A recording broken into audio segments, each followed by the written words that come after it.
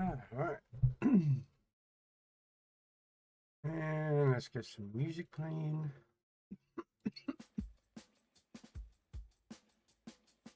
Alright.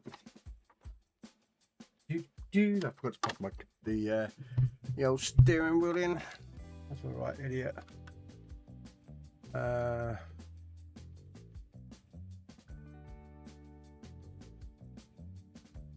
Let's open up the Logitech G-Hub. Let's get this going.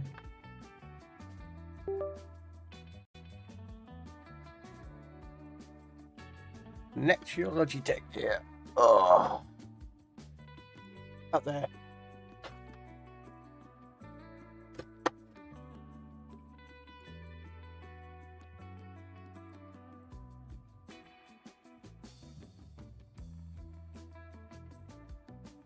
Right. And then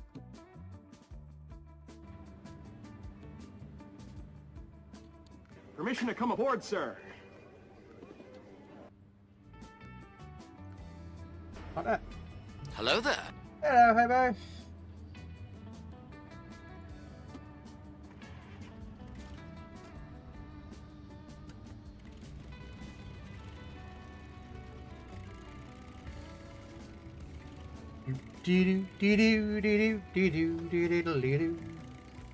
Oh.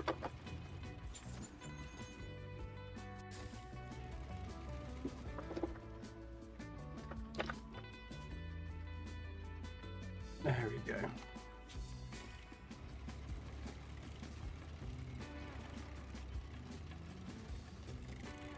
No much, Hobo. 6 more missions to go. And I would have finished with Washington. Oh.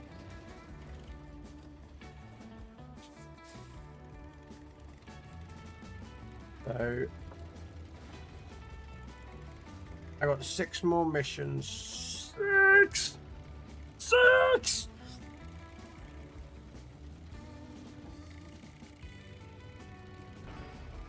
Hello there. Oh, Josh.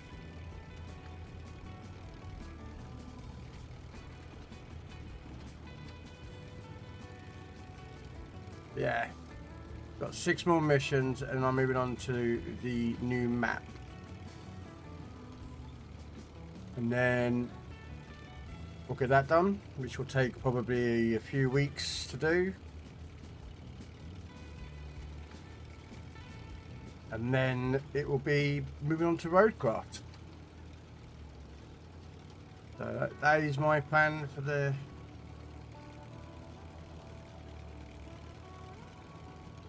games. As I got paid today, so I bought the new map for this game.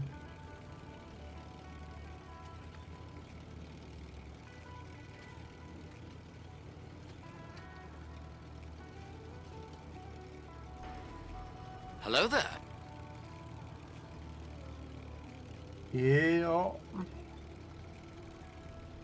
I want to get roadcraft done along with this, and then that will free up my Tuesday and Thursday night for gaming. Then I'll probably find another game to go put in there. I might do the Star Trek game by then. I might do. I still want it. I just don't have the money to pay for it really, along with everything else I've got to pay out for at the moment. So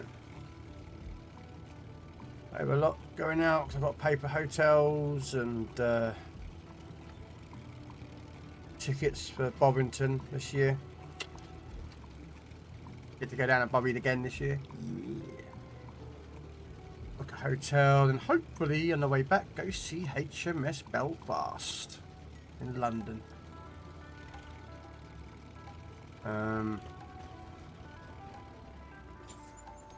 Might not fill up with some fuel while I'm just driving past.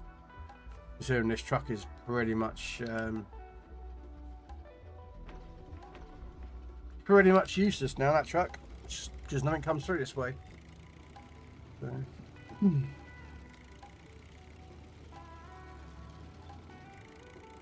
Yeah, I want to see Belfast. Considering I own her anyway, so I'm like Both versions on Legends, and don't own her on PC though yet. I'm getting there.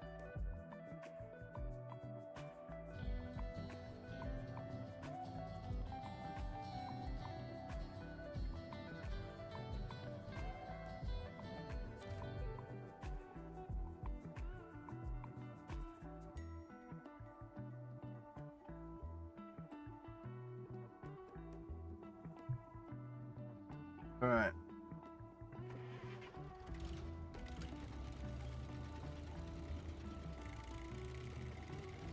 Got to find a race. That's what we got to find at the moment. Oh, what happened there? Back up, back up.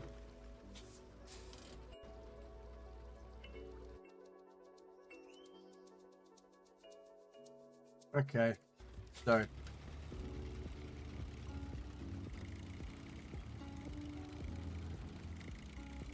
I'm modding for another streamer, so actually I'm modding for about a couple of streamers at the moment, but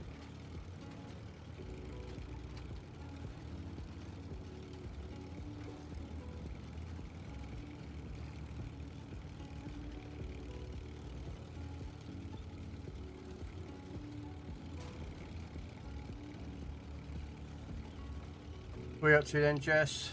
You at work or have you finished now? You'll be on your second break, are you already?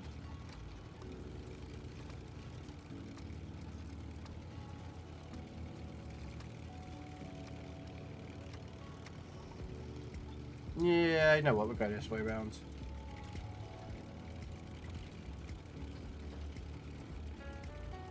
We'll go this way round. You're on your second break. Man, Jess, do you actually do any work?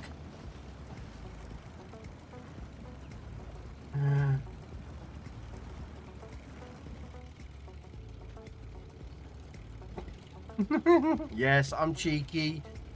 I know I am. I'm very cheeky.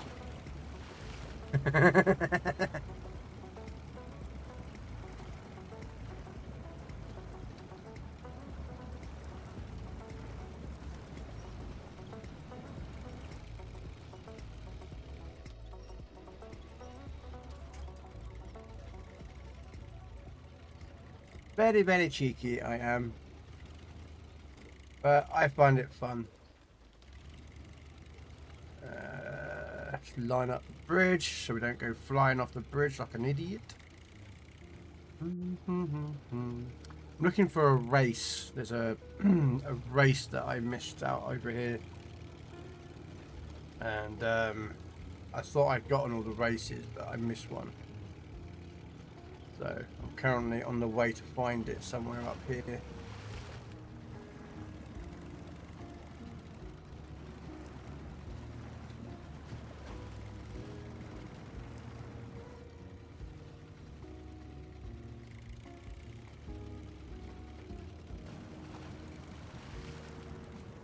Good evening, Steve.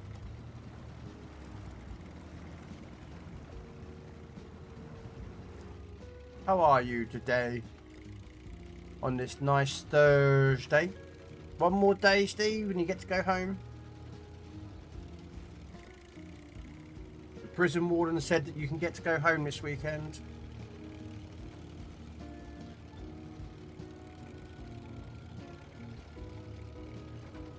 Apparently something to do with good behaviour or something, Steve.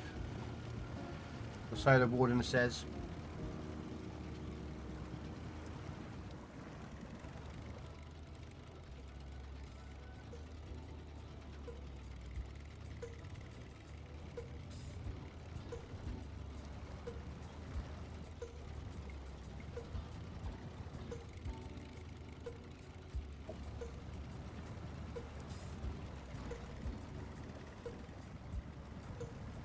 Yeah. Yes. You've been a good boy, yeah. Okay. What you got planned for the weekend? Roads? Where we're going, we don't need need roads. Nope, we do not.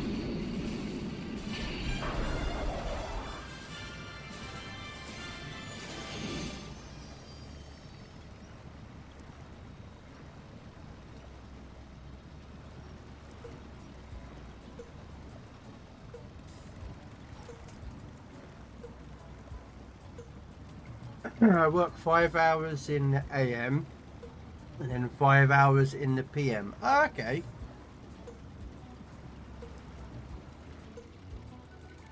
So like a 10-hour day but split. I mean, that's not bad actually. That's what, I kind of like, that's what my streaming schedule is really, if you think about it.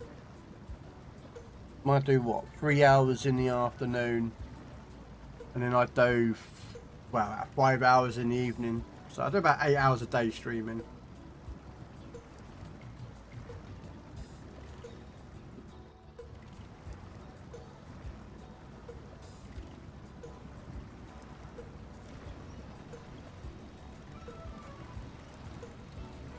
There we go.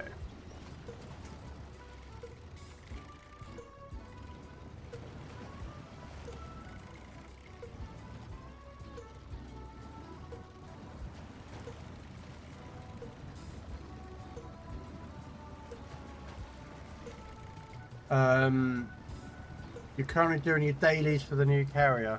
Yeah?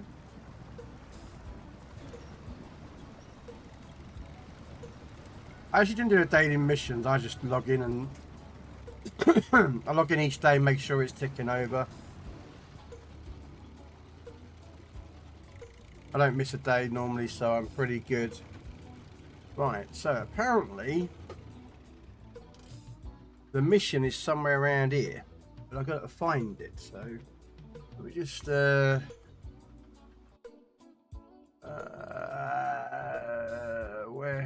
am I? Okay, so it's up there and then take a right. Okay.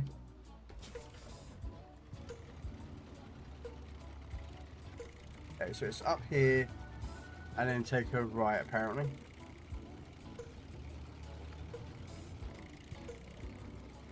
Ah, there you go. Here's your race. There's the race.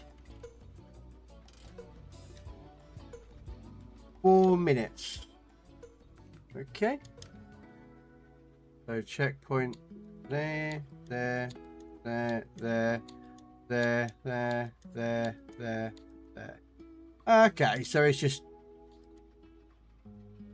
wow, it's two loops of this little bit of track. Okay, I mean that's understandable. Oh, let's turn around. I don't know, what is that Pokemon? It's a smack. Oh, sorry, stomach Pokemon. Interesting. Right. What we're going to do is we're going to make it in the daytime, because I'd rather drive in the day than the night, especially for races. Normally I don't really care, but for this,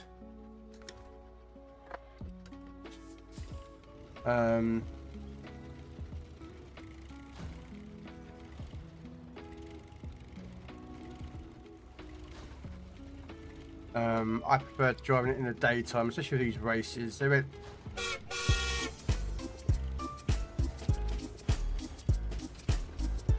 Hey, Kev. Choo choo. Choo choo.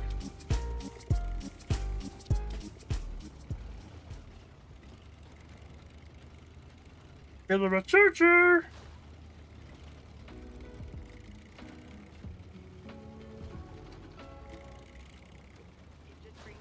Bum, bum, bum, bum, bum, bum.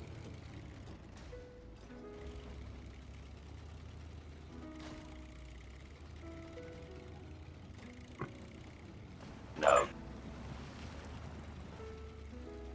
Right.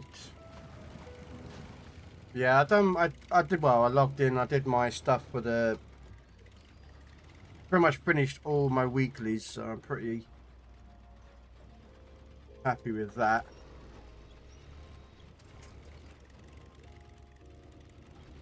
Come on.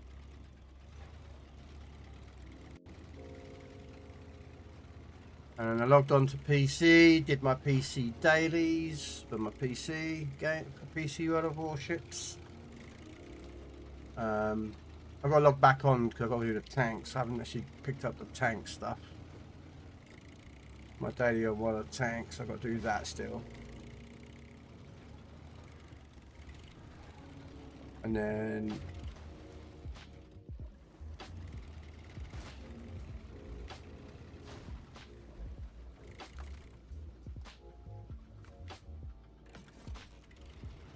I'll do that, and then I'm thinking. Hello there.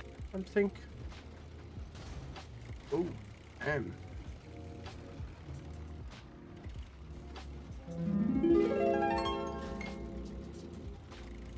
Badger,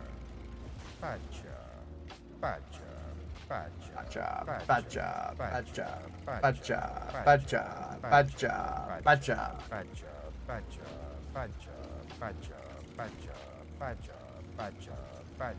badger, badger, badger. Badger. Hello, John. Join me, and together we can rule Ooh, the galaxy as father and son.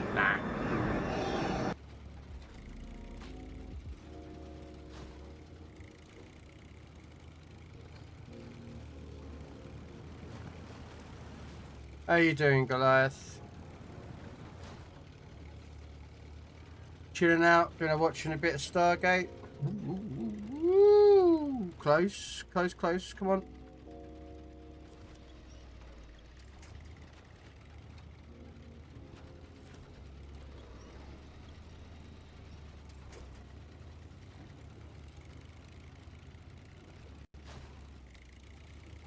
Join me, and together we can rule the galaxy as father and son.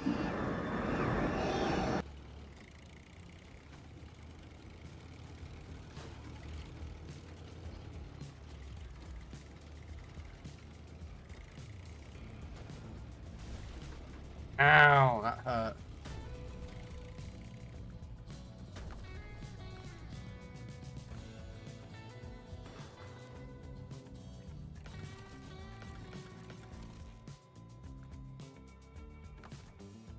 Oh, why am I doing? Why am I repairing this when I'm just going to recover it anyway? Right, there we go. That's the race done. So, back onto the missions to get the missions completed. Then we can move on to the new map.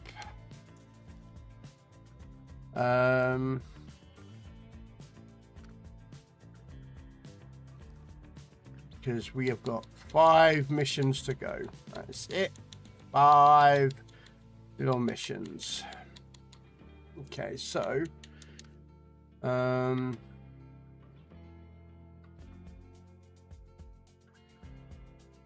is I technically can't actually use that trailer because I don't have a truck over here. Oh, I do. I've got one truck over here. Okay.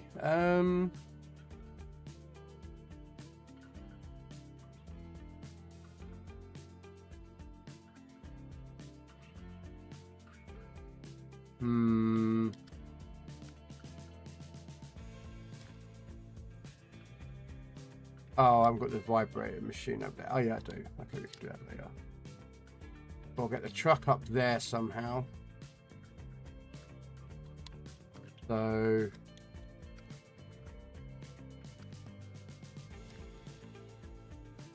all I've got left to do is to visit the North Weather Tower, which is up there. That truck's tipped.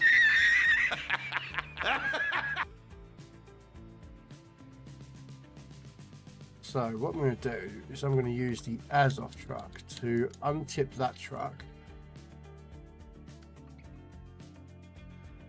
There will be 2 large season passes tomorrow up for grabs. Ooh! I'll take it as the new season starts Tuesday.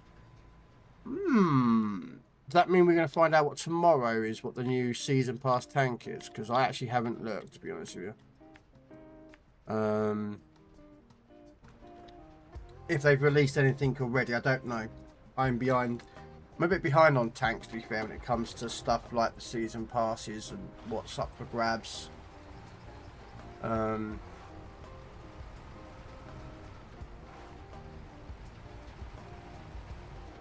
I normally buy the top one anyway, so I like the free tank, and normally get, well, I say free tank, you pay for the tank. And also you normally get a 3D commander. So yeah, I'll probably end up buying that up on Tuesday when it comes out. Sadly, John's bot doesn't know my name. What do you mean John's bot doesn't know your name? It's Jappy. Yappy. Jippity jappity jubbity doo. Didgery dockery do. I mean, like.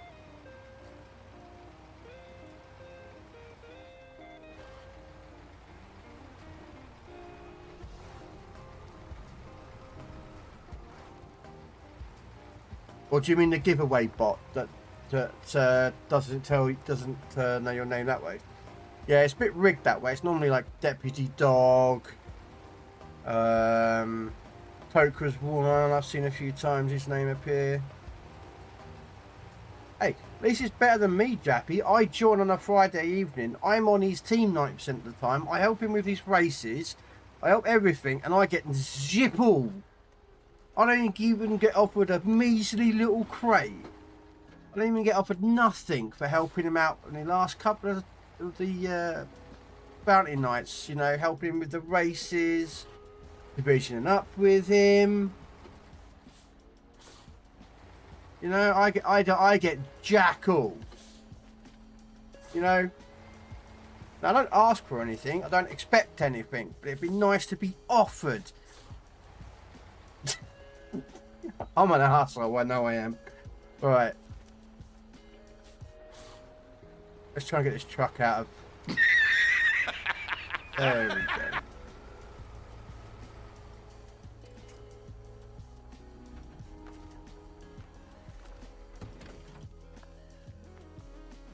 Alright. To be fair, I'm thinking I need fuel.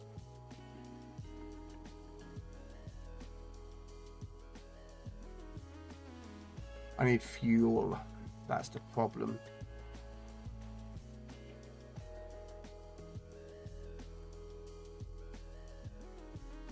Okay, you know what? Refuel.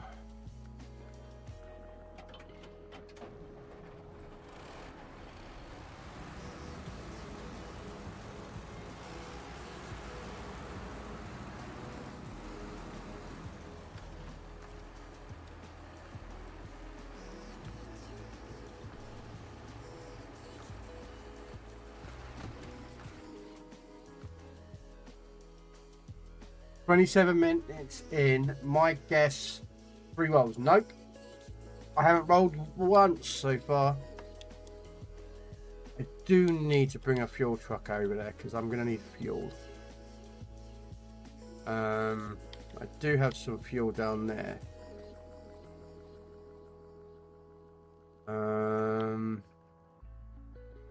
I've got some fuel in there. So yeah, I'm going to drive a fuel truck over.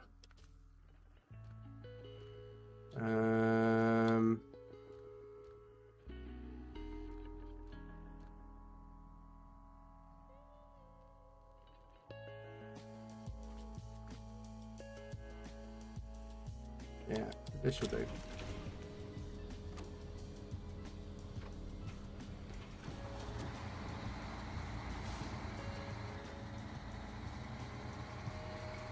Well, I'm there to have fun, most important. Oh yeah, I may joke around with you know, not getting anything from Goliath, but like, to me, I just do it for the fun. You know, the banter, the laugh, as long as everyone's having fun, you know, and people are are just sort of chilling out to it, you know. It doesn't make a difference, like, you know, I'm not the best at tanking, but I don't care. I just have fun as best I can.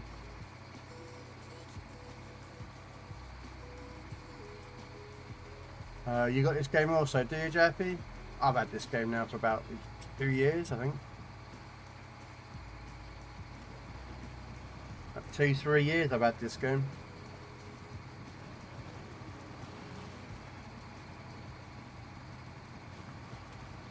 One of the reasons why I have a steering wheel. Because this game and American, well, European Truck Simulator.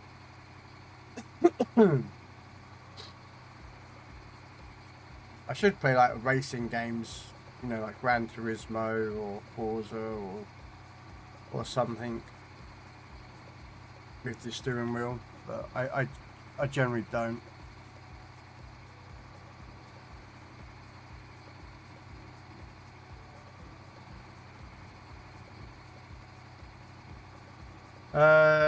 What is this game? Truck Stop Simulator? No.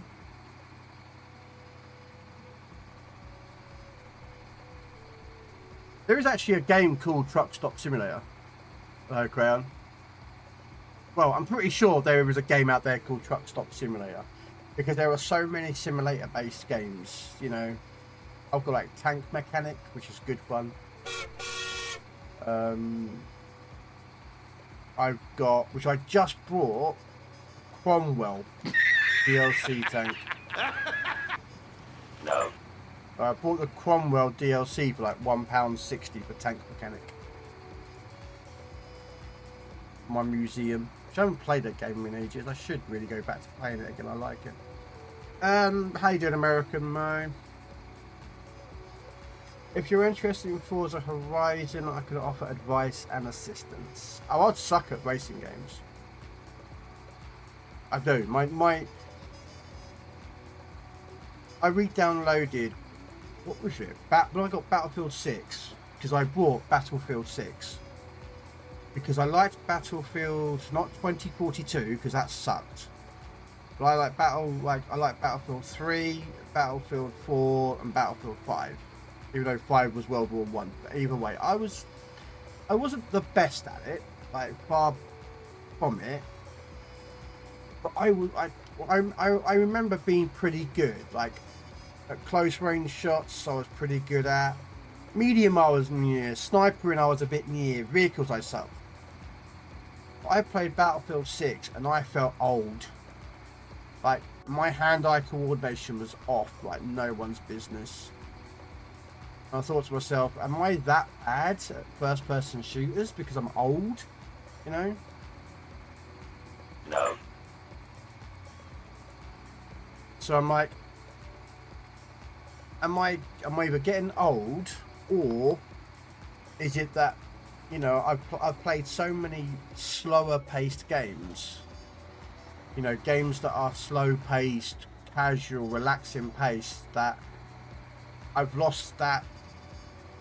You know, that first person shooter instinct, you know, fast reflexes. I still sucked at Battlefield 5. I have it on my PC, but you played sorry, no, did you get the Washington map? Really? You asking me that because I'm on that map, Kev? Really? Okay. He went and stopped next to another lorry. That's my comment. Oh, okay. No, I've got that truck to tow me out. Forza Horizon is a messing about game as well as racing. Yeah, I did see some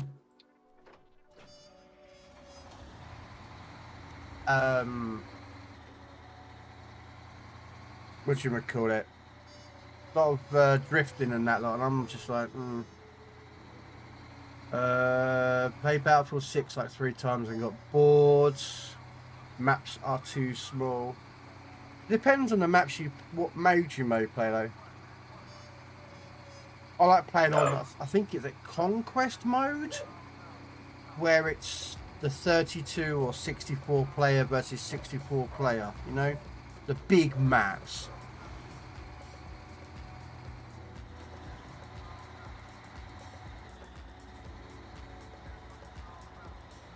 That's what I like playing on.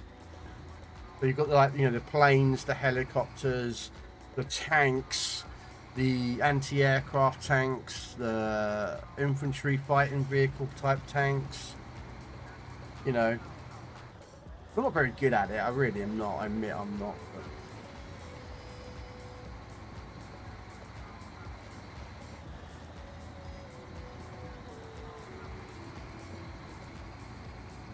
But yeah.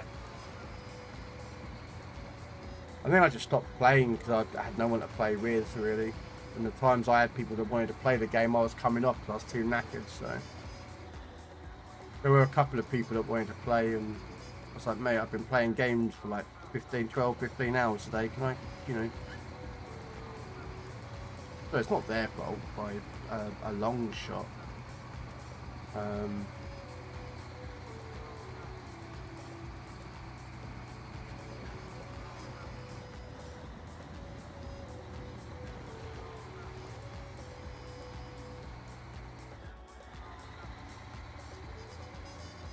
Yeah, I might do some tank mechanic. I've got to do warships tomorrow afternoon because naval battles have dropped. So do it for the clan. Get some oil for the clan. You know, I normally would do. I'm doing tanks tomorrow evening with Goliath probably, so we'll probably end up doing a collab for that.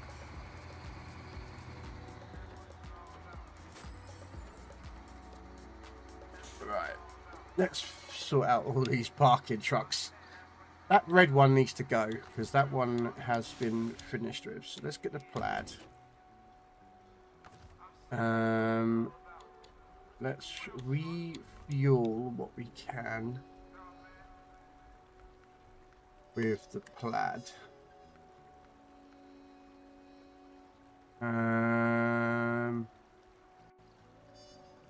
But most things are refueled. Okay, hang on a second. That trailer. If I change to the that's got a trailer on the back. No. Refuel. The target, there it is.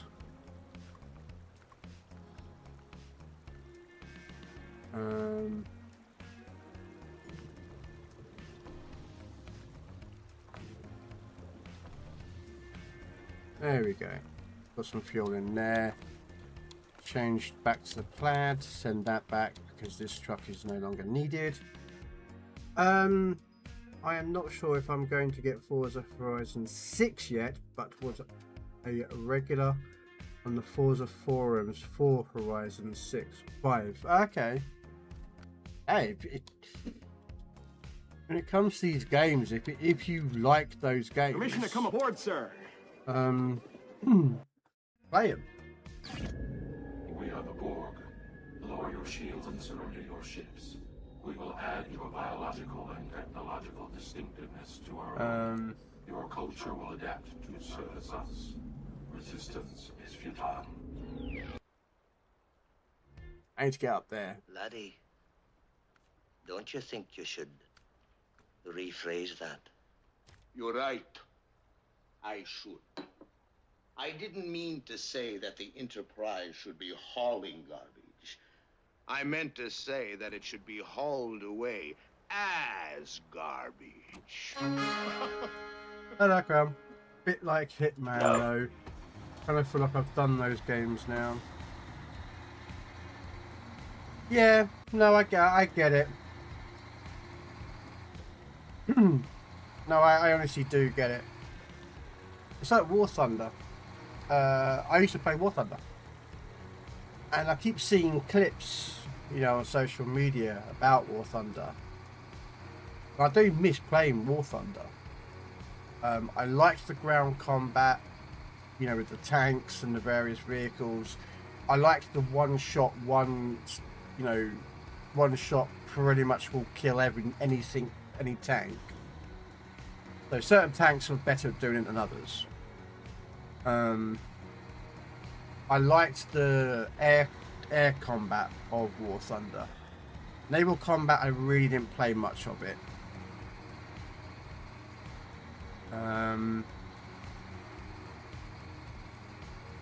But going back to it, you know, since my friend passed away, who we used to play, still kind of would feel a bit weird. But then, as I've always said, he's a sort of bloke that would turn around and tell me to shut up and play the game, regardless if he's, you know. So one day I may go back to War Thunder and play it again. And I do like the tank one, the ground combat. I think it's better in some ways than the tanks. The graphics are a lot better.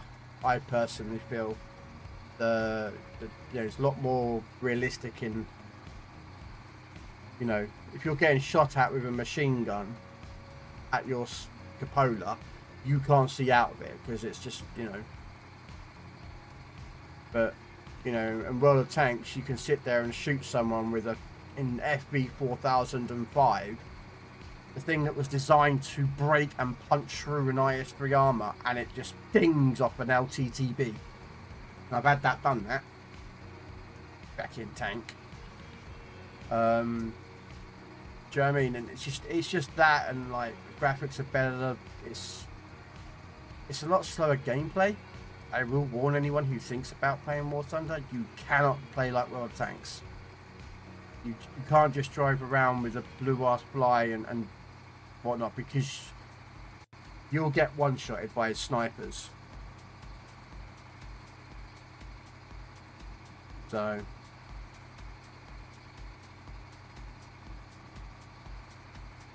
I get into the game because I'm very much do everything completely and perfectly person. Nothing wrong with that, Crayon? I play this game and I get 100% every map. I will not go on to the next map without completing the whole map at 100%. That's every mission completed, every race completed, every watchtower picked up, every upgrade picked up, every little, you know.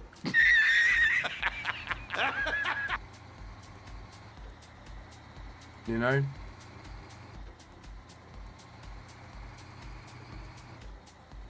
But that's just me.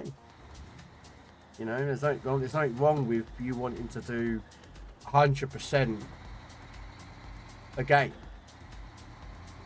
You know, like when I play Star Trek, there's a Star Trek Voyager game that came out, and I want to play that game.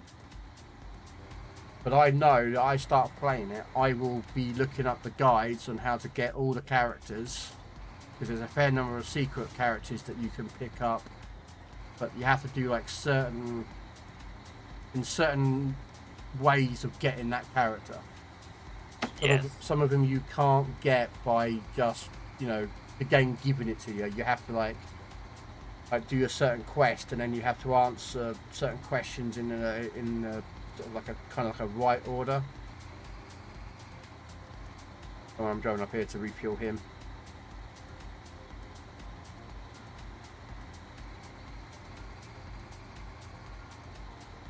And of course, I will kill off Neelix. If you know Star Trek Voyager, I will kill Neelix off. I don't know if I'll kill him off at the beginning of the game, but I will kill that feckin' furball. I hate Neelix. Feckin' furball, and of course, the moment that bitch face feckin' Kez can go away, the better. Ugh, can't stand that. That's why I don't watch Voyager anymore. I am very much quite happy you have.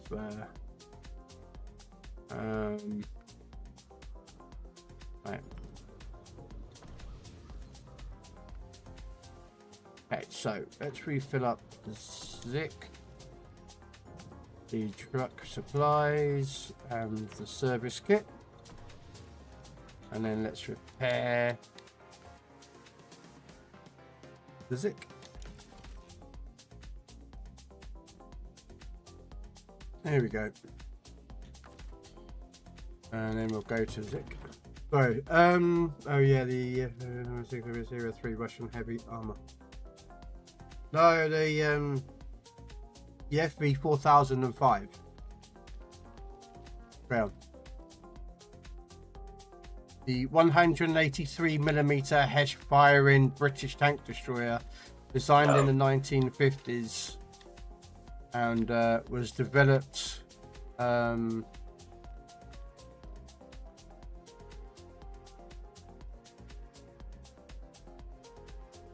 am I going that way for? Let's come down here, up here, to there, down here, across here, through here, up here. Oh, that there, and then there.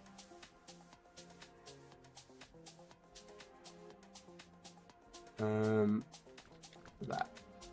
Alright, so I have 5 tanks on my World of Tanks console account. 1 tier 2, 2 tier 3s, 1 tier 4, and 1 tier 6.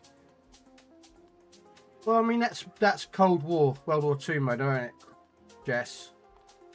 If you go into Cold War, you can buy I think like 1 or 2 tanks that are era ones. It costs like 0 to buy. So that helps you get started if you wanted to do the Cold War. The Cold War side of World of Tanks is a bit different. The same kind of playing is the same way. You know, you aim, shoot, block the enemy tanks. But in Cold War, there is what is called as true vision. And what that means is that you can see the enemy tank regardless if you're spotting it or anyone is spotting it. It is visible on the map. So if you get into a high enough position, you could see the whole entire map. You could shoot anyone on the map. You can see them. Even if they're not spotted or highlighted, you could still shoot and see them. Drawback, the enemy team can see and shoot you. So sometimes it could be a bit bad. But there is, I say, that's a difference most of it. Oh, and Era 2 and Era 3 have missiles, or ATGMs, tow missiles. And machine guns, miniguns, autocannons. Yeah, stuff like that.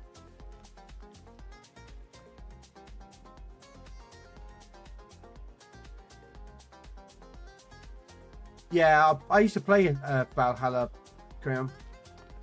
I completed it. Although not 100%, I don't think.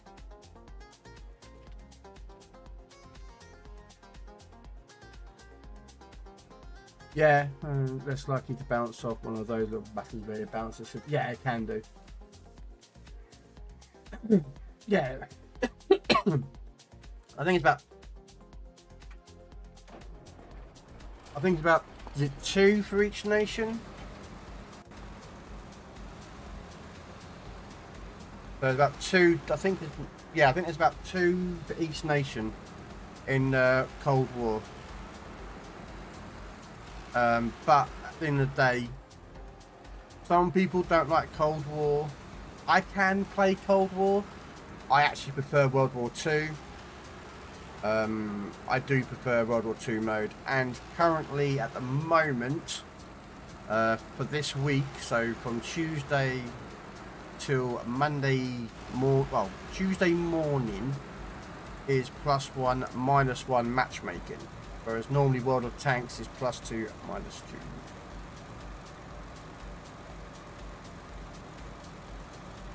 No.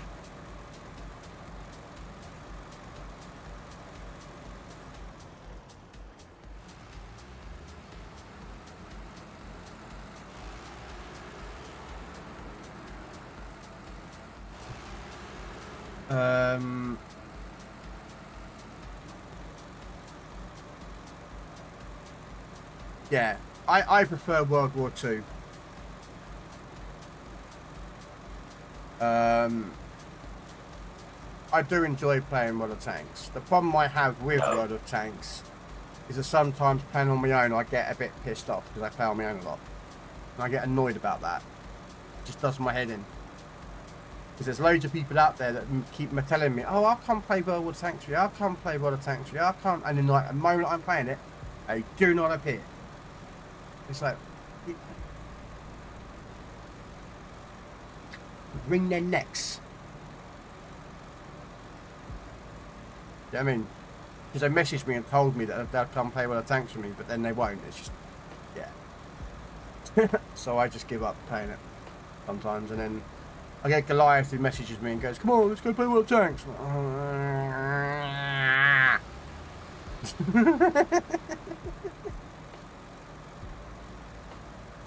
So I end up playing World of Tanks, and I end up playing Cold War, because that's pretty much what he plays most of the time. Although this week he has been doing a lot of World War II because of the +1 March matchmaking that I love the idea of. So I've been a bit out of it, but a little bit more. Maybe it needs. He needs someone to carry him. Krell, give gooooo credit. He don't need anyone carrying him. Mate. Googoo's a good player. The thing is, he knows what he's trying to do, and he knows how to play it. The problem being is that the teammates he ends up getting are idiots, and you know, I play a tabletop World War II game called The Flames of War. I have the Sturm Tiger as a painted model and I use it. I used to play, what was that game that I used to buy years ago? And it was a World War II game.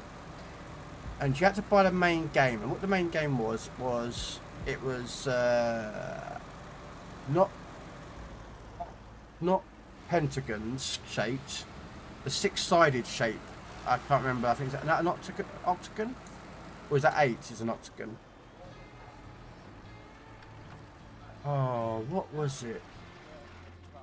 Hexagon, yeah, that's it. Let me see if I can find it. Let me just Google it for you, because I can't remember exactly what it's called. Hexagon 2.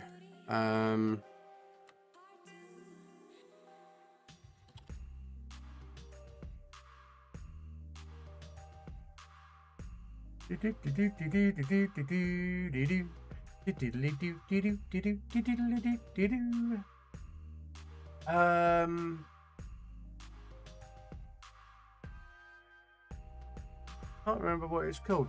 I'm trying to Google it at the moment. And basically what it was is you had to buy the main game. In the main game you had a load of like hexagon shaped tiles. And you would roll for for someone to place down the tiles in like any order that they choose to. And then you would place down like model tanks of like tank units, so like tigers, archers, Valentines and such forth. And then each of the models had like a set of like stats on them, so it's like trump cards, like top trumps if you ever used to play that game.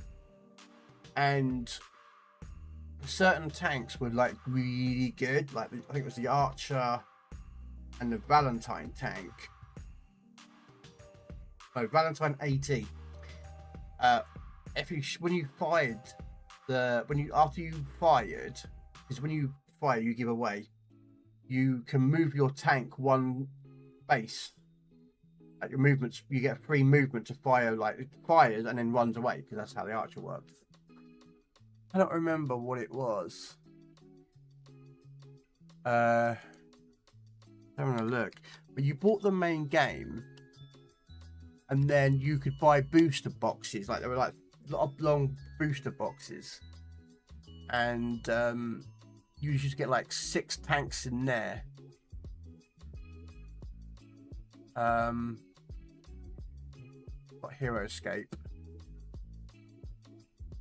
Let's have a look. World War II themed games. Axis and Allies. There we go. Game, is this the one? Let me have a look. Axis and Allies. Let me make sure it is the one, because it's done by Wizards. Where is Axis? Let me have a look if it is actually Axis and Allies. That game reminds me. Axes and allies. Board game. What was it? Axes and allies? Please tell me it was.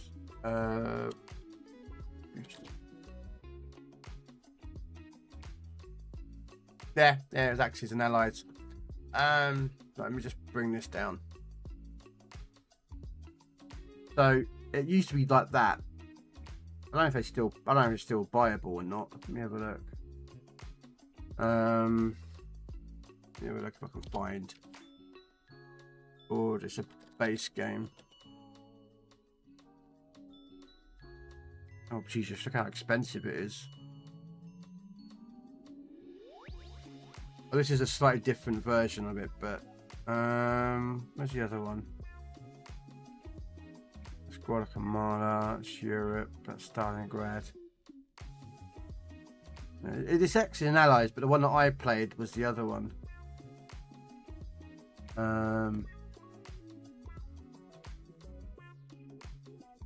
What's this? This is the one I played. Axis and Allies. Let me have a look, just see if I can find it.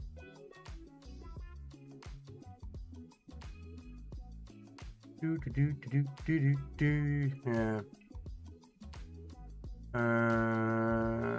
Just Google that.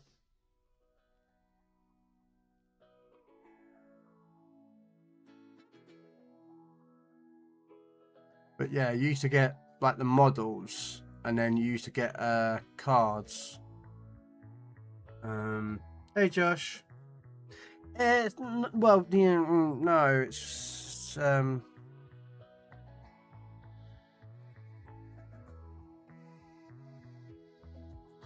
have a look. We'll go on eBay here. So there we go. So like you'd have like this. So you'd have like little models. Like that's a PTRD. It's like a Russian anti-tank rifle that the Russians developed. So you would get a unit, and then you have like a speed. So one speed was 1, so you can only move 1 tile across. And then you had a defense, so you could. I mean, I don't remember the other stuff that used to be able to get. I used to have loads of it though. Like that's what I used to love playing. There you go. You have like little tank models. So like that char and all this lot, and it's quite expensive. But yeah, I used to sort of have that, and then you'd say, I don't know, it's not really showing you the cards. Yeah, so you'd have so you roll dice. There you go. It's probably the best script I can kind of find. There you are. So like that card would be worth 10 points, so you'd have to make up like a certain amount of points for a card game, but you can see how many dice you roll. So depends how far away you are, you roll X amount of dice, and then you'd have to do damage. And yeah, it's a little fun game years ago. I used to play it. And like there you are, Char. That was worth 21 points because he's got a defense of 5. You had to beat enough points to beat the tank. There's a Renault R35. Yeah, it was a fun game. That's the game I used to love playing. Unfortunately, like all things, you end up playing the game and it's been like no. Do you know what I mean? Right, where are we going next? I've got a trailer here that I still don't know what I'm supposed to do with this trailer. Anyway, what's next to do?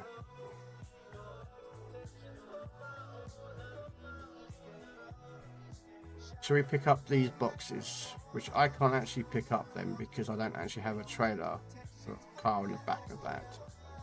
So what I might just do is pick that one up.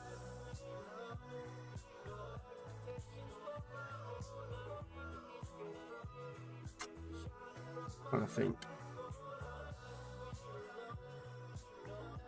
I might just drop it on the... do you know what? I might delete that. No. What I'll do is I'm going to go grab that trailer first. So we'll go grab that trailer. Unhook that trailer. And we're going to go grab the other trailer.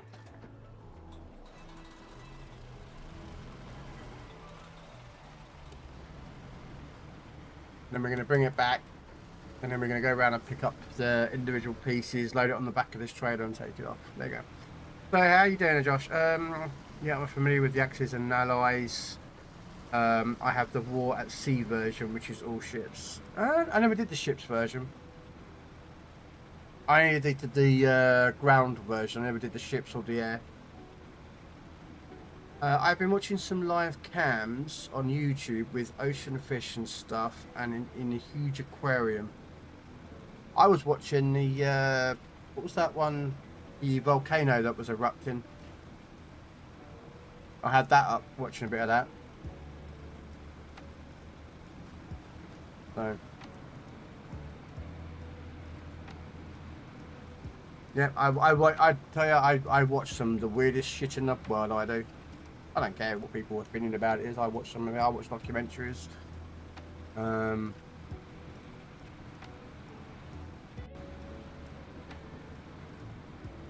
Apparently someone was telling me there was a Channel 5, the UK anyway, I suppose. What was it? Warships at Sea, I think it was called. The TV show. And they were talking about the War Spy. I haven't really watched many documentaries about the War Spy. I know a little bit about the War Spy, not a lot. So this show that this guy was watching could be interesting for me.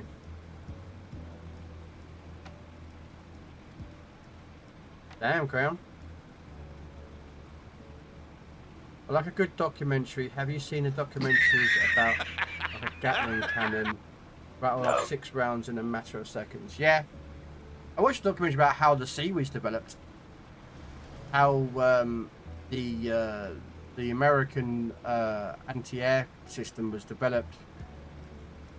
Because originally in World War II, the best anti-air development was the 40mm Bofors rounds. 40mm Bofors guns were considered one of the best anti-aircraft for all covers of ships. But the problem was, they came from Sweden. I think Sweden, Norway, something like that. And when the Nazi Germans invaded, the exports of those guns became, well, problematic. That's why a lot of the ships then decided to start going down the line of looking at other guns for anti-air. And they were using the machine guns, like, you know, 7.62s or 12.5mm machine guns, like in quads and in whatnot. And it was that development from taking that development from that program and looking at what that can do, and then going, you know what, we can make that better. And I think it was, I can't remember what company it was. I know General Motors came up with some of the rotary cannons, but it was another inventor that basically built part of the Seawiz system, and they copied it, and that became what Seawiz. It was pretty, like, yeah.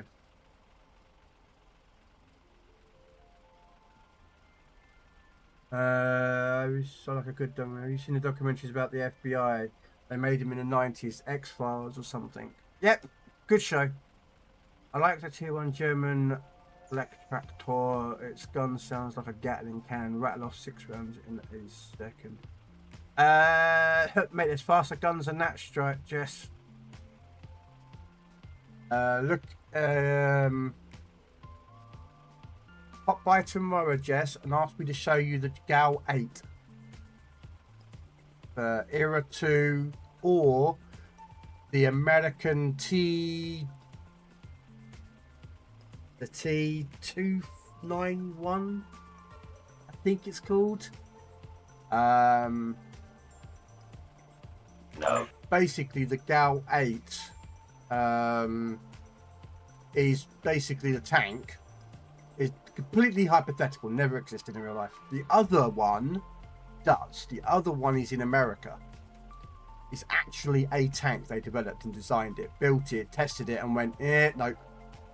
But the GAU 8 medium tank in Era 2 takes the GAU 8 Avenger from the Warhog. Yeah, that Warhog that is a 1200 rounds firing depleted uranium rounds into tanks and blasting everything left, right, and centre, strapped to a tank that drives around the battlefield. Yeah, that fires fast. Unfortunately, it doesn't do the damage that you would think of because everyone kicked off about it. Like, it doesn't do the damage. So, like, yeah, but when the Avenger hits you, when it's being fired from a Warhog, it's shooting down on you. It's shooting you at the weakest part of your armor, which is the top, not through the front. But yeah. In my Flames of War game, I use a lot of small recon style vehicles like Greyhounds or the German Puma. Okay. These aquariums are fascinating. I love watching some of the aquarium stuff though, Josh. Well, yes and no though, Krell. Gatling gun idea is very old, but here comes a problem with that. It's how to implement it. If you look at like the original Gatling gun, I'm talking about going back here, it was actually hand cranked because electric wasn't existed then. It was hand cranked, and the problem was until the ability to feed bullets at a rate that the gun can handle, and the problem also is overheat.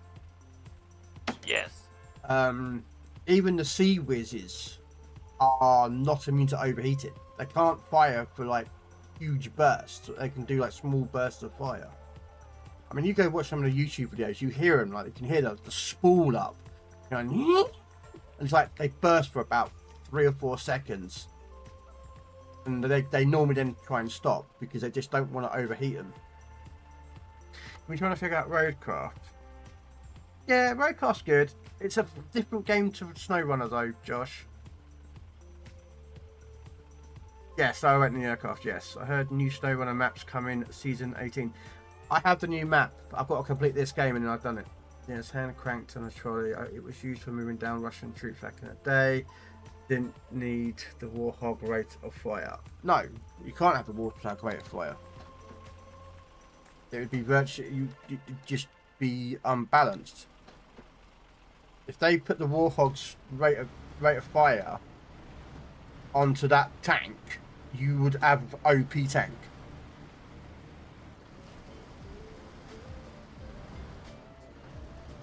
That GAU 8 would be the OP tank. Like, there is nothing question about it. That tank would shred everything that ever it came in front of. Doesn't matter.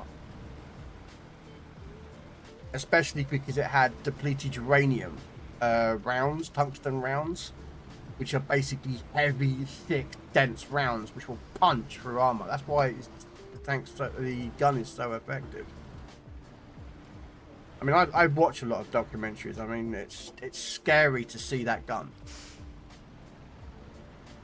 You know, if you're a tanker, like there was I did an interview a number of years ago with the Iraqi army after Gulf War.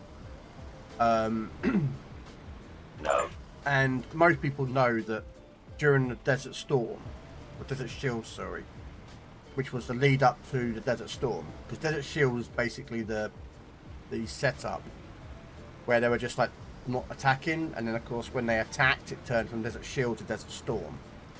That's the code names for it anyway. Well, what happened was when the Iraqis lost the airspace, their MiGs and such forth were basically overwhelmed by the Allies. I mean, we had in Tomcats, Hornets, Eurofighters, I can't remember what other planes the British and the American NATO sent over. They sent over a lot of planes and basically ruled the skies. And the Warhog cannot go into airspace that it doesn't control. It's too slow. It's too cumbersome. Can dogfight, but it cannot be effective at doing that job while trying to do its other role. So normally warhogs don't get involved until the airspace has been won by the allies. But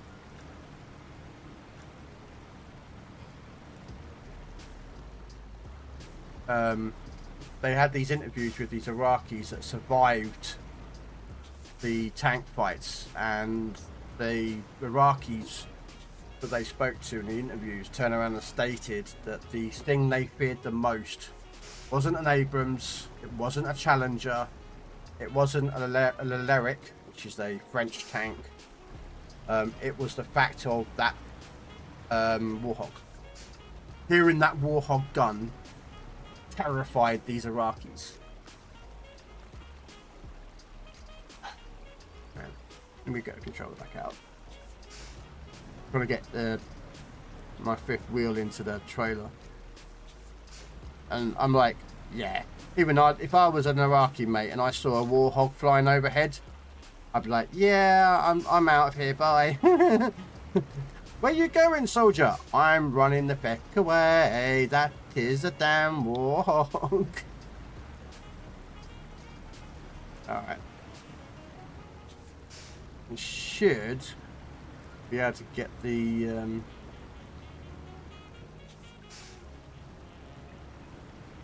trying to get the truck here at the moment, and it's getting a bit dodgy because I'm taking damage to the engine trying to get the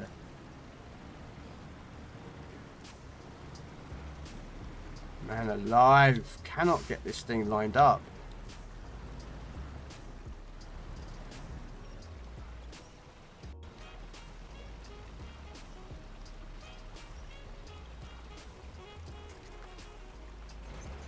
There we go.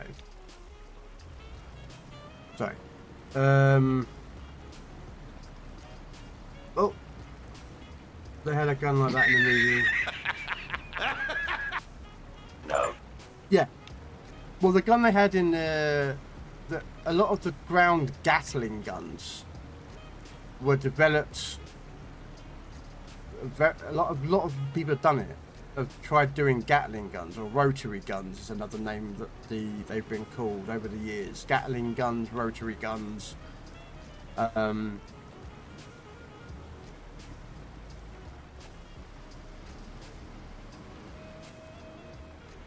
problem with them, as Krell has said, is cooling them.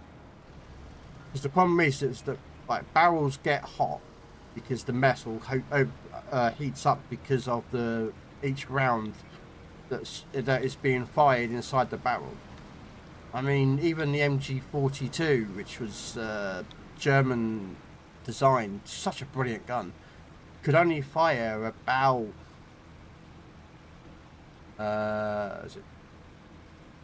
900 rounds before you had to change the barrel. I think something 900 to 1,000 rounds that could go out of an MG42 before they had to change the barrel. It's like the old Lewis gun. The Lewis gun that was developed in World War One was water jacketed to try and help cool the barrel. That's why when a lot of soldiers that used the Lewis gun, one guy would have like a huge ginormous towel, so that when they finished firing it and they wanted to move, they had to hold this towel with the gun inside. Otherwise, well, you don't pick up a very hot piece of metal with your bare hand, because, well, that's not a very good idea. As you can imagine. Contrary to movies where you see them pick up big old machine guns and all this lot, it's like, mate, that don't exist in real life. So, yeah. Exactly, terrifying on a Dutch Churchill crocodile. Yeah. Well, the thing is about the Churchill was that it was a weapon of terror. Its effectiveness was very effective, but it was too effective so that a lot of even Germans would surrender if they saw a flaming tank come driving at them, and it did a few bursts of flames before we got there, a lot of Germans surrendered. Even the Japanese surrendered because they knew the potency of it.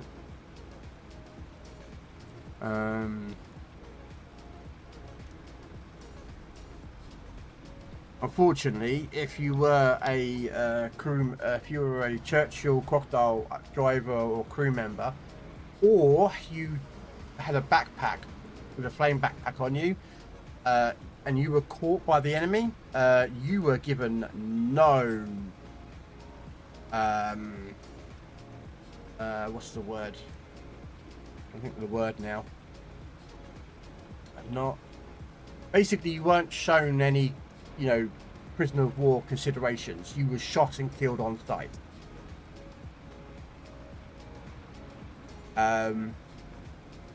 So a loss of the if you had like a backpack with a flamethrower, backpack, which technically by law, and I'm going to say this right now, by law is not an illegal weapon, and you do not need a license to have one. In America, just to put it, any Americans here, you do not need a firearms license for a flamethrower.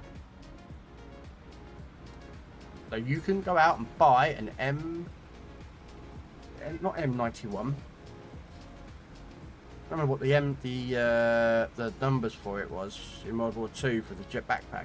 But you could buy one of those backpacks and you don't need a firearms license. It's not classed as a firearm. It's classed as a utility, I think, or something like that. But anyway, they only last about 4 or 5 seconds. It would last about 4 or 5 seconds, those backpacks. Use. So pretty much a one-shot use. And they were told that once you've used your flamethrower, get it off your back and drop it. And pick up your Thompson machine gun or rifle or whatever it is that you're using and walk away from that backpack. Because if a German spotted you or a Japanese spotted you, they would try and kill you if you tried to surrender, or they would try and snipe the nozzle off the back of your on the back of your tank, and it would cause the stuff to, it weren't nice. Is it a tropical map? What, the new one? I don't think so. I haven't been there yet, Josh. I'm trying to get there now. I've got all these missions to do, so I'm trying to get done now, so I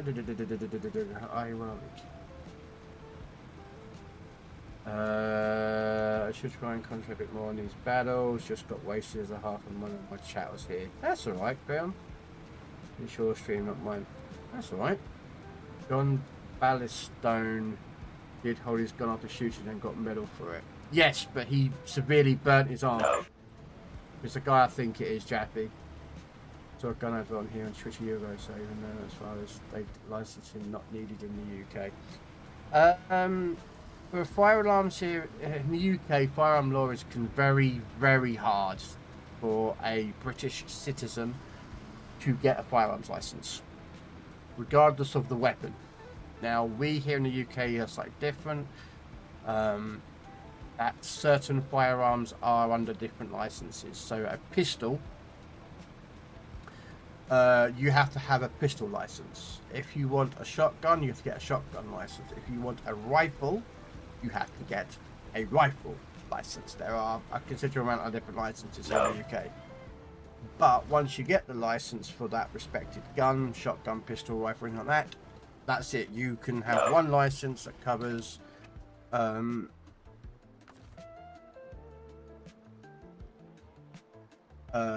license covers all of those category of weapons. Right now, just trying to think. We're going to bring down the Zik.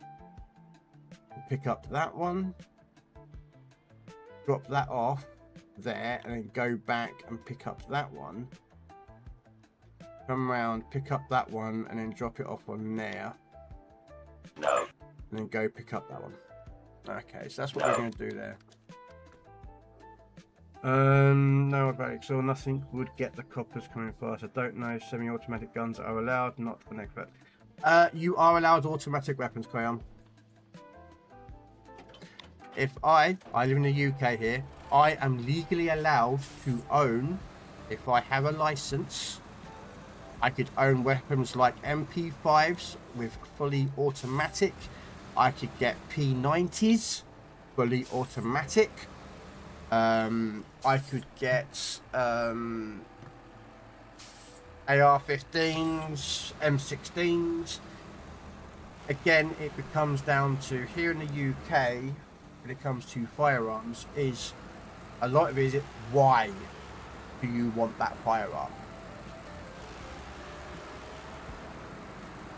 Unlike America, where Americans, with their Second Amendment, we're not going down the path of why the Second Amendment is a good thing or a bad thing. I'm not going down that line. I have my own version opinions of this, but I'm not going to get down there. The UK law will state is, why do you want that? Why do you want a firearm? You know, what's your reason? A friend of mine had shotgun license because he used to like go clay pigeon shooting with the shotgun. So he had a couple of shotguns. He had a over and under, which is basically a double-barreled shotgun with the chambers below each other, one above, one below. It's called an over and under. And then you've got side by side. But he had an over and under, side by side, a pump action shotgun. And then he was looking at getting another one, but I can't remember what he was looking to get.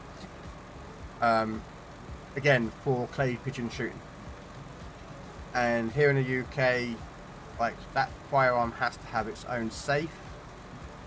That is either in the floor or is wall mounted, a proper gun safe. The ammunition has to be stored in a separate safe, again, in the floor or on the wall. The shotgun can only hold up to 3 rounds. It cannot hold any more than 3 rounds. So normally, like a pump action shotgun will have 3 in the chamber. You technically had 4 with that because you could have load 1 and then put another shell in, so you have 4 there. That is actually technically illegal in the UK. So, yeah. Also, here in the UK, if you want a firearms license, you have to go through a psychologist to see if you are someone who is of sound body and mind, who is not going to do something stupid with the gun, like use it on themselves or use it on someone else. You are, what you would call it, with the firearm, you are randomly firearms officer that is signed to you. Normally it's a firearms licensed person within the police force, can randomly turn up at your house and want to inspect your firearms. They want to inspect your ammunition and the condition of the gun at any time that they choose. And there's a host of other background checks. But yes, you could have a shotgun license, you can order a revolver, but it has to be over a certain barrel length. You can't have something like a snub nose, you know, like those American policemen from the 1970s, 60s and 70s that have those little black revolvers. Yeah, you can't have those, they're illegal. But you are allowed a Dirty Harry Magnum, because the barrel is over a certain length. I think it's 300 millimeters you're allowed it up to, or was. Yeah, you can get them though, Brown. You can get fully automatic licenses, but they are, again, police will want to know why do you want that firearm license for. And normally you can't buy ammunition without a license here. You have to actually produce your firearms license to buy ammunition. So when you go clay pigeon shooting, you have to take your license with you. Because if you want to buy any ammunition, you have to produce your license, and that ammunition, when you buy it, is sent off to the police force on your file. Or used to. They might have changed it by now, but yeah. So firearms here in the UK is a lot stricter. Legal firearms. Illegal ones are the same as America. Go speak to someone down the back alley and pay £200 for a firearm, you can do that. There's people in London that did it. There was an undercover reporter about 5 years ago. She went into London and she found a guy in a pub, and within 20 minutes, half an hour, I think it was 20 minutes, half an hour, he went out the back of this pub, and a guy with a van was there, opened up the back doors of his van, and there were shotguns, handguns, sawn off, rifles, pistols, all just sat there waiting for her to buy, and she didn't need a license or nothing. Yeah, there are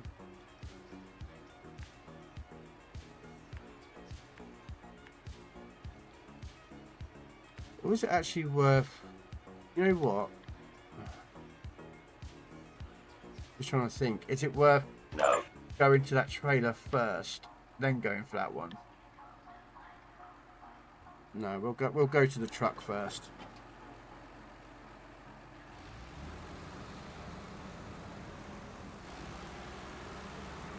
Automatic weapons are not allowed. I know you can have MP5s and P90s. I know someone who's got them. Have a license for it. Have I fired it? No. Because you're not allowed. Well, unless you're in a firing range and such forth.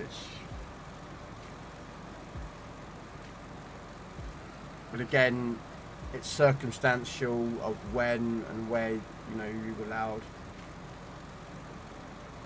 Also, you can, if you want to, you can own a what is called as a decommissioned gun if you want here in the UK. You can buy a decommissioned guns.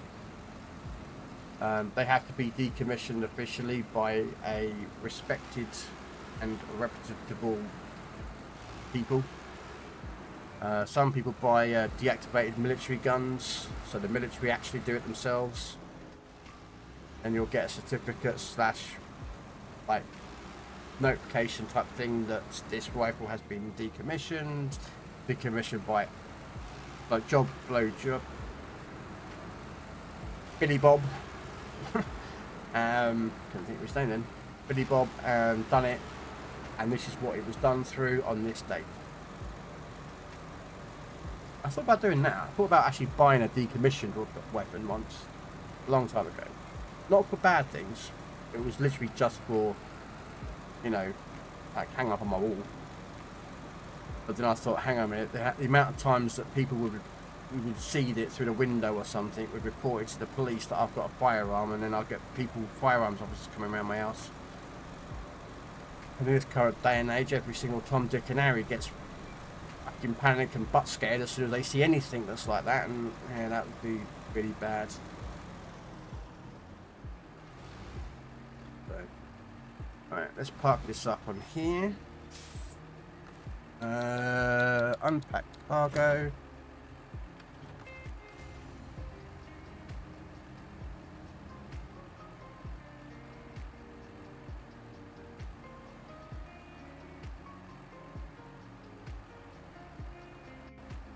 Well, so I've got a friend of mine who has an MP5 and has a P90.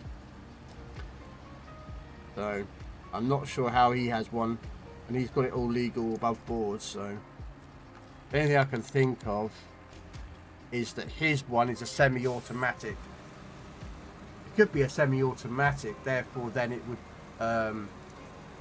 because you have to trigger the trigger every time that you wanted that bullet to come out. That would bypass a firearms trigger.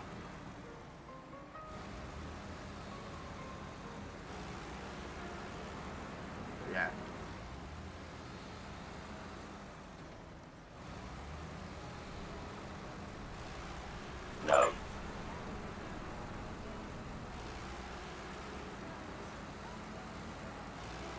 No, it's semi.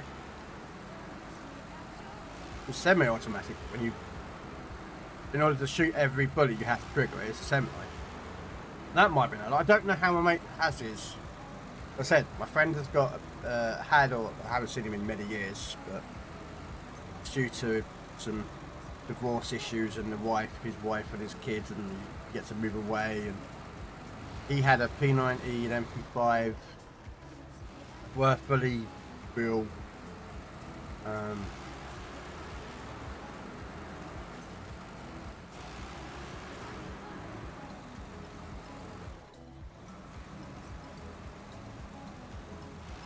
Oh yeah, well no, any firearm, regardless of what it is under very stringent rules here within the UK.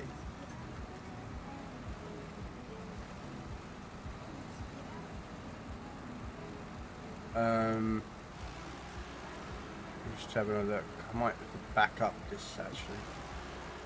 Yeah, you know what? I might back up into and get the crane to reach over.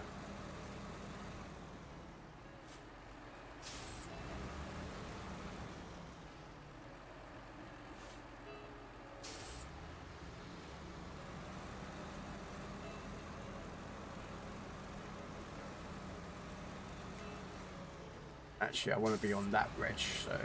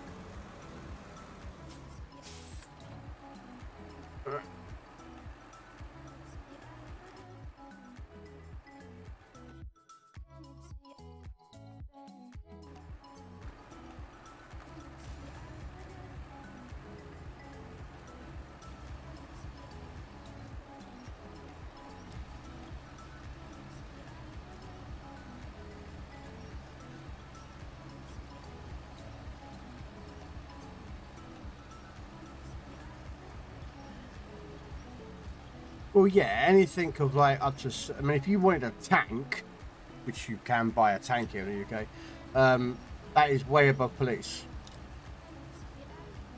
But again, there are legal requirements to, again, owning a tank. You know.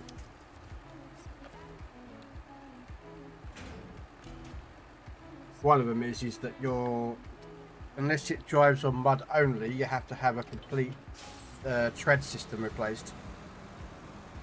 You can't drive around with steel tracks on the road because you'll churn them up. No. No. You have to have the tank tracks have to be padded. They have like thick, massive rubber pads on them if you want to drive them on the road.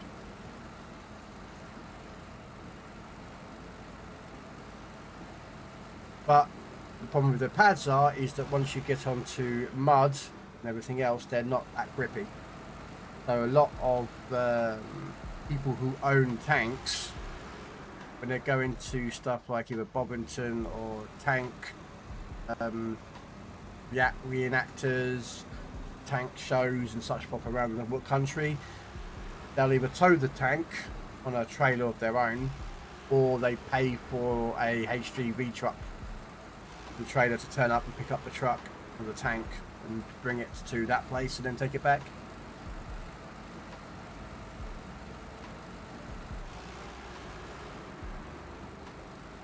Of course, the problem also is that depending on what tank you want, how many spare parts you can get. Because the problem is that nowadays there's not as many spare parts going around for certain tanks as they used to be.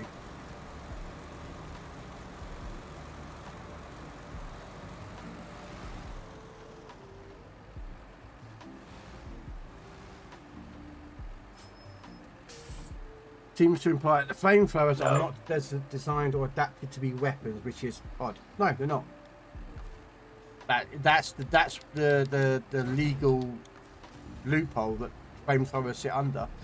They're not considered as a firearm because the way that the definition of a firearm is considered. And a flamethrower does not constitute as a firearm because a firearm, I think if I remember rightly, the British government designates a firearm because it has to use a ammo, cartridge, bullet type effect. It's what constitutes a weapon to be a firearm. Well, a flamethrower doesn't use any of that.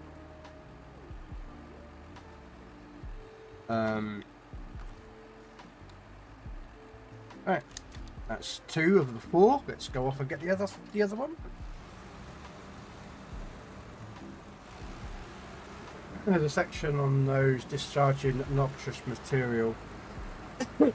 Again, flamethrowers don't count as noxious. I believe noxious constitutes under stuff like gas, anything that's gas related or contaminated related. Anyway, do I need to go down this road? Yes, I do. Okay. Oh, is it under there, is it? See, would you consider a flamethrower under as a noxious material? I mean, suppose in one way, I suppose the flames would constitute as a noxious material. I mean, it's deadly.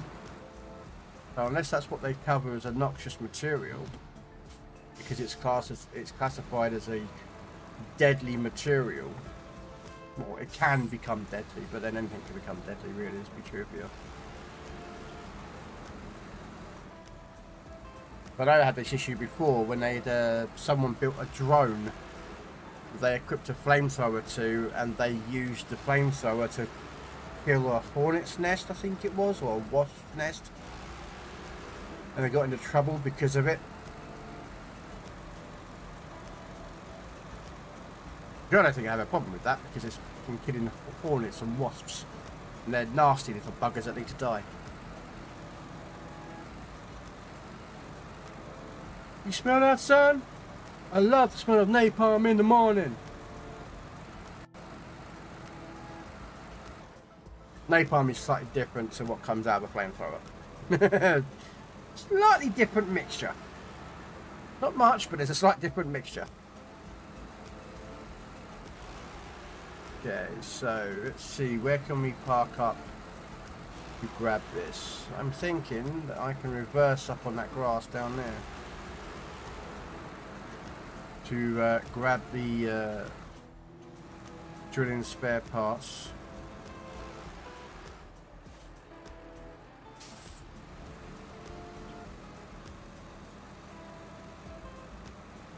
So yeah, Apocalypse Now, really good movie.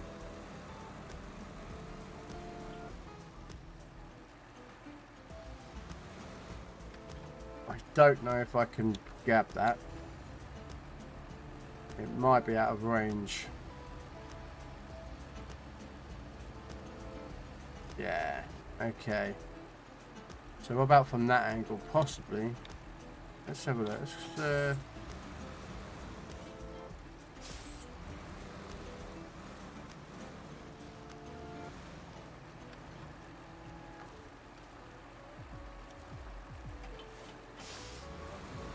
Let's just put it. There we go.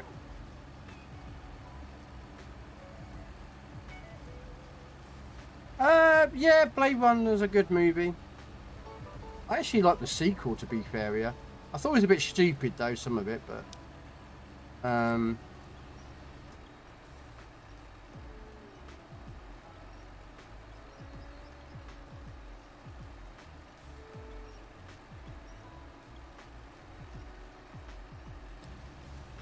I like the fact is that the Blade Runner is in the same universe as the Predator and Alien. That was pretty cool.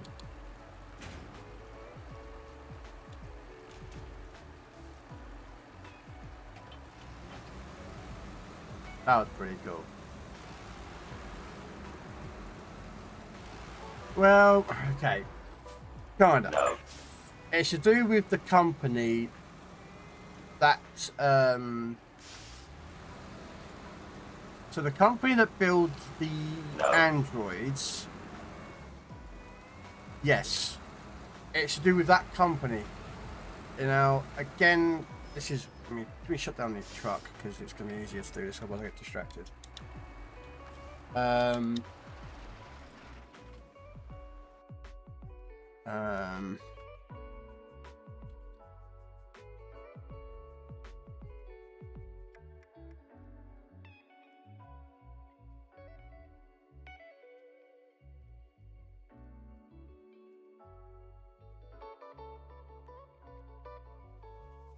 Basically, it's officially unofficial.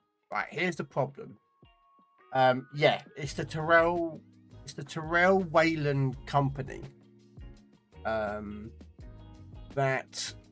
is in the Blade Runner and also the Predator universe, or the Alien universe as well, because they're both the Wayland Tyrell Corp were in both of them. Now, the thing is that the Alien was directed by Ridley Scott. And Ridley Scott kind of likes using certain similar names and companies. So, is it technically same company? Possibly not, but a lot of people feel that the Blade Runner, the Alien universe, the Predator universe are all together in the same universe because of that one company.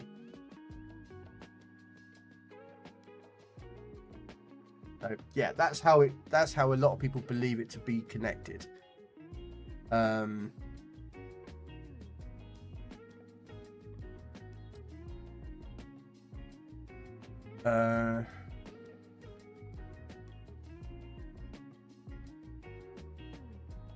then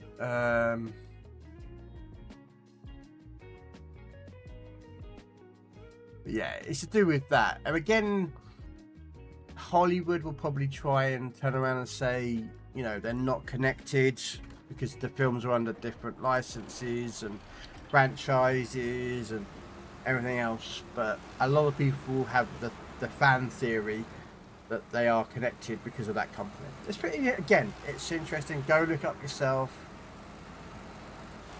People say, although Hollywood studios say it's not official, because it hasn't been. I mean, Alien and Predator are together because they're in the same universe.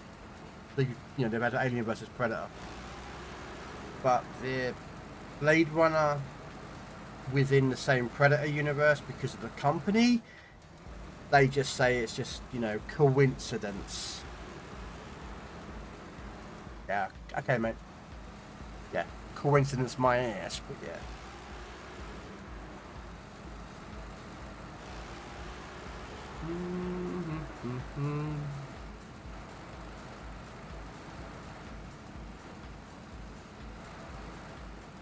Alright, so this should be number 3, and then what we'll do is we've got to take this truck as well as the other truck and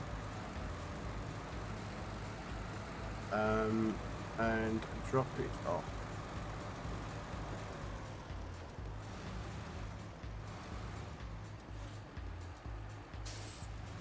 Actually, you know what? Let's just drive the other truck up because it's got to go over there anyway.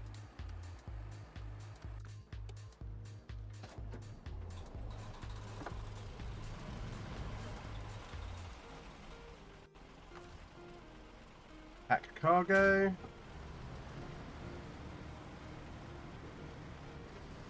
So yeah. Hello there. Hey, Corky.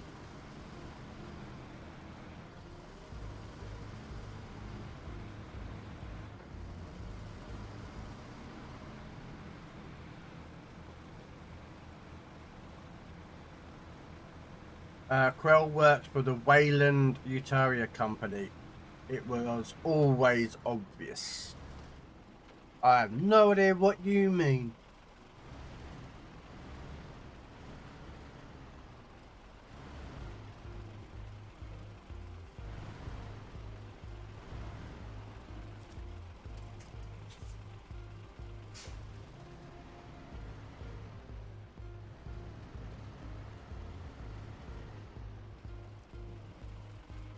Why?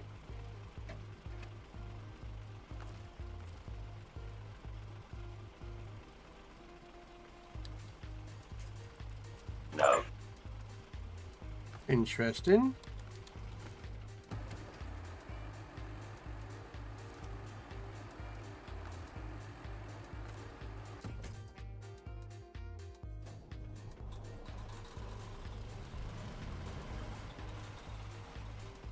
That's really weird. Well, I can't winch onto that, but the other truck can winch onto it. Weird. Okay. Also, I have now duo audio, so I can have copyrighted music on Twitch and just my own non-copyright music on YouTube. Yeah, I could do that if I wanted to. It's very complicated though.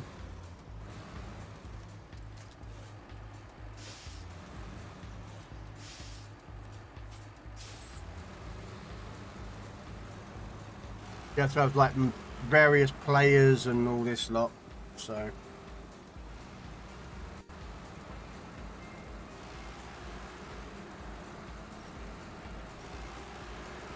And I can't be asked with having multiple music players going, so.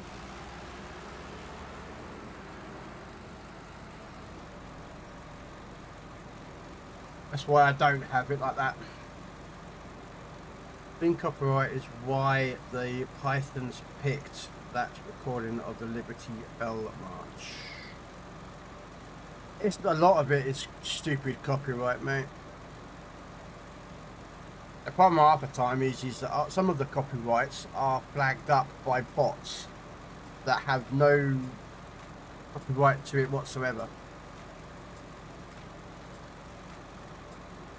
No. Because the problem with copyright music, and it gets into a bit of a technical legal thing, is that certain songs are not copyrighted or are no longer copyrighted. So if you want, say, Vivaldi's music, you can technically have Vivaldi's music playing. The problem being is it depends on when that piece of Vivaldi music was recorded. So if someone recorded it in the year 2000, let's say the Philharmonica Orchestral Opera House did the recording and you're listening to that version, theirs is copyrighted. If you can find a copy of Vivaldi's music that was recorded, I think 50 years ago, you can technically use that. It's a whole freaking old other of a ball lake, but yeah.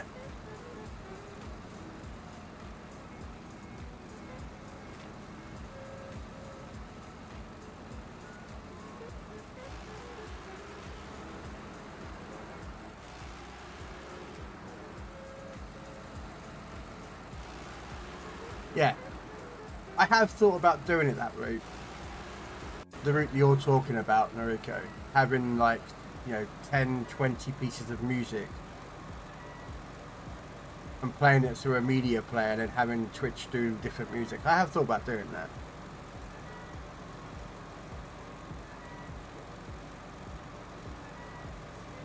No.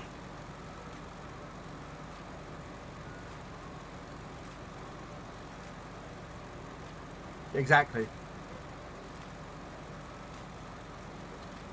No, that's not how to do it. It's to do with the source of that song. But if the Philharmonica did the whole song of Vivaldi, all 4 seasons of Vivaldi's song, then they own the legal right to that particular recording of that song. But the song itself is not copyrighted because it's gone beyond, I think it's 50 years.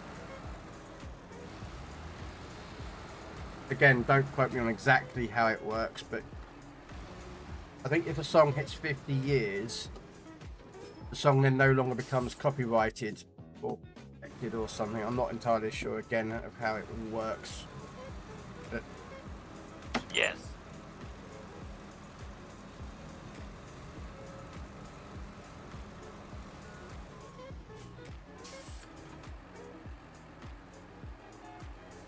Well, I understand why they do it. Because at the end of the day, you know, No. that artist needs to ensure that they are, you know, they make money from it. In the US, songs created after 1978 are copyrighted for the author's life plus another 70 years. For works made for hire or anonymous works, protection lasts 95 years from publication or 120 years from creation. Songs published before 1923 are in the public domain. There you go. That fucking bridge. I hate this bridge.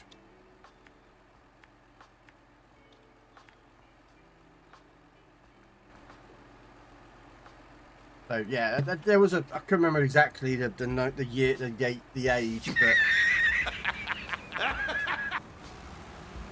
no. Well, I mean, technically, if you can reach the age of that, you could. But certain artists, like if I wanted to use the Beatles. Technically, the Beatles' music will come into public domain in about 20, 30 years' time. If it's 100 years or something like that. But again, yeah. They're just, yeah.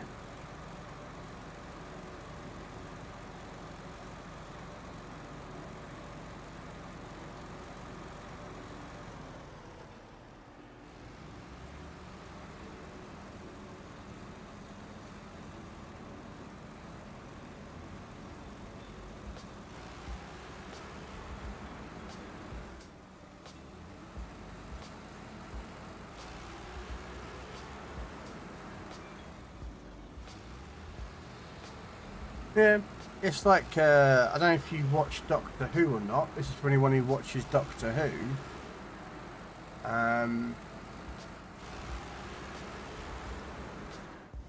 Within Doctor Who universe, there is a group of enemies called the Daleks. The Daleks, unlike the rest of the Doctor Who franchise, is not owned by the BBC. The original creator of the Daleks was not employed by the BBC at the time. If I remember right, is how it went. So when he created the Daleks, they were under license to be used, but they weren't owned by the BBC. So whenever the BBC want to use the Daleks, they have to pay royalties to the family that owns the rights, because the original inventor, I think, has passed away now. But all other races within the Doctor Who universe are, yeah, very weird, but yeah, Perry Nation, that's it, yeah.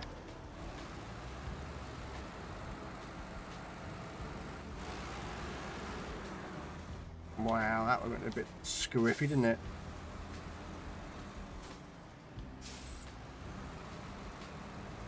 But yeah.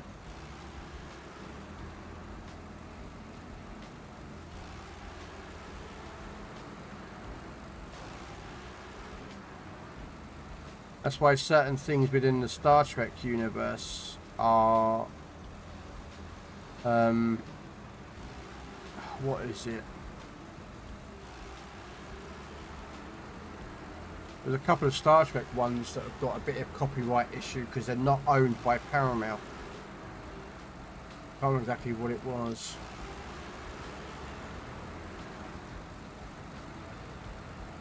But then realistically, Star Trek is, well, apparently they're making a Star Trek War series. Rumour has it. I'm like, yay. That's all we fucking need.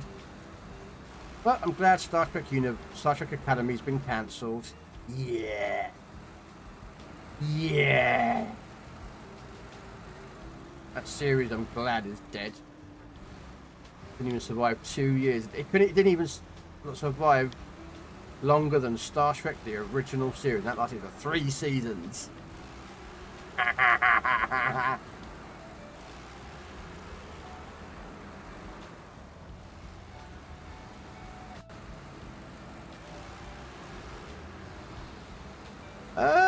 Yes and no.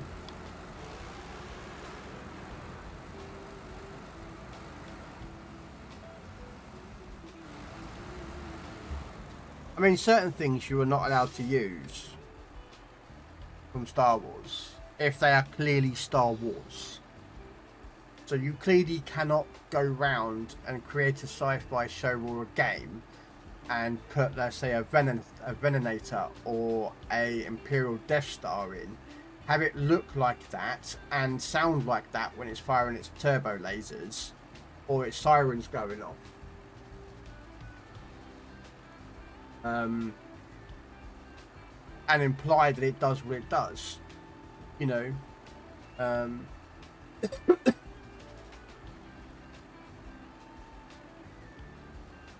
So yeah, there are some, you know, like, you know, as I said before, you know, if you look at Spaceballs the movie, because it parodies Star Wars heavily, which it does, let's be honest with you, we all know that anyway. Hang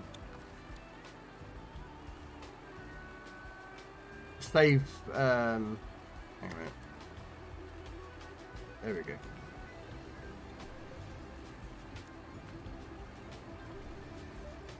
You know, Mel Brooks had to go ask George,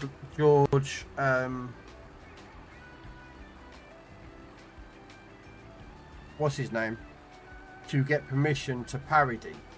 I don't think you don't need permission to parody a movie or audio or anything. You don't need it.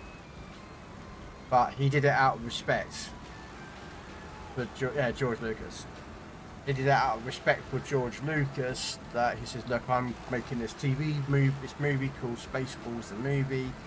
It heavily parodies Star Wars, you know, and George Lucas actually likes Spaceballs. But he said that they weren't allowed to use merchandise. They couldn't sell merchandise because it looks too familiar to Star Wars. So, which you can kind of understand why, you know, because George Lucas wanted to protect his IP, which is Star Wars. But he now no longer owns it, so he doesn't give a flying monkeys, because he sold it to Disney, and then Disney basically killed Star Wars. Then Jon Favreau turned up, and Jon Favreau pretty much saved Star Wars. But, yeah. A lot of musicians were honoured if Weird Al Yankovic approached them and said, look, I want to create a song, a parody of your work. This is the song I'm looking at parodying, you know what I mean? Would you be okay with me parodying this song? And there was a couple of them that actually said no. There's a couple of musicians that actually said no to him doing it, and he respected their decision and never did it. Of course, when it came out to light that they turned around and didn't want him songs, they kind of got a bit of backlash against him, but technically there's nothing breaking the law, because he could parody their song and he wouldn't break any copyright because he parodies it. The one, was it Like a Virgin, which was Madonna's song, and he did a parodying of that song called Like a Surgeon, was actually Madonna. Madonna was the one that actually approached Weird Al Yankovic with the song title. The only one that he never actually came up with a title, it was actually Madonna who came up with it. And she said use it for a parodying song, and he went and used it. Weird Al actually says it in interviews when people ask him about, you know, Like a Surgeon, Like a Virgin. And yeah, it was Madonna. Again, it's pretty, you know, he's done stuff like a lot of it, like what was it for Michael Jackson? He did was it Eat It, not Beat It, Eat It. He's done with it, Gangster's Paradise. He did Amish Paradise, wasn't it? So yeah, he's taken a word, you know, play on the song title, and then kind of used his own lyrics and everything else. So it's technically a parody of that song. So technically, if he approached wanting to do a song, he doesn't need to ask permission. He does it as a way of respecting the artist and that song because it's their song. And he only generally parodies songs that are originals. So he won't parody a song that's been sung by, like, say, 5 different artists over the last 100 years. Because loads of people have done it. He wants a song that's like one person's done it, and that's his parodying of it. Come on, up the hill. There we go. Meanwhile, I just listen to the Benedetta siren on loop when I play Legend.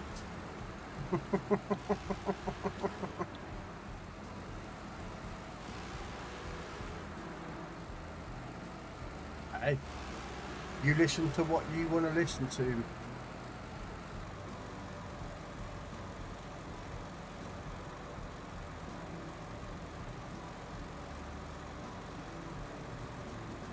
Who's going to judge you, Noriko? And if anyone judges you, do you care that someone judges you that you listen to the Benedetta siren?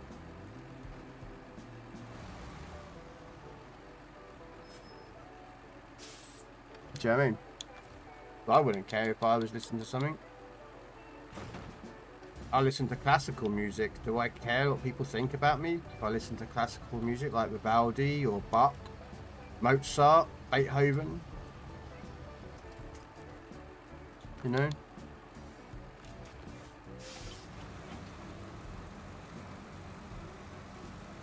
I'm going to back this truck out of the way just to get this mission completed.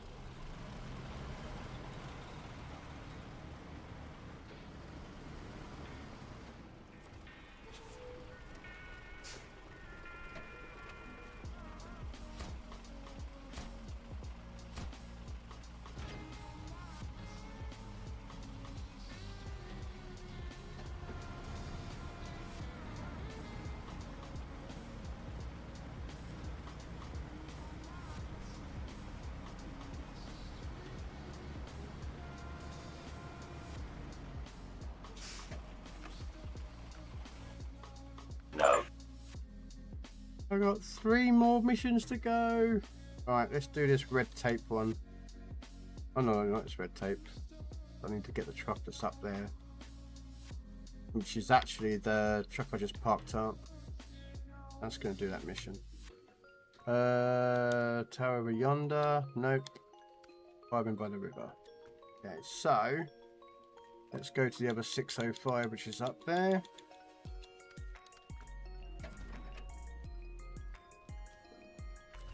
And I am not going to drive around for 3 and 4 hours trying to find the map locations for where the thing is. So I am just going to look it up.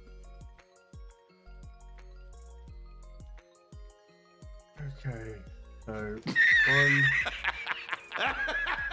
2, 3, and then over there is 4. Okay. So what we're going to do is it's over here. No. So we're going to come out here, drive down here, down here, down here, over there, round there, up there, down here. I'm not going up there. I hate that there. And then we're going to go here because this is where we got to go. Apparently you can drive across there. I got told that a while ago. I could drive across there, so we will give it a go. No.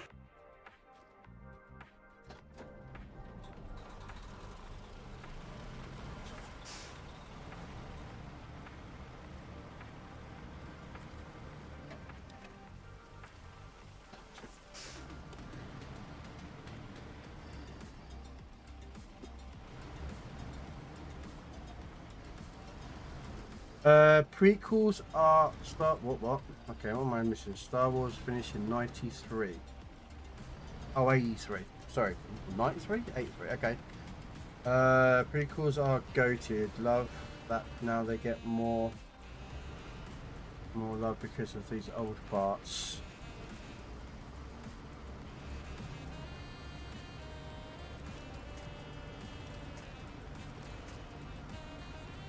No, not again. No. Okay, let's go off at a slight angle.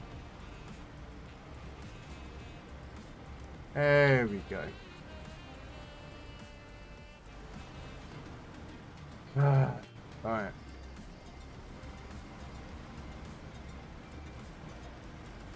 Right, so if you're going to look because these old farts die out who bully the shit out of George, make him son out of destiny. These old farts are the reason we have shit like Acolyte. Shit, yep.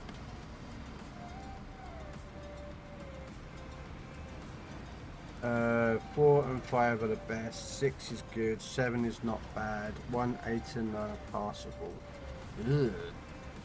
2 is bad. And 3 is one of the worst I've ever seen. I don't know. The thing is that you need. Okay, I'm going to disagree with you there, Krell. Not rude. No. I just disagree with. Within regards as to the placements. Now, I'm a believer. That 7, 8, and 9 are shite and will always be crap because they are not George Lucas. They do not fit the story of what he created. He created and wrote episodes 1 through to 9 himself. He did actually do an 8 and 7, 8, and 9 himself. The problem is that this is his own fault. So I'm just looking for the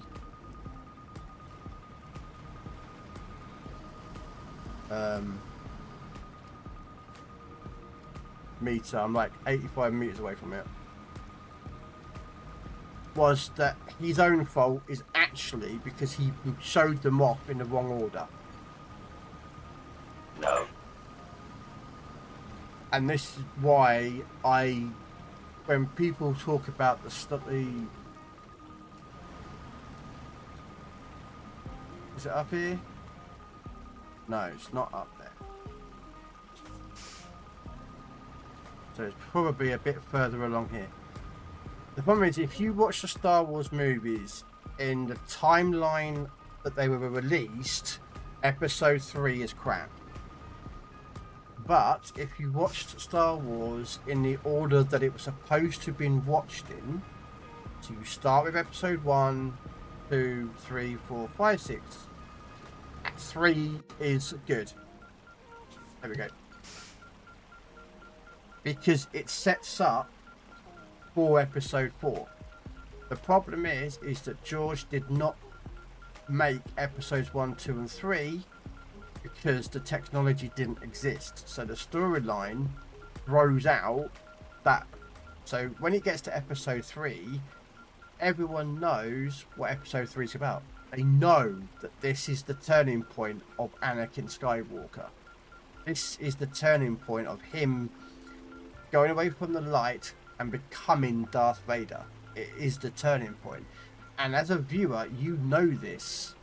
But if you think about it, if you've never seen Episode 4, 5, 6, you don't know what's coming.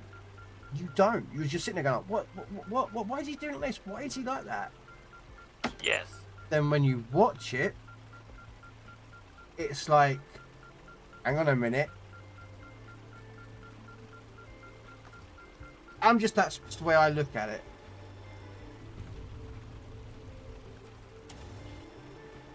There we go.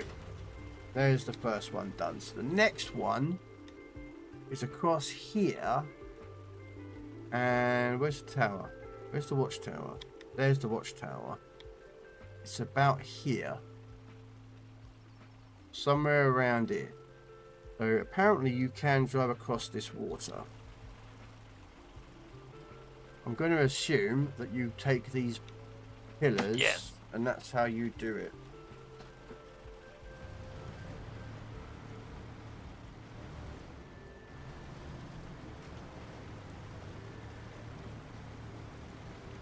I've never driven across here in my life, so I'm going to assume that you stick within the pillars, and that's how you do it.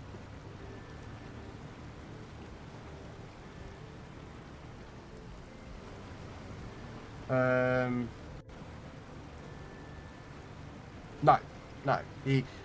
George had written 7, 8, and 9, and what was to happen in 7, 8, and 9.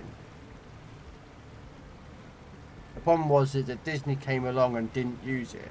Now the problem also is that people are also not happy with 7, 8, and 9 because it doesn't feature much of Luke Skywalker. It doesn't really feature too much of Han Solo, and it doesn't feature too much of Princess Leia. The problem is, and even Luke, even George said this, was that each of the 3 movies is about a particular set of characters. 7, 8, and 9, even in his world, would have not had too much of Luke, Leia, and Han, because that is the passing of the torch. The characters are changed to the next set of stories, the next set of characters. You know, so you've got episodes 1, 2, and 3 passed over. You've got Anakin Skywalker with Darth Vader. You've got Obi-Wan Kenobi. It's passing over from the originals to the new characters. Come on. Like, not 8 meters in front of me. No. Okay, so it's somewhere No. back there.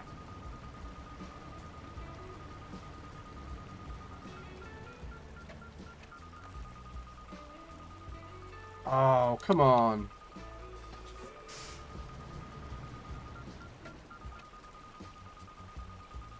Okay, 11 meters.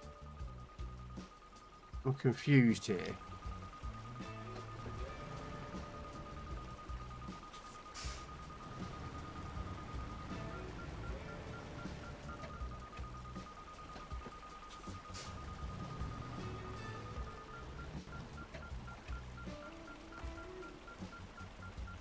Right, where is the hell is it?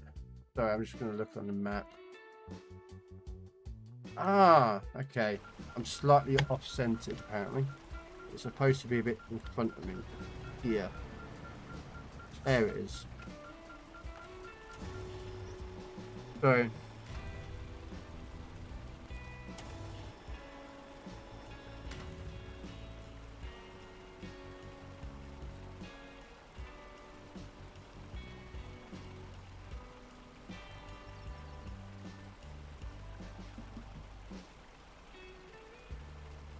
Well, yeah, but what I'm saying is, Noriko, is that this... Leia would have been a bit Leia and Luke and...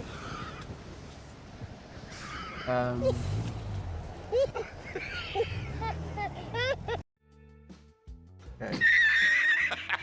So the next one is over there. I am cheating, by the way, guys. I don't care. Because I want to get these missions done, so... Okay, so we're going to go back this way.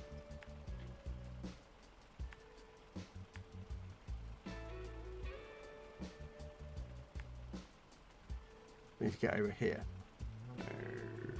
That way, down there. And it's somewhere roughly about there. So, right.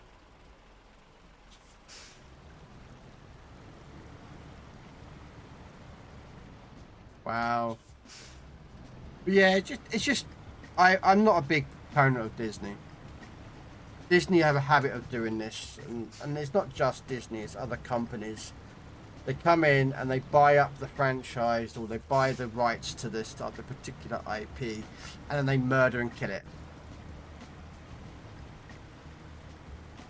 And it's not the first time that big companies come in, brought up the little guy's IP, and murdered it. Because they did it their way, thinking that their way would make, worked. EA are the biggest. I think EA are probably worse than Disney when it comes to buying up a franchise and screwing it over. I think EA are worse than Disney, which is saying a lot considering Disney has done some very dodgy buying up and screwing over a franchise. But yeah, it's just, yeah, I don't watch 7, 8 and 9. I've watched it once and that was it. I've never seen much of the Clone Wars. I've got it all on my PC. I've got all the Clone Wars, I've got all the movies, I've got all the TV shows. I was going to sit down and watch it all in order, to the proper order that you're supposed to watch it all. I just, yeah, I think I watched Star Wars 1 and 2, the movies, and when it came to start watching the cartoons, I was just like, I think I watched like one season of it and I got really hatred for the show because the stupid narrator would be on about, does Mando Balanin save such and such? Watch out for the next episode of Star Wars Rebels.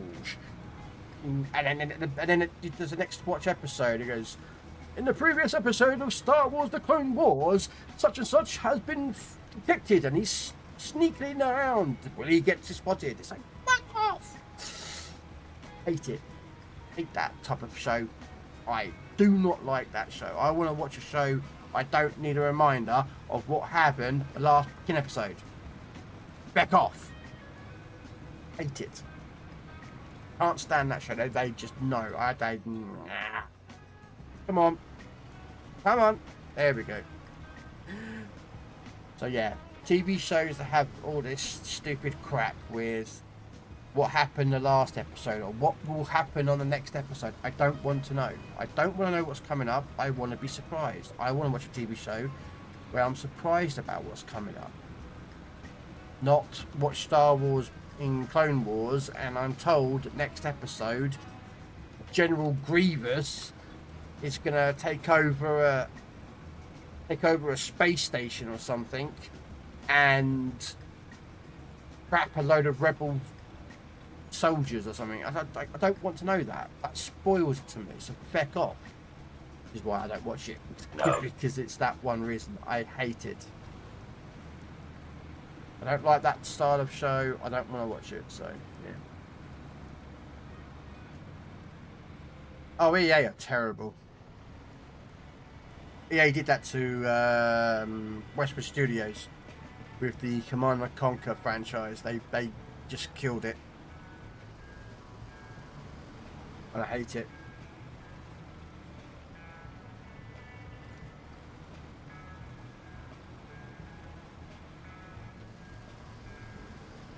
Okay, I need to actually put fuel because I'm running out of fuel on this truck.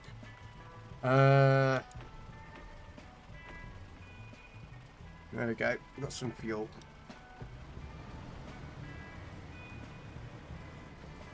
Well, it's the same as the Star Wars universe, Krell. I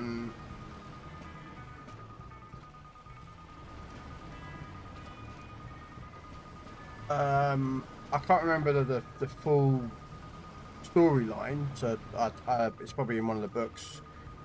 But it talks about they created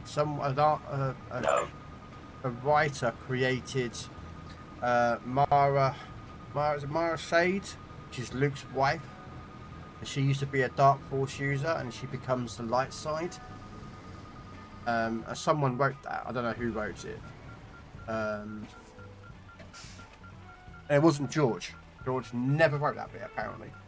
But even he liked it. The creator of Star Wars liked that storyline bit. But when Disney brought it all out, they don't like people writing books because they can't make money off it. They screwed over the whole entire stories that were written, and I just, yeah, that was a big no-no for me. That is how TV shows and movies expand. It should be about somewhere up there. So yeah, it's because Disney weren't getting any money from the books.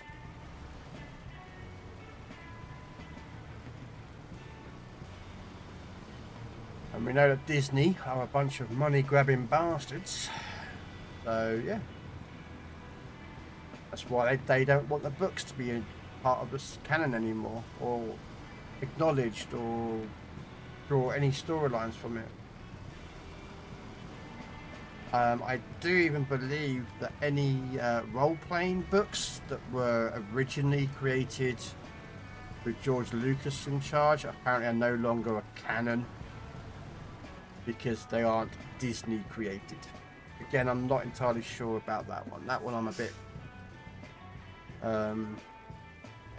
a bit unknowledgeable about. Can we get up? There we go.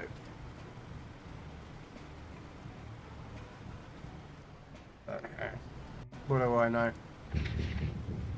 I'll be back. I'm just a geek who likes Star Wars, Star Trek, Serenity. That's Firefly. No. But would actually rather watch Stargate than Star Wars anyway, so. Because the Stargate universe is better. The whole Stargate universe is a better written storyline than Star Wars. Okay. Makes no difference where you're going. I appreciate the alert. Thank you very much for the support. That's just... come on, we got this one.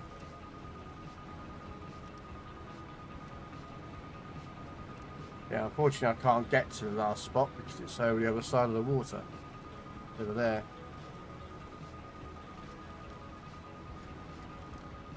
For Pete's sake. Oh, come on. I can't get off it.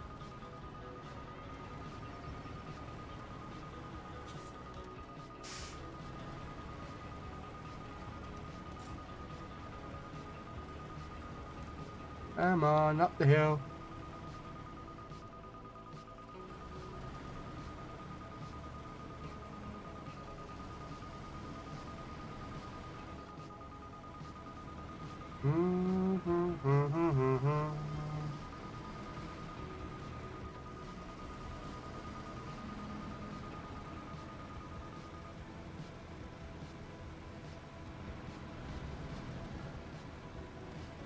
Do-do-do-do-do-do.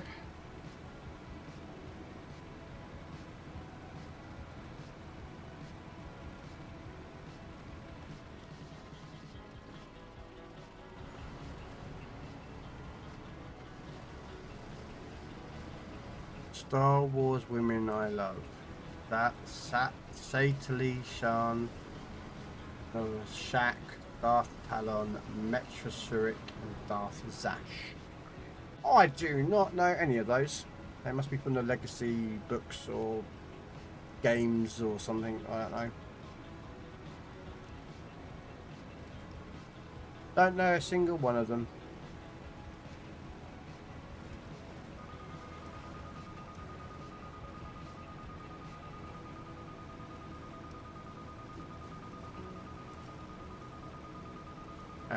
If I was to pick the top 5 women in Star Wars, I don't know their names, so I'd have to... Uh-oh. Ooh, I thought I was going to tip over then. I would have to go by what I think what their name was, but yeah. Come on. There he is. Hey, we got there.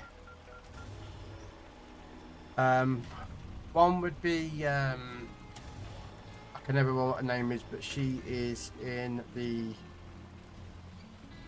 Mandalorian series. She is the former Imperial Stormtrooper who is played by Gina Carano. That woman is beautiful. But that character I like. I cannot stand. I've not seen the Apocalypse, the other show, one with Ezra when he returns. But that green girl looks pretty nice. Twi'lek girl. I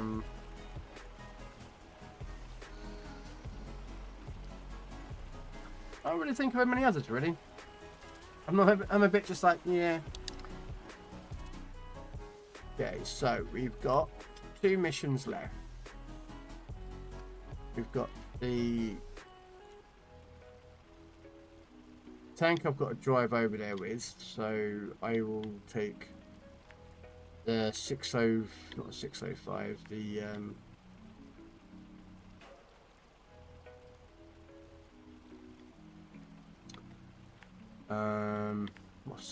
what's it called? The 612. I'm going to need something to lift up on. Oh, actually, no, we'll go down because we are going to be going across the water. So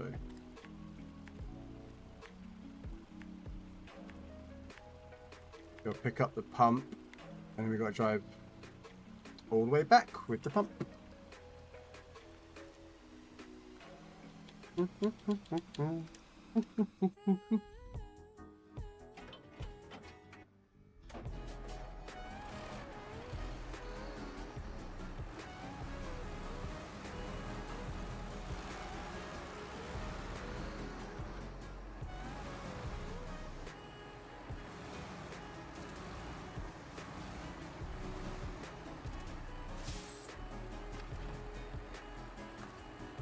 Let's refill.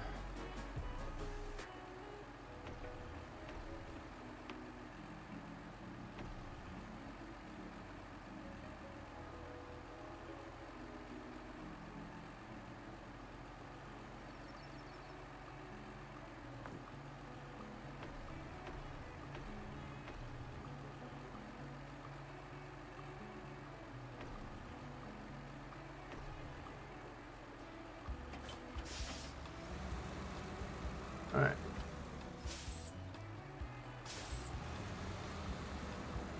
Let's go pick up this multi-stage pump, and I've got to bring it back here.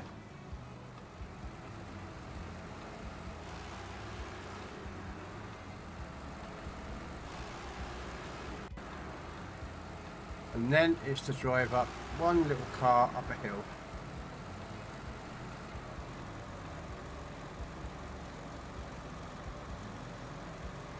So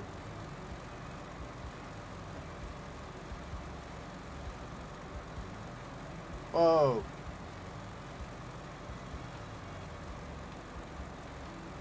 Why is my mouse picked up the wrong mouse when it comes to my PC? There we go.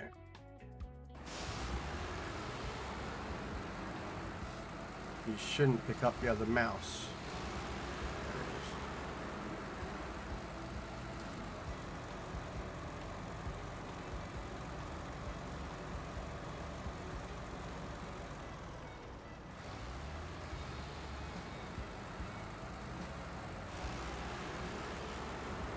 Alright.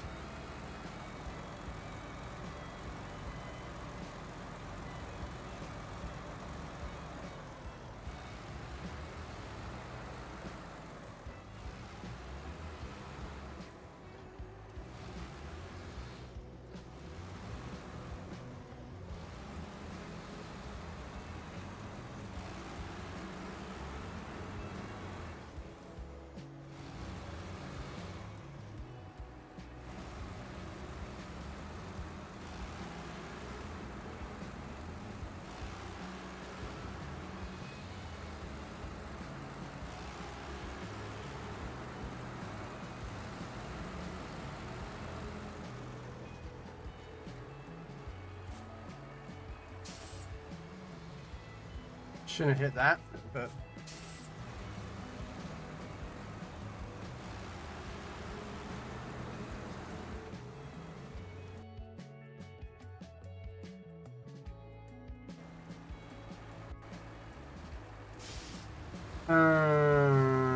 is Old Republic. Shaq T is episode 2 and 3 in Clone Wars. The Red Tortuga Lady. Our Talon in Legends books. Shaq T is in episodes 2 and 3. The Red Tortuga Lady.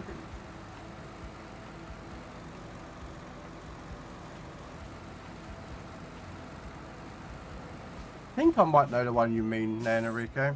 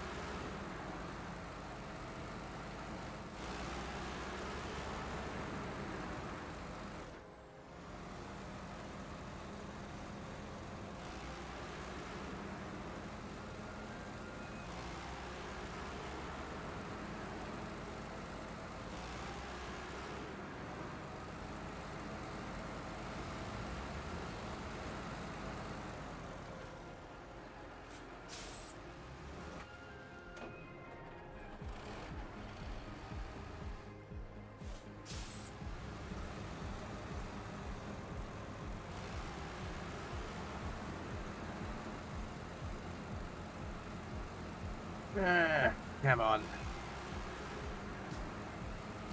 Hope I've got enough fuel to get up there and back.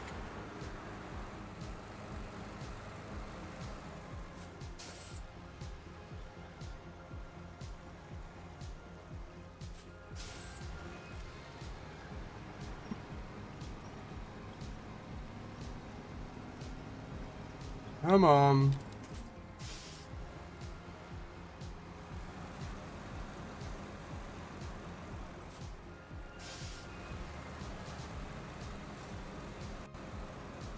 There we go. I don't know. What is that Pokemon? It's a Weeping Bell. No idea what it is.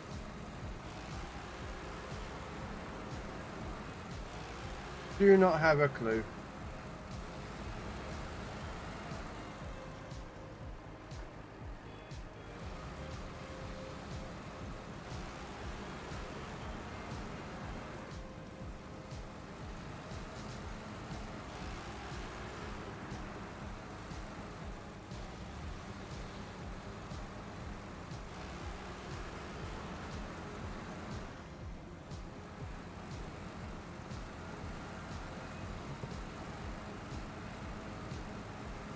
Come on.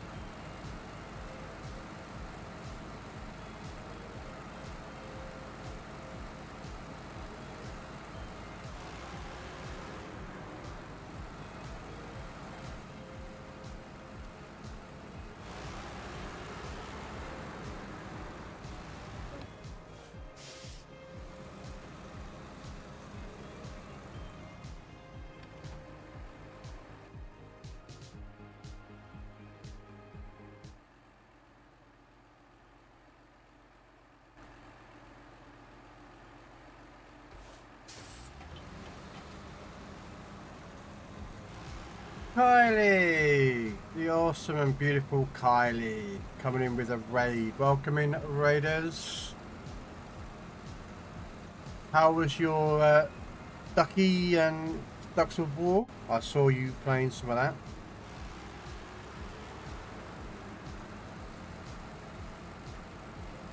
But yeah, we are on that Snow Runner. Nearly finished this 2 more missions to go, and I have finished this map. Then move on to the next map.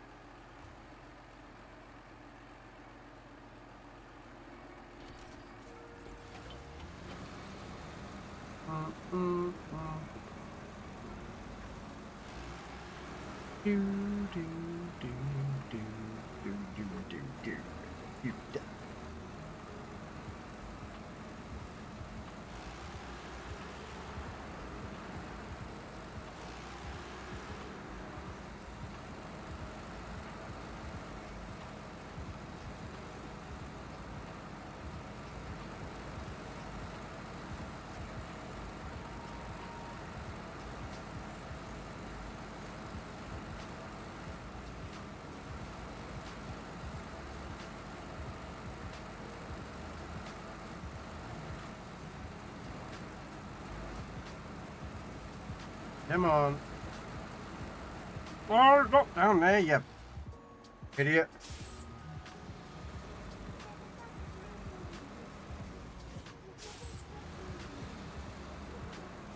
Come on. There we go. There you go, see?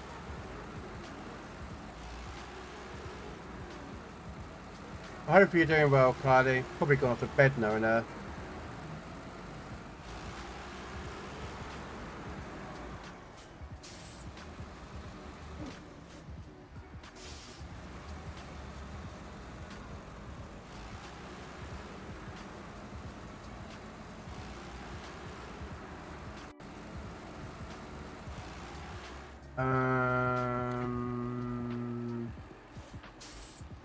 actually, you know what? Not going that way, we're going to go up here.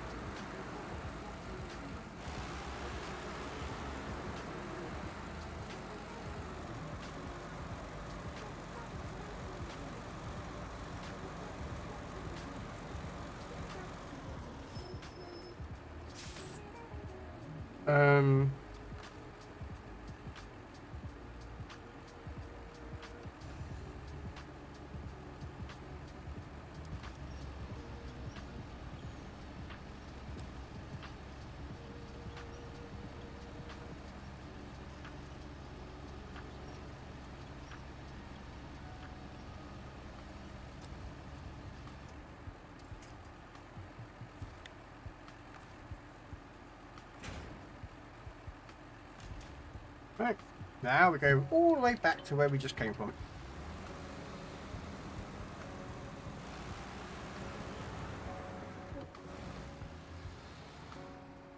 Ah, I did not see him there. What am I listening to? This sounds familiar. Robocop. Sorry, I have different music playing. I have the awesome Robocop theme about to start playing.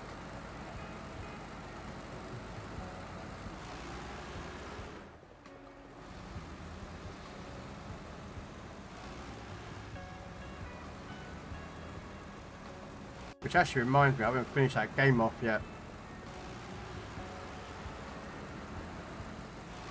So I might finish that actually, my next project.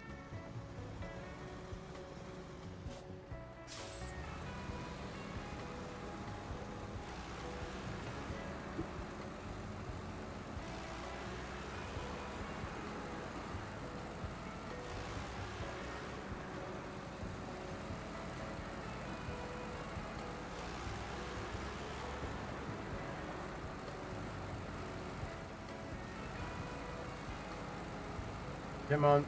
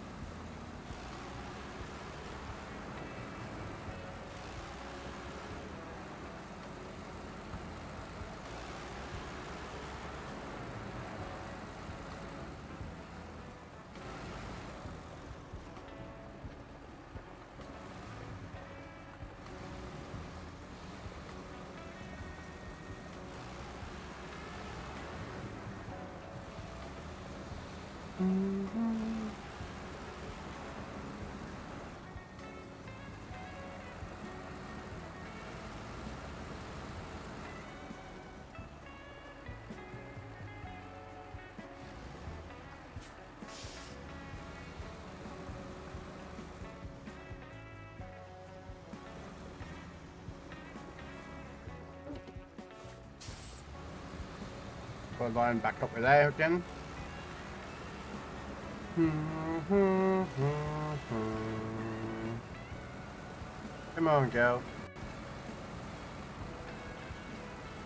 I've got 2 missions to go and then I am done. This is one of them. So, then we'll start the new map.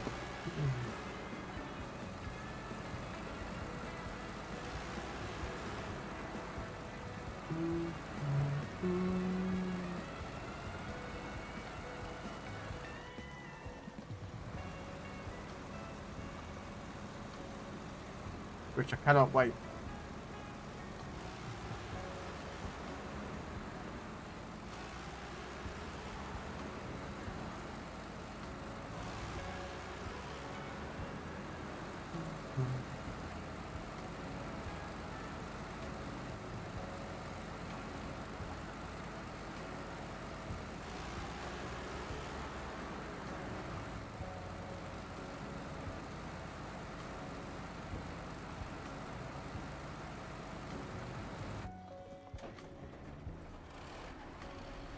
No, forward. Forward, truck, not backwards.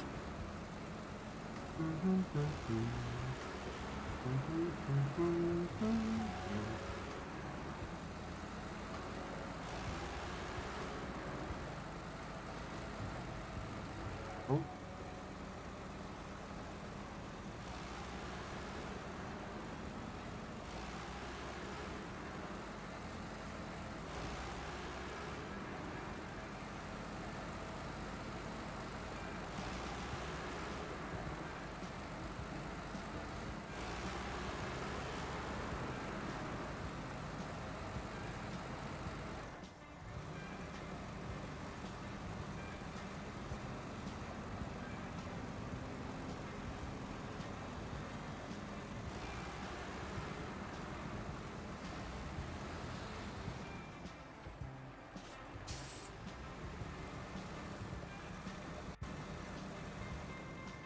Right.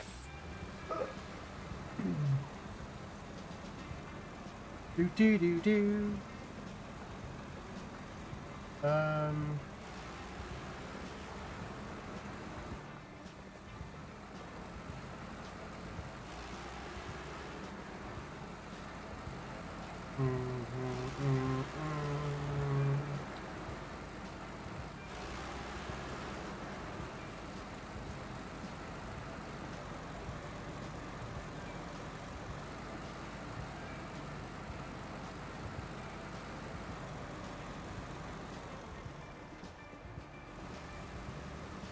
Right, this is the way to go.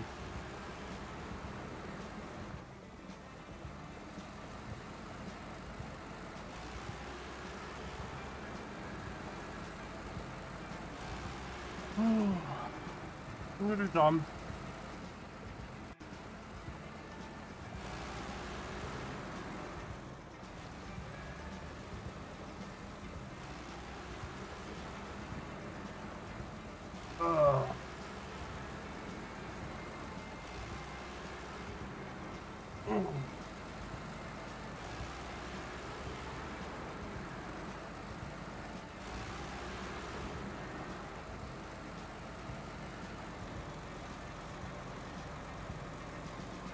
Go and get a drink in a second.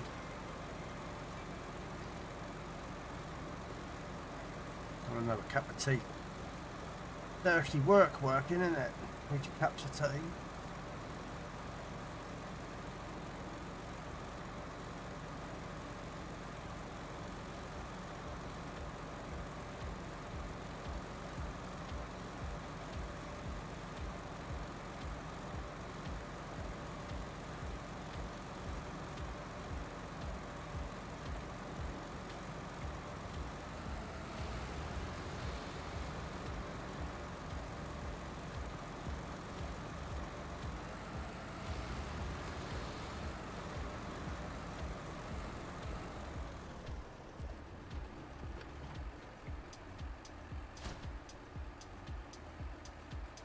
Oh, what? I've got to deliver that to the...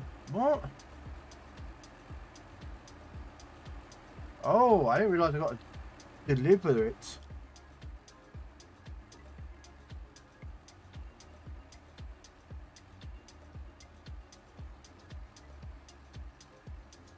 Oh, down it. Okay.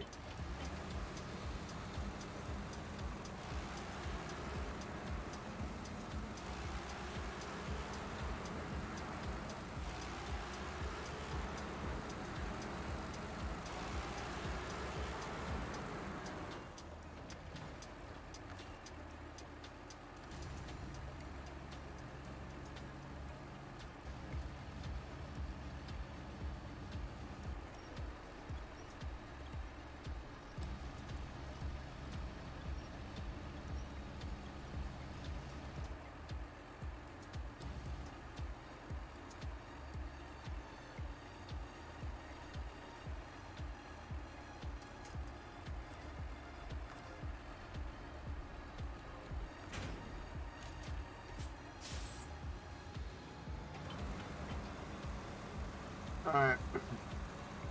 Reverse up to that truck, see if we can repair the damage done to this one.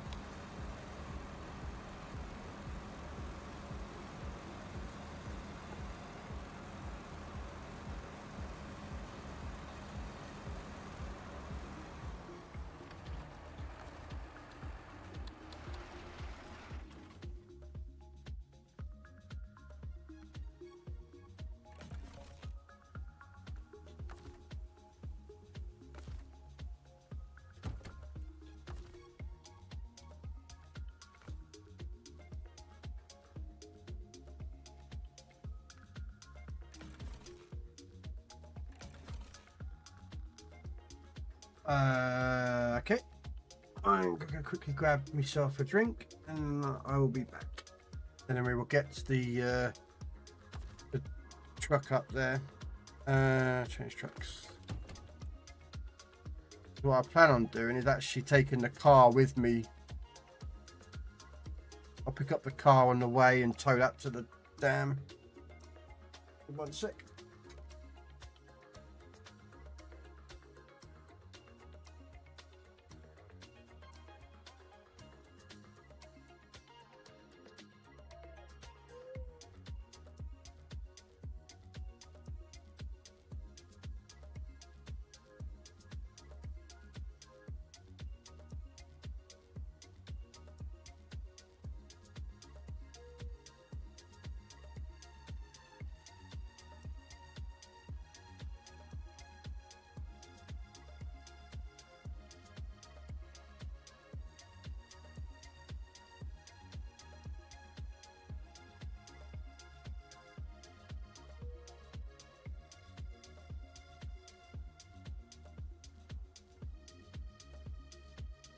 No.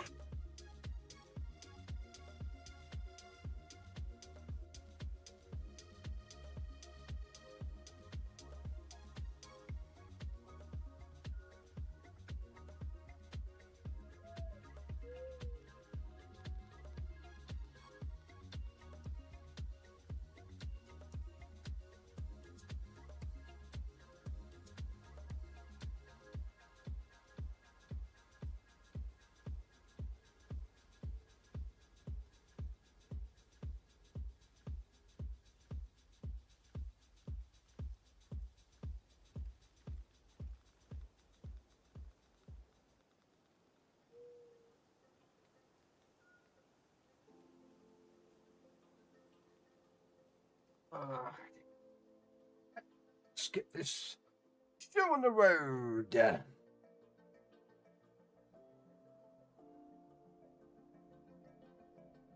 one of my.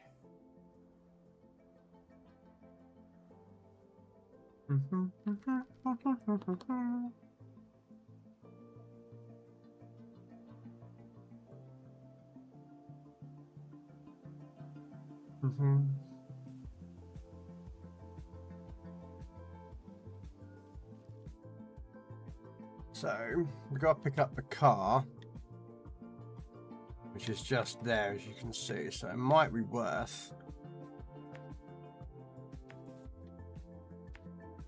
And then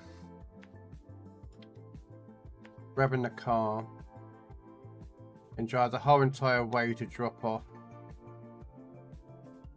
there, and bring the car back round to get towed up there. I think that's a good enough idea.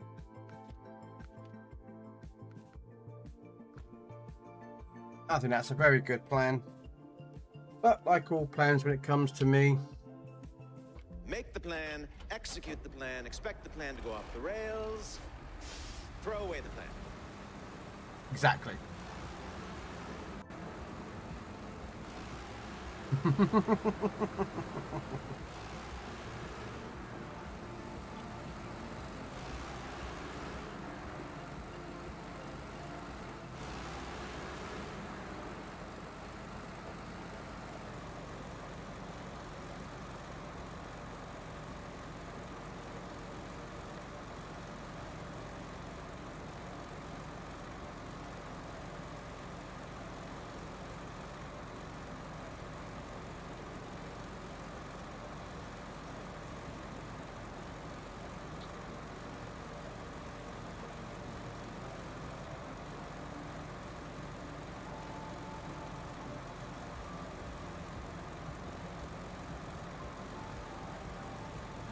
Right. And then down here we go.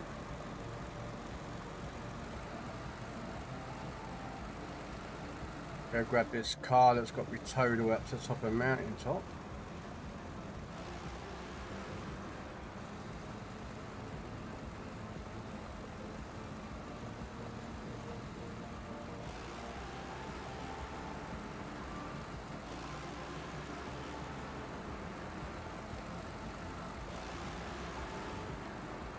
Come around here. Oh wow, he's got it right in there, hasn't he?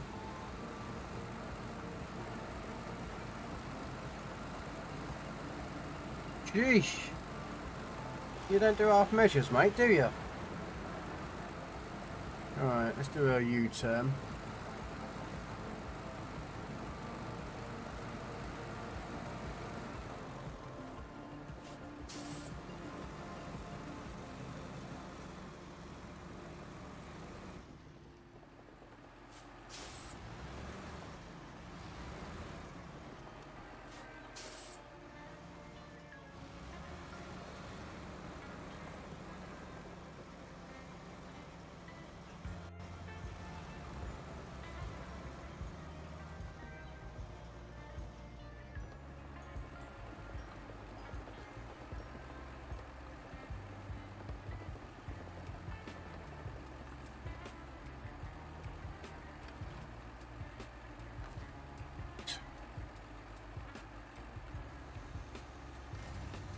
See if we can get some of it out and then we'll tow the rest of it.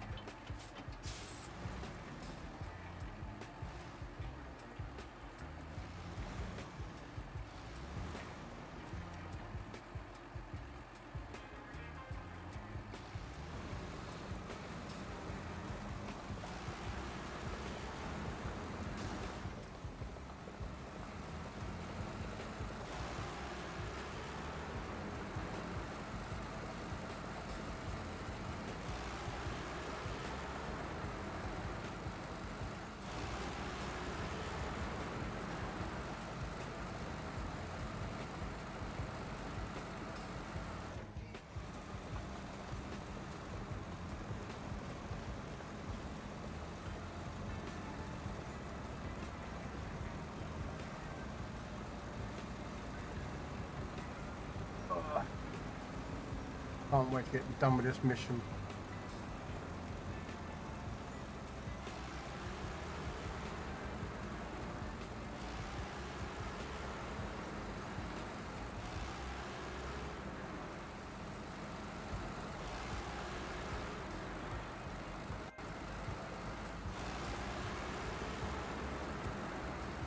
Trying to get these 2 missions done and I'm off Washington. I'm done. Oh.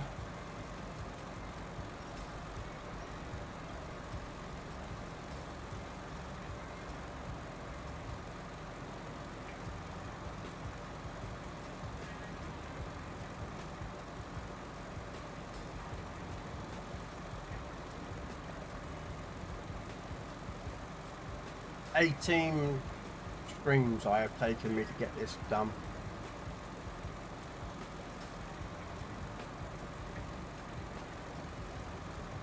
Even a more didn't take this long. That's a hard map. This is just difficult and long.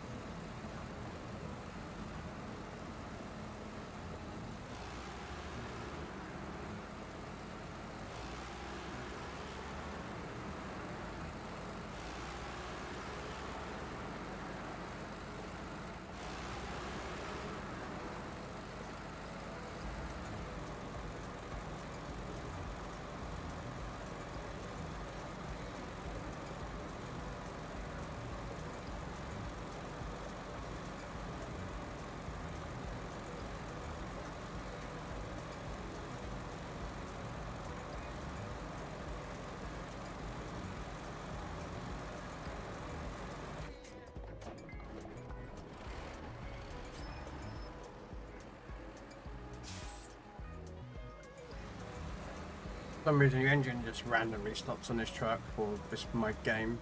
Don't know why it does that. Come on. We'll do the last 2 missions at the same time here, come on.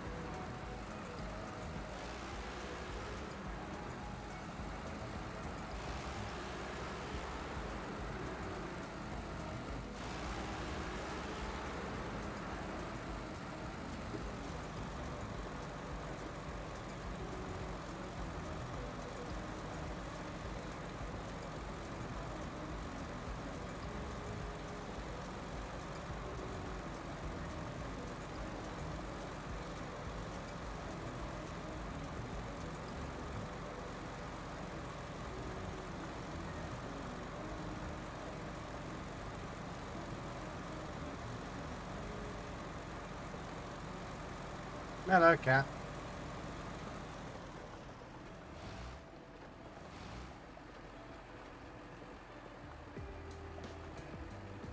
You don't know what to make of that, do you? What? My cat just jumped up on top of my table. Yeah? You don't know what it is, do you? You don't know what it is, do you? Hey? You know what that is? No? Good, because I don't want you scratching it.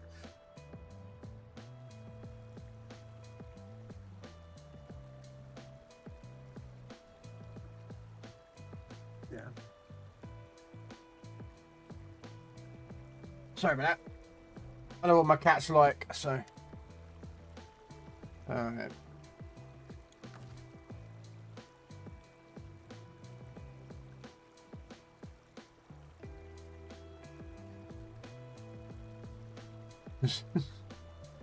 Alright, change truck to the pike.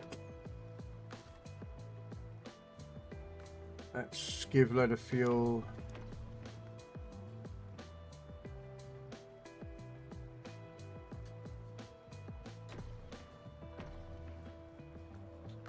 And let's repair.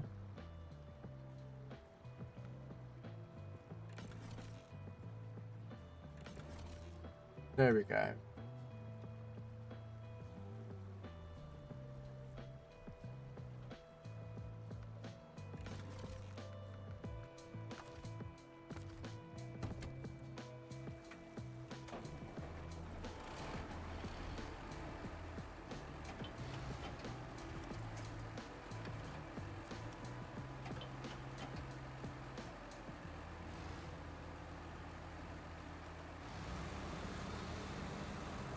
Alright.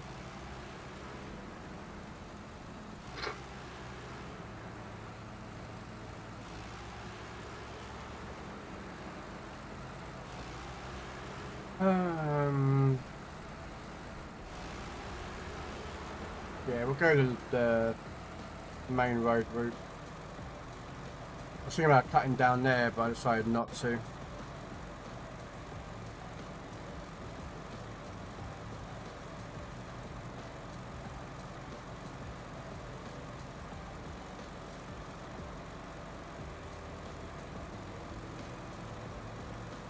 I don't know, what is that Pokemon? It's a Rendaroo Pokemon? Alright.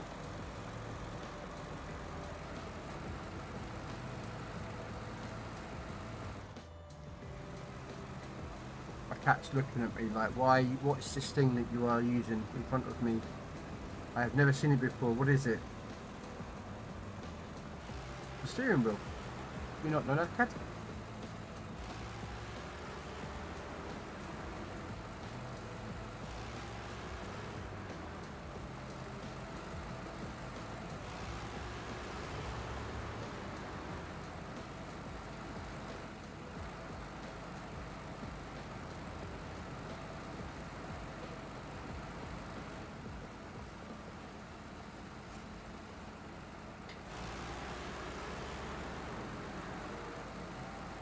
Yeah, it's a steering wheel.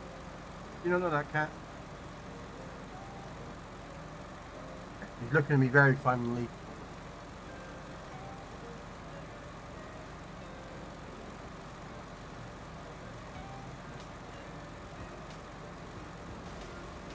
Ah, oh, come on.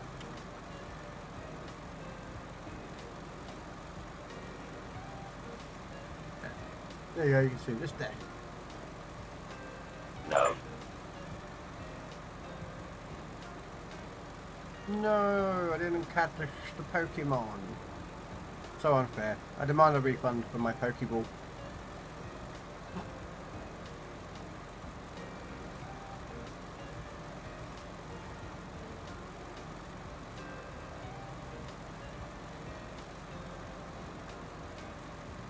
Come on, Gibbs. I want a refund on that Pokeball. Do you agree? You couldn't care less, could you?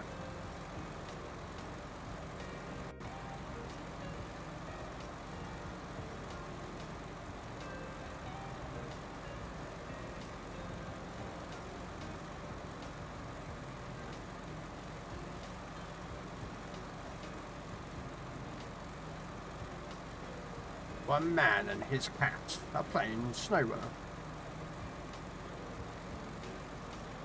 Yeah. Do you remember it as a stream title one day for a game?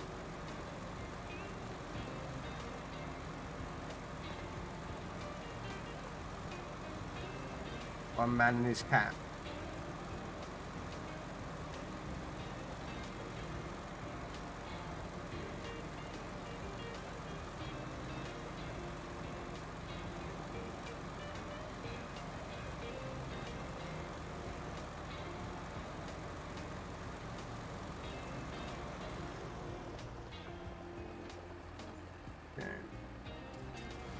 Leave the car there. I'm going to quickly drop down here to drop off the pump. Because that needs to come down here, come back up. Pick up the car. I might even actually just put it on the back of this truck, to be honest with you. That might be a sensible idea, to be honest with you. I can just pack it on the back and then I can make it at the top.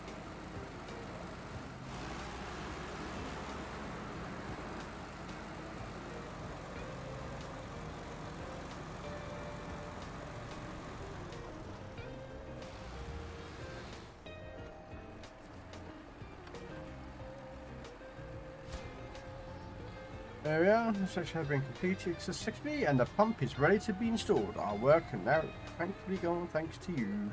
Right.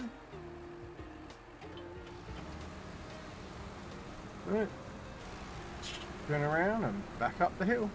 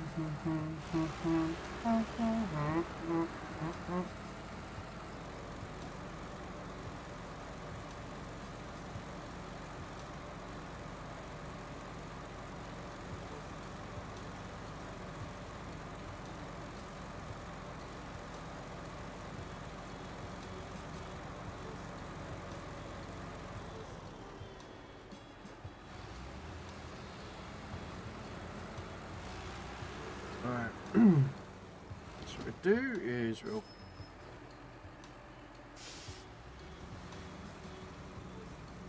put this on the back of this truck. Yeah, drive up the really annoying hill.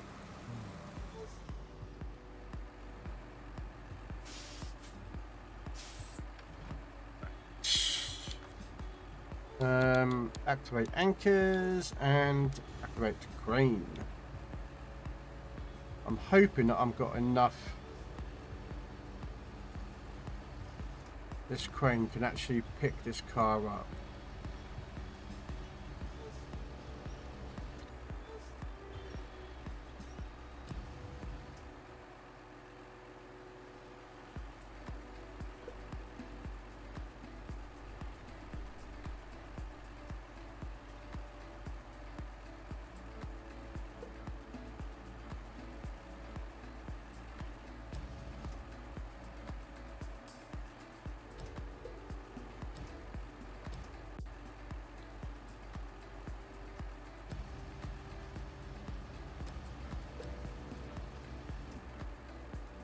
There we go. And we're going to winch, then we're going to pack it.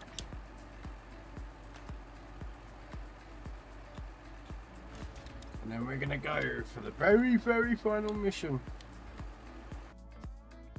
Last mission. This is it. This is it. One mission left. Here we go. One mission! All we need is just this one mission complete and then we are done. Da-da-da. Then we will be moving on to the new map, won't we?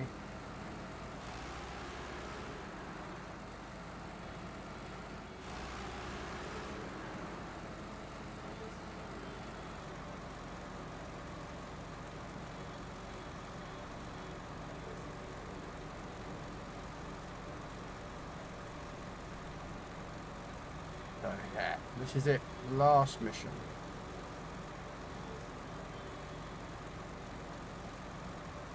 I'm not sure if this is the right truck or not. I've got enough fuel. I should have enough fuel to make it to the top. But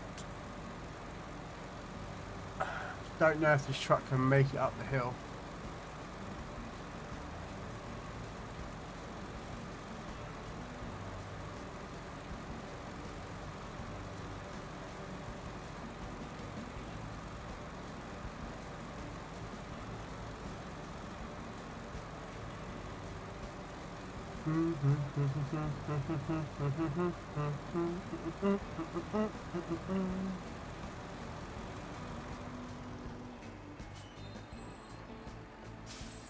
Alright. So, if I can make it up there, that would be the quicker way.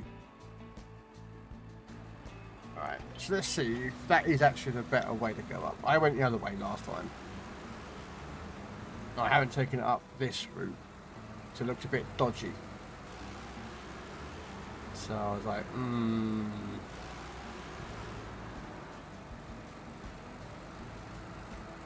We're going to see if this way is still a bit dodgy.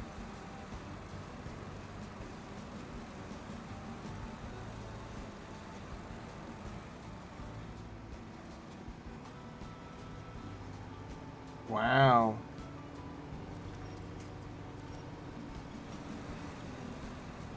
There we go. Come on, wow. Can't even get past the first section without needing the tow. This don't look good, does it?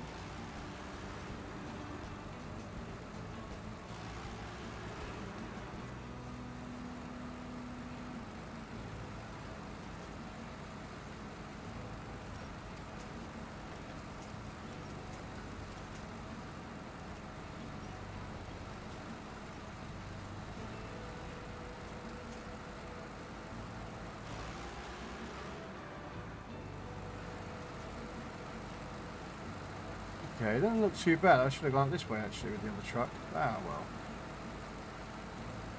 Who was to know, you know what I mean? Oh, there's a dodgy bridge there.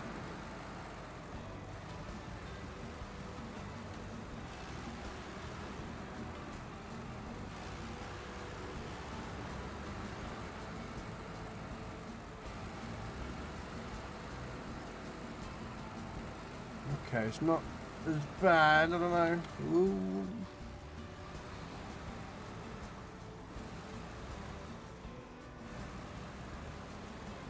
Okay, got past that.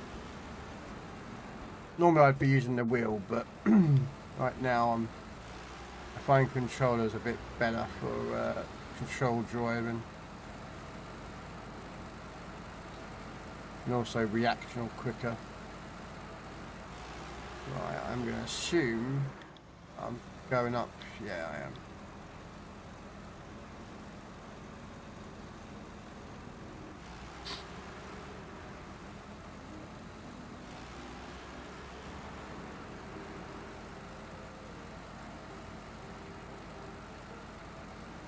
Now, I remember coming up this section here was a bit of a pain.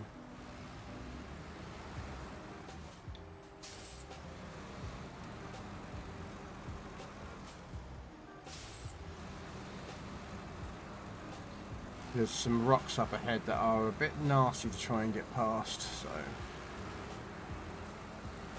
I'm just hoping I don't lose it.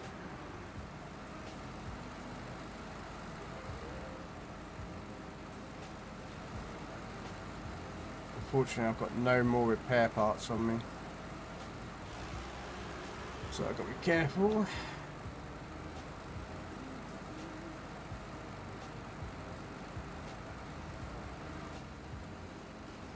Unfortunately, I keep damaging the nose every time I hit everything because, well, the Mastodon has a lot of good nose.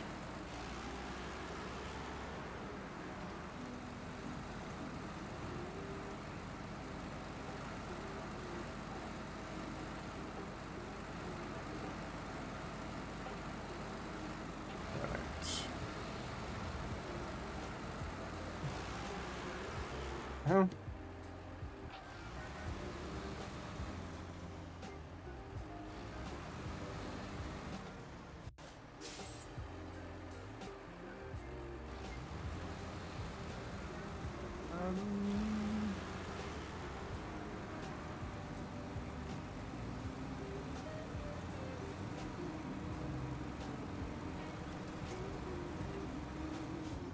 I was going to try and turn up there, but the rocks were not going to have it.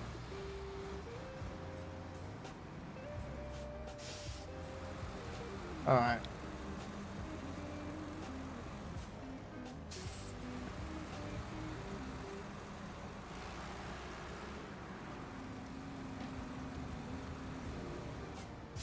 Yeah.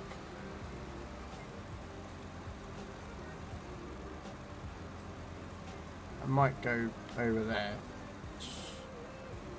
This could go very, very wrong, but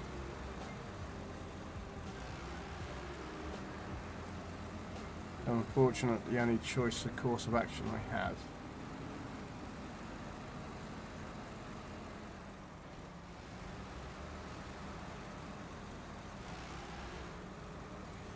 Oh no!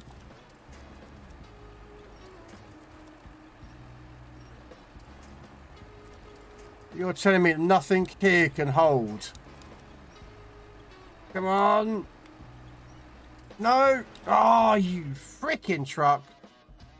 Ah.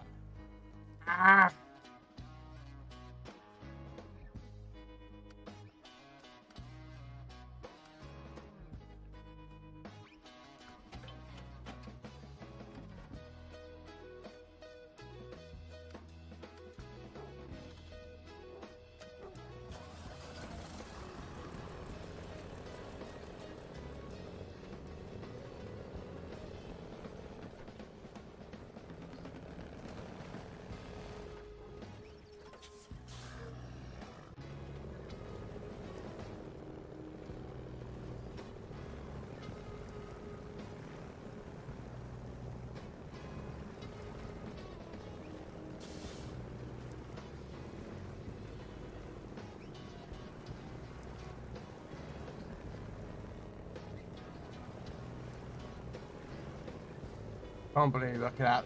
The bottom of the hill, I tipped it. Actually, let me just add the tip to it. Yep, I tipped the truck.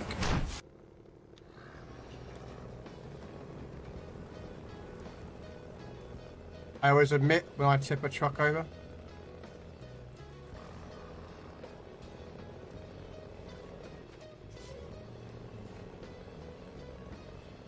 Alright, got to do a U-turn up here.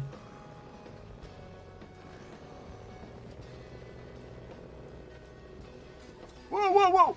Not that much.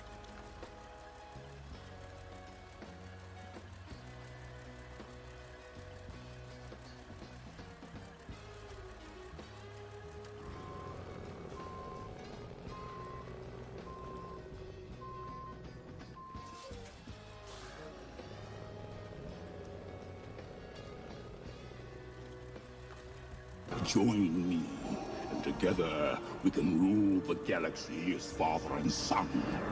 Hey guys.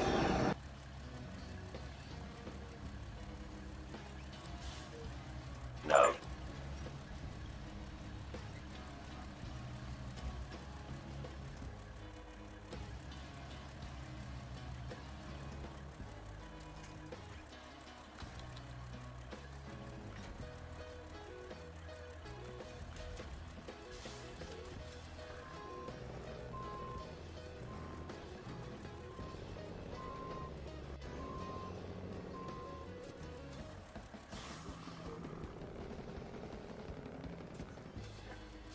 Ah.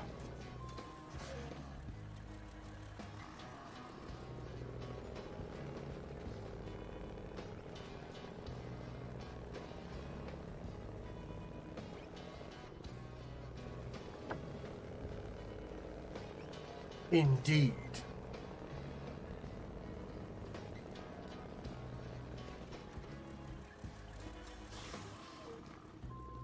Come on.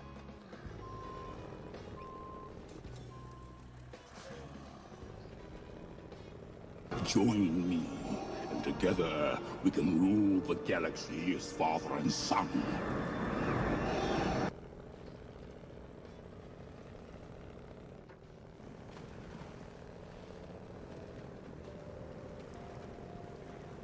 Gonna finish season 8 tonight. Ooh.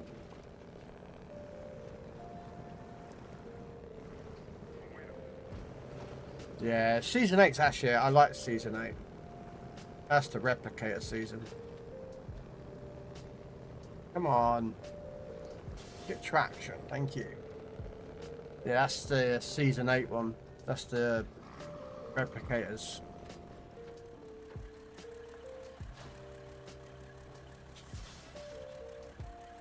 Right. So refuel.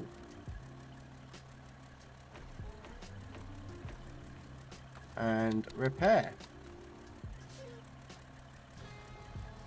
That's it. We have 100% completed the Washington map. Woohoo! Finally! Join me, and together Why? we can rule the galaxy as father and son. What is going on with my bot today? Why is that constantly being triggered? That should not trigger.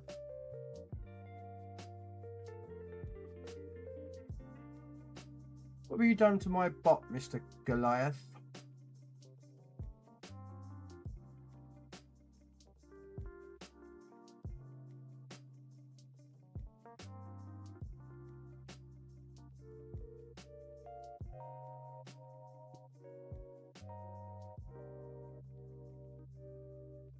Have you broken my bot?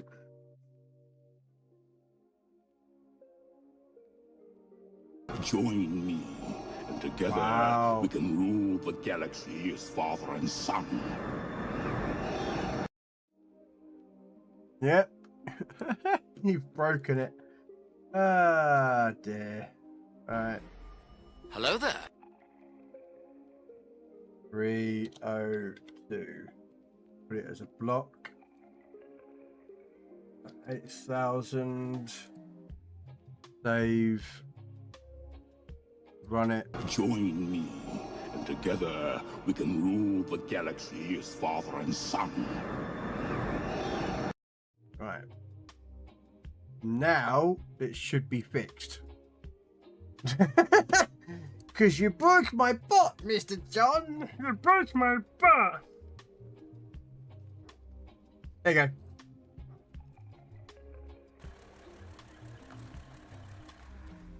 Yeah. Finally Washington map, 100%. I am so happy. Alright, time to recover all the trucks and move on to the next map. Yes, you did say earlier, Goliath, you're giving away 2 large season passes. You're from 2 very lucky people.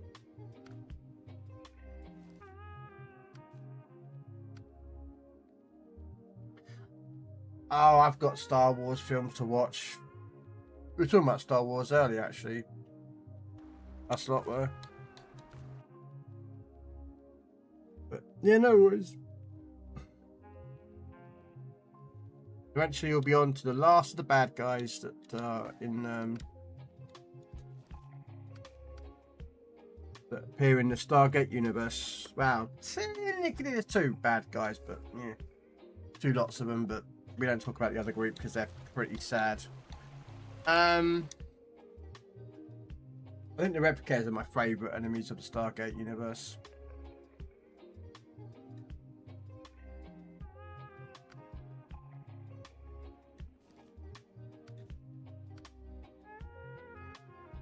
What are you trying to do, Gibbs? Hey!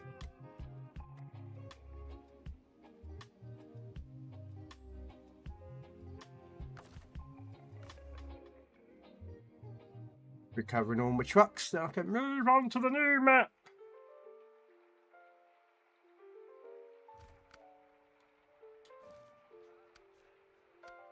I got a few trucks to recover.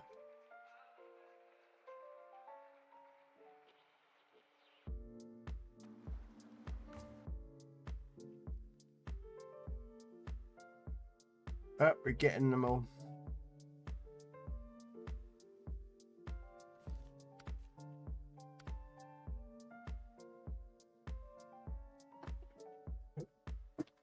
Oh, yeah.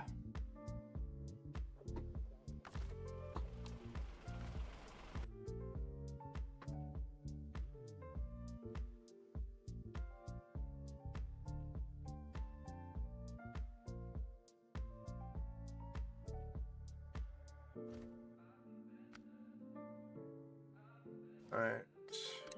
There's the Tuz.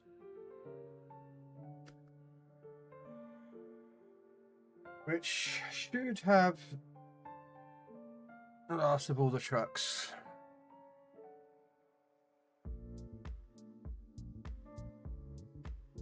Well, no, I just lost my mouse. There we are. We cover this truck.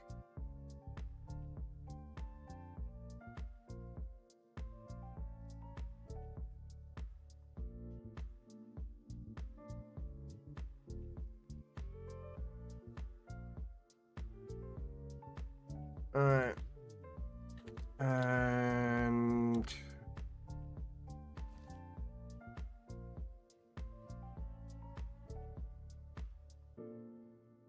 And that's it. And then we go to Solace Bay has none, does it? Nope. Make sure I pick up all my trucks.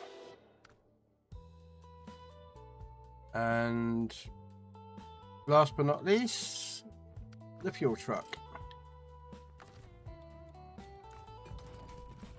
And then moving on to the new map.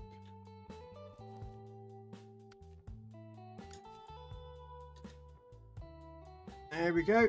New map. We're on the way to the new map. Does the new map have a garage on the other map?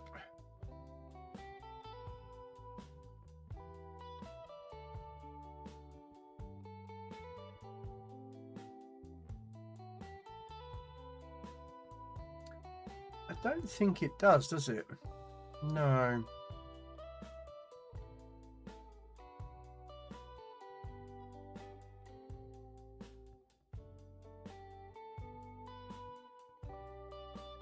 Just making sure the other maps had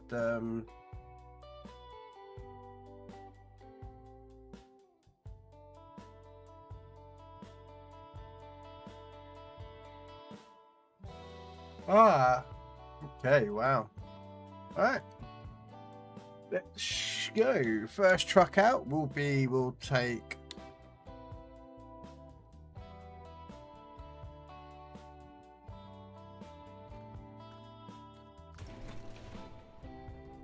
oh, actually, you know what? We want radar truck, so we'll take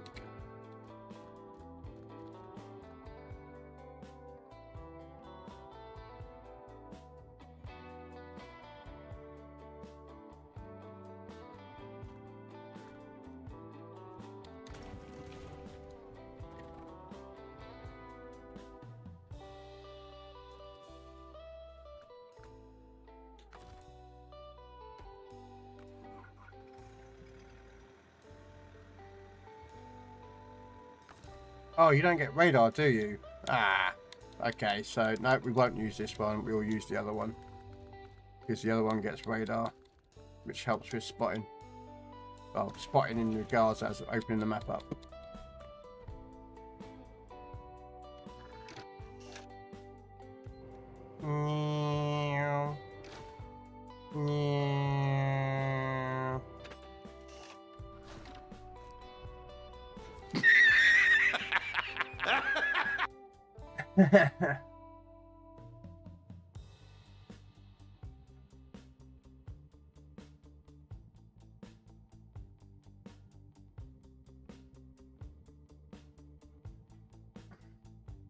Okay.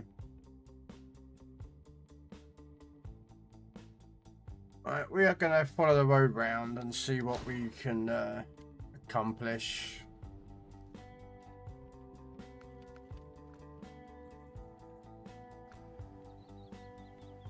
So we'll do another hour and a bit, so I'm going to put up the new one.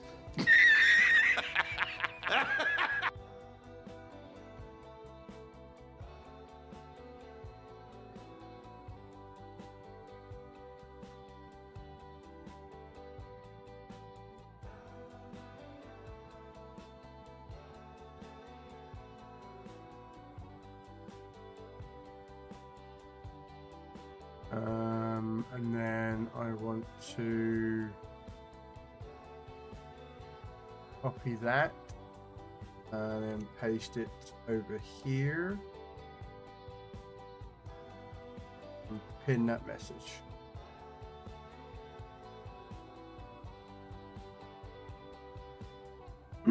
What's that? I see the government preferred measure of tipped over is as low as expected. Yep.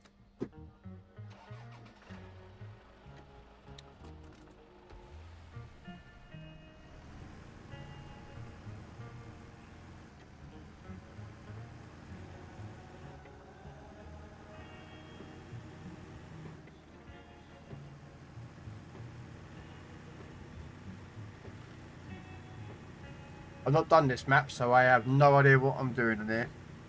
It sounds about right for any of my games that I play. We just play along and go.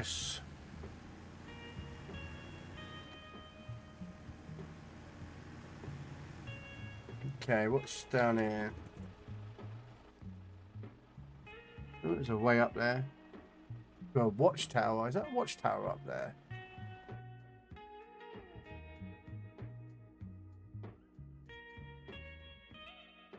No.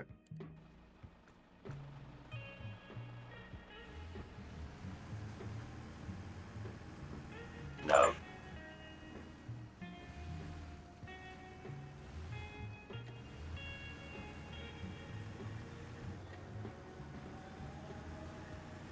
Oh, hello. We got a bridge out here. That's never a good sign.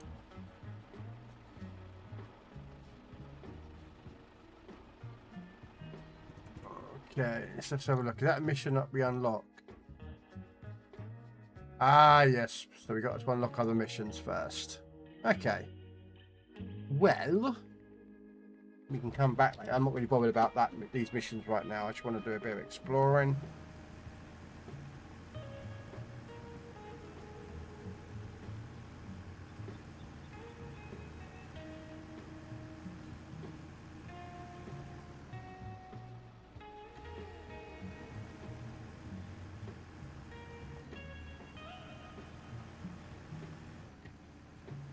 Do, do, do, do, do.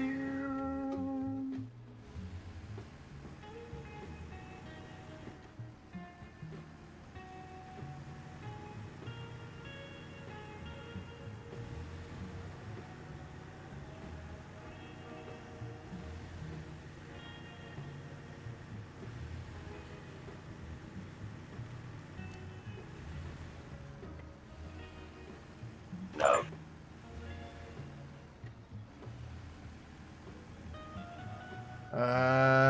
We go straight on.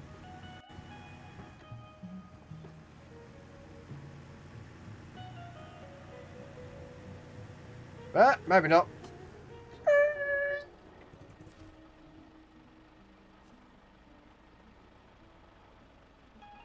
Okay, so we've got some service spare parts to pick up and some consumables. But for some reason I can't even track the mission, so it must be a mission that I can't do anything about it yet. Which is great! I'm finding missions I can't do anything about.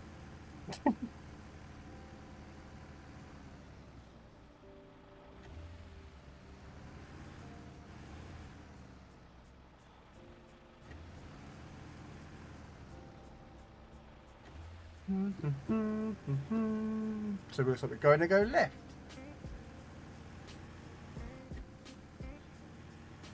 Or right, sorry. Not left means the way I was coming from.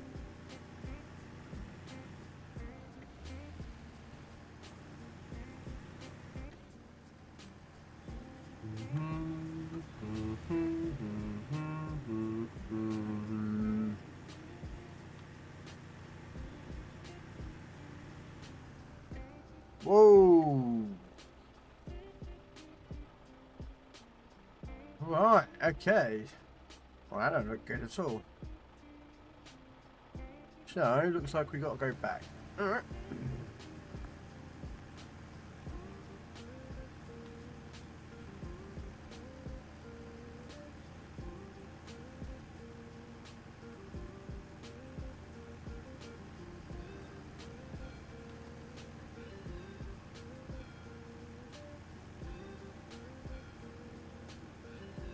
You're just annoyed, Crown, that you missed the tip. That's what it is, Crown. You're annoyed that you missed me tipping.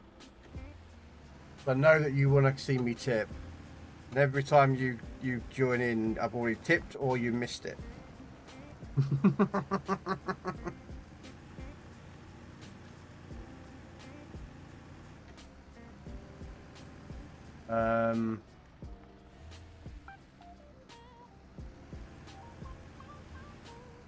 Okay, 1 second.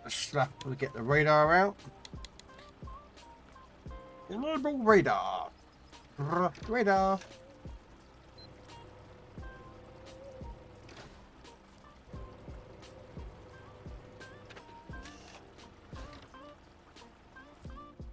Oh, we've got a watchtower up top there. Okay.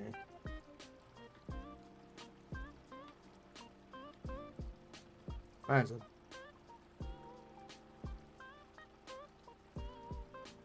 Looks like I've got a few work sites.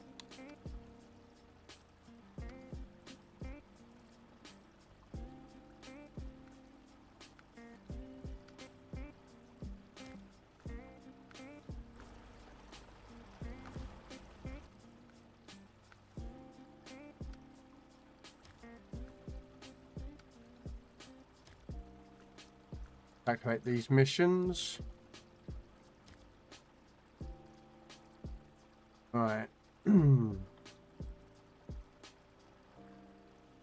Okay, so we're going to take this route around, and then I might. Yeah, so what we'll do is we'll go this way. Then we're going to drive up here and see if we can get to the watchtower up there. I don't know if it's possible, but we'll give it a go either way.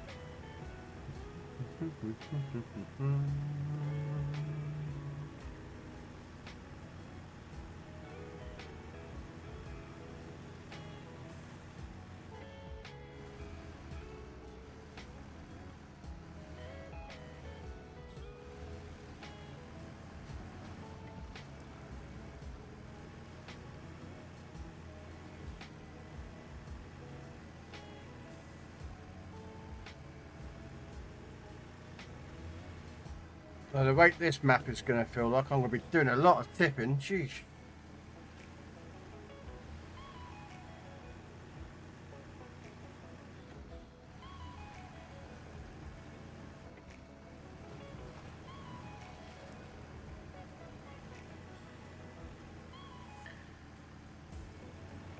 What's that? Oh, is that another bridge I've got to repair? No.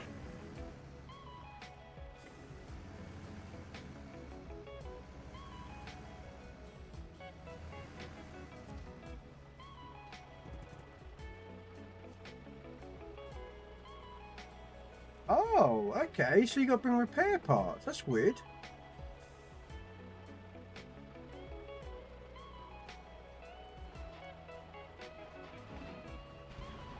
There we go. So yeah, that's weird. Repair parts, 150. Okay, so she's got to bring 2 more consumables, and that will unlock that bridge. I hope you're not carrying nitroglycerine in that. Oh yeah, the best stuff ever. The best stuff ever.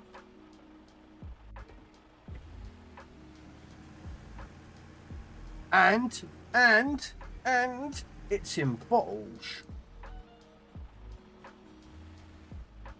Glass jet bottles in a wooden crate in the fridge.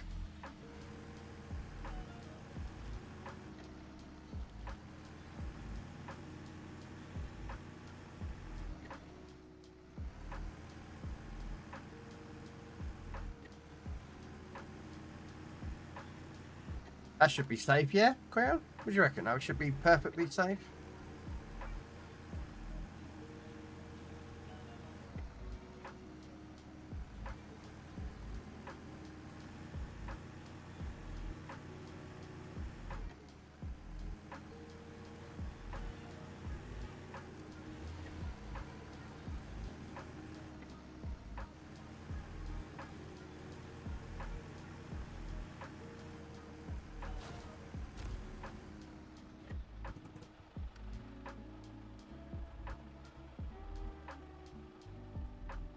The beacons are lit and Gondor asks for aid. Sorry, I'll start there.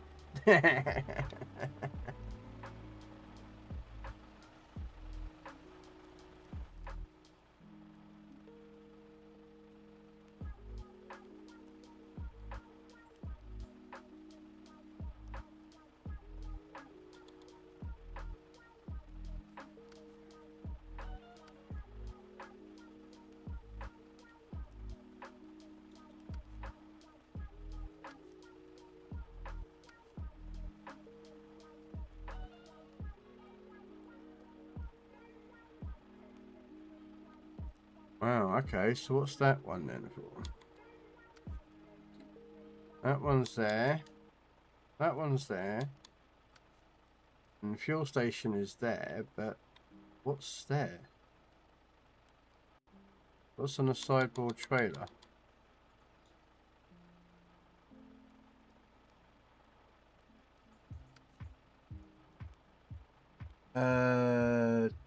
Two something. Ah, bricks. Okay, so there's 2 bricks there. I don't really bother about that. What I'm going to do then is we're going to go back down this hill. And we're going to go to Dirty Dealings, grab that mission. So that we've got at least the missions being piled up.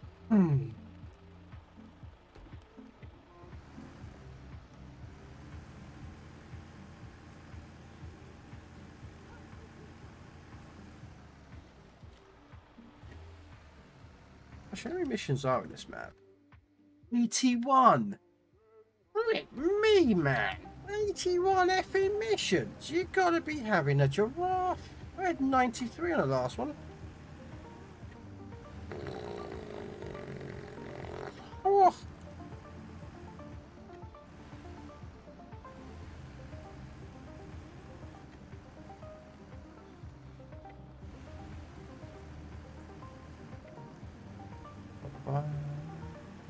Right, so solar panels are in there.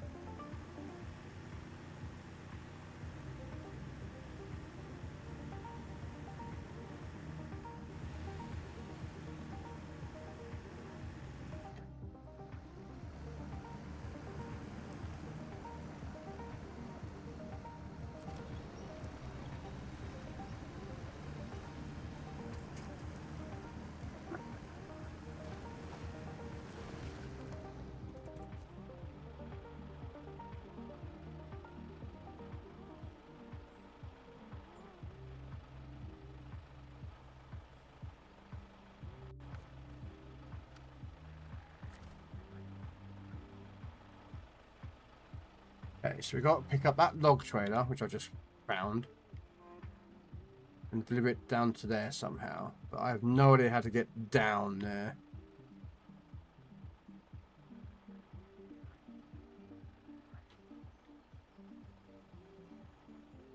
I'm going to guess through that way. What do you reckon?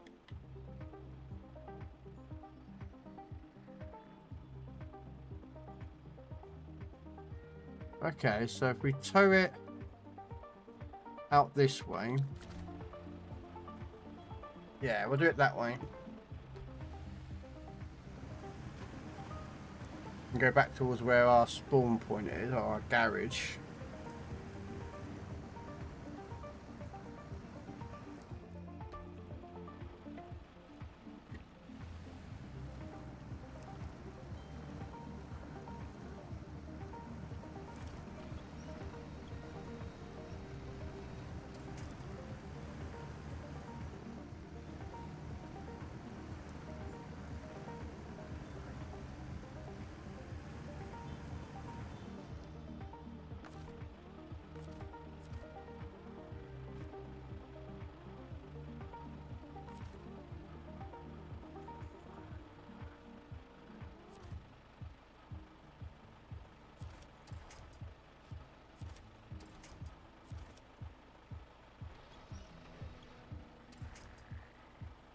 Fine. I was trying to basically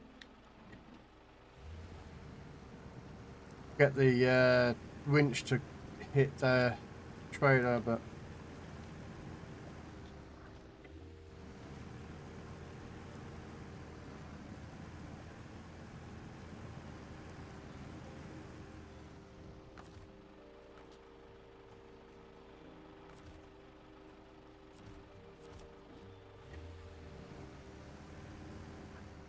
actually just pull away a little bit and then attach. There we go.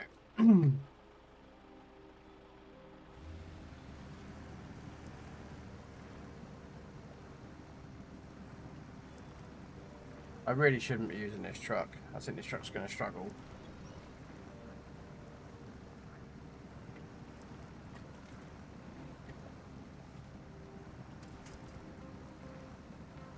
No.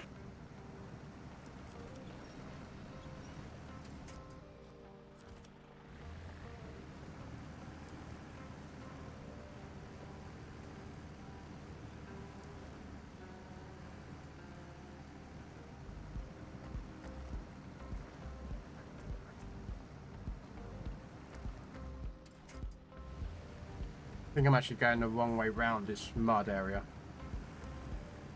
Yeah, should be on even that side. Oh, the same problem with this truck is it's mud is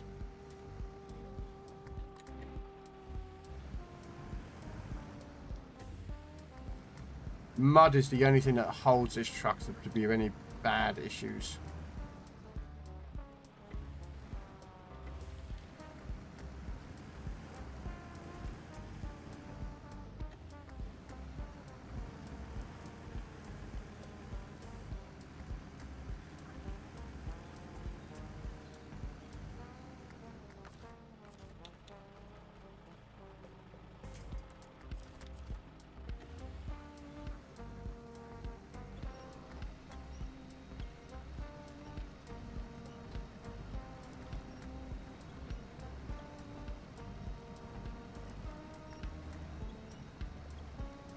No.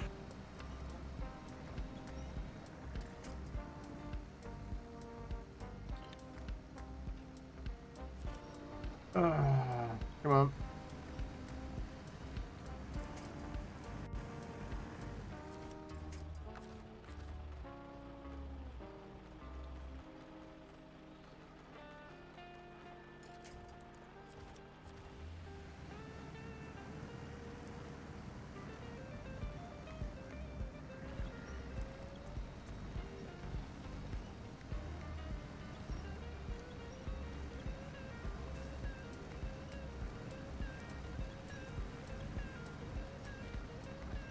Trying to find the path. That's all. I'm trying to find the path that you would normally drive through here because it kind of gives you a bit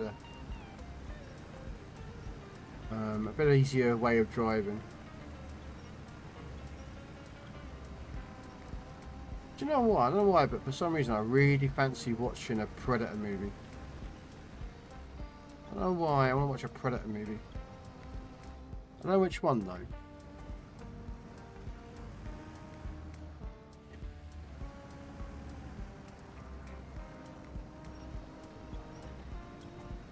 I'll probably watch the first one though. Danny Glover one, the number 2. I'm not a big fan of it, but yeah,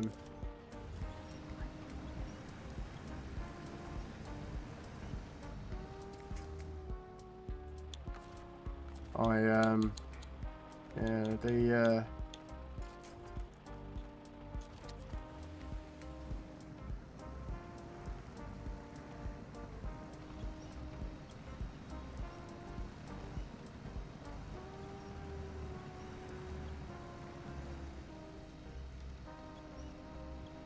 see, this thing can't take a single trailer. Any trailer whatsoever, this truck will absolutely get stuck with.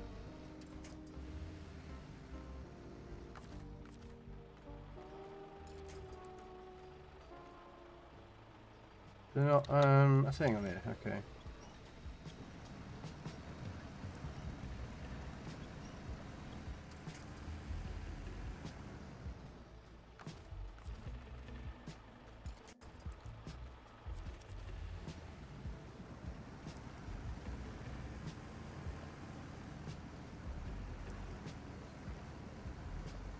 Come on.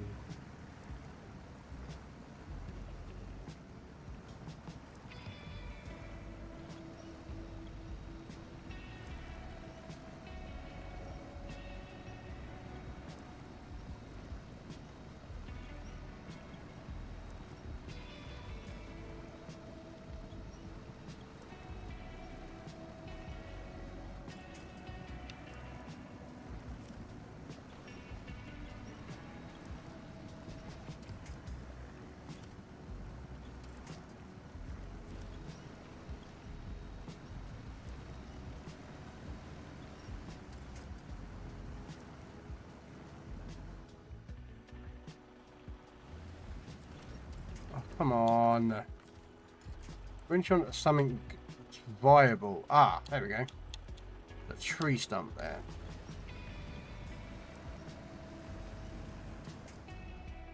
Right, and then throw the back onto that. You'd think you'd be able to actually winch the front and the back together so that you can pull, but apparently the game won't allow you to do that.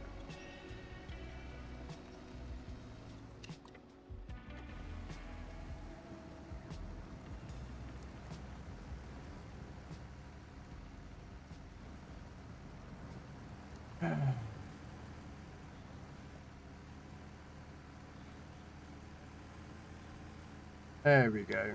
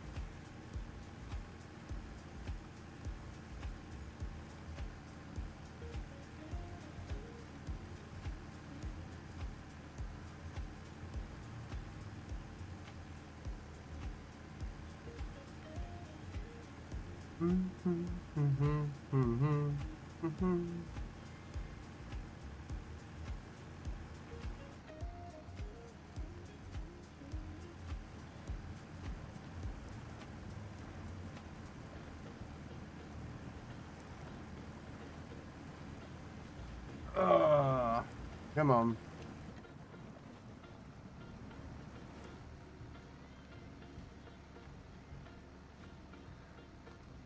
Our progression on this mission is...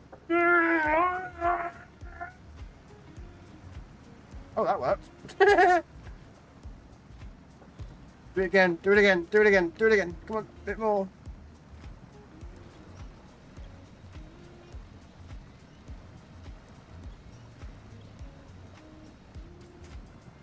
Let's unhitch there.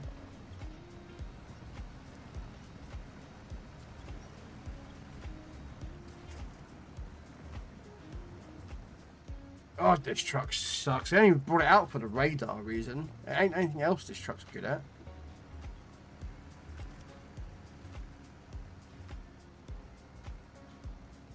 Absolutely horrible truck to try and get through any kind of mud. It's absolutely horrible to survive struggling through. I wish my Tuz had a better radar system.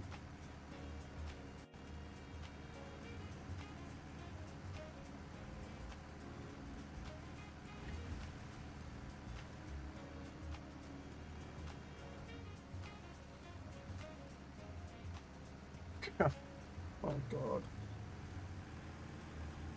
god. Come on, you piece of crap. Oh my days, you got stuck again. I mean, like, I'm not being funny, man, but... Fine. You know what? Screw you and your fucking little trailer, mate. 30 diddings, you can feck off, mate. You ain't got a decent enough trailer to move that. I can get off it. Do you know what? Why am I trying around with this truck? Get rid of this truck. Give me a decent scout truck. Where are you, Tuz? There you are. Far, far better superior scout. Far, far superior. This thing is a beast and I want a decent scout. And the reason I bought that because it's got radar, but... This thing, I'll show you what this thing does. That scout trailer, shall I? That little log trailer. watch this. This thing's just going to be like, what trailer? Because I freaking. Hey, gamer. Oh, mate, I'm trying to pull that trailer closer, but that truck is horrible at pulling anything. I don't like it. The only reason I was going to use it was for the radar to help me scout a bit, because I've just got to this map. But this truck, that truck is, ugh, horrible. Any, like a millimetre of mud and it just absolutely starts squealing and screaming. Like, I can't get through the mud. It's like, shut up, mate. You're supposed to be a scout truck.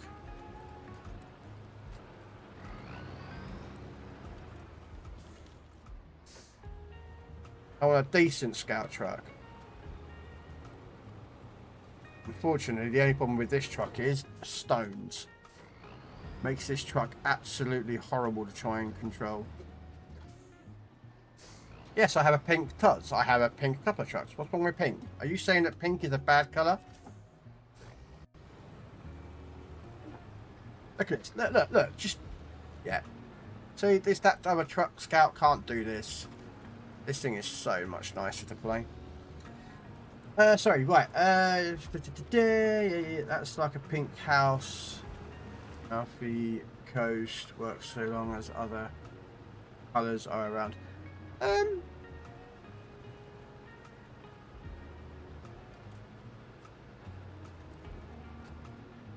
don't mind pink. I don't have a problem with pink at all. Why would I have a problem with pink?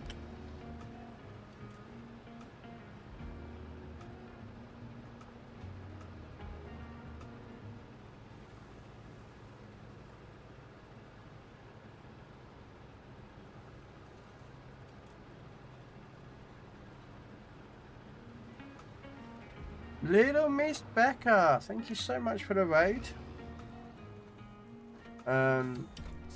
Welcoming Little Miss Becca and raiders. We don't know the way, so we're going to go up here and along here. Oh, actually, no.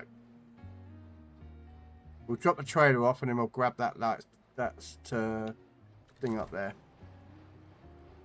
But yes, what was you playing? Monopoly? Monopoly? Did you go past Go and collect $200? Did you get some free parking? And then did you slap... and then did you slap like about 30 odd, what do you call it, on there, onto the,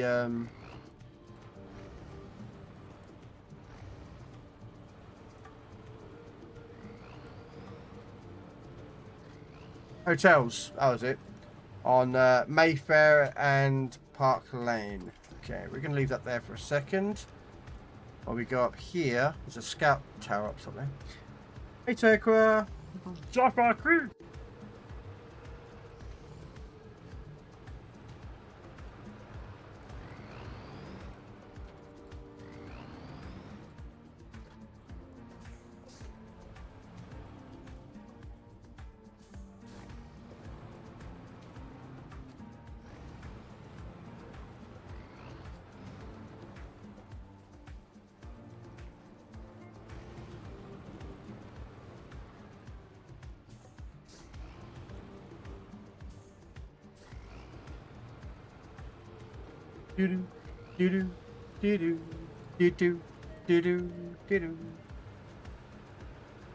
Anyway, pink is not for girls.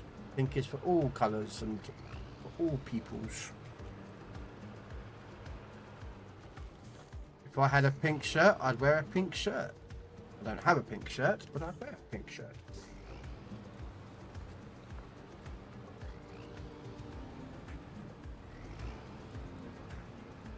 Although if I wore a pink shirt, I think everyone would think I'm some beached whale walking around and trying to put me back in the ocean. But, you know. No.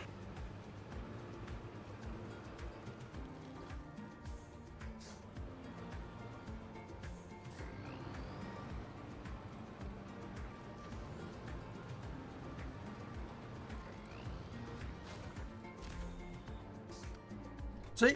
The beacons are lit and Gondor has called for aid. I have to do it because watchtowers look like it, so they've got to be done. Right. So we're going to pick up that trailer and take it along here.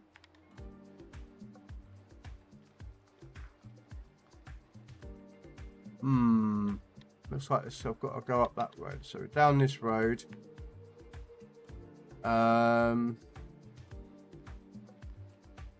Actually, what we'll do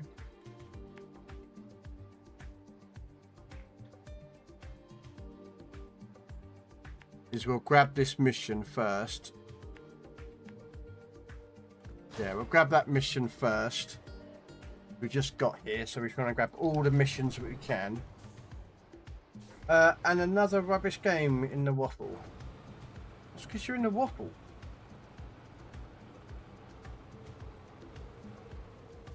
You need teammates, Tokra. You need... Not Tokra, sorry, Crown. You need teammates. People to come in and help you. Oh, wait, I say that. No one comes up to me. So, yeah. No, the waffle's alright. It's just a... It's a very easily defeatable tank.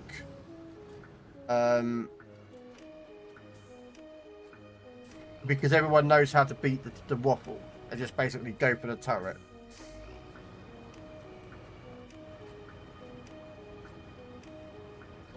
They know that the waffle can be easily defeated by taking on a turret.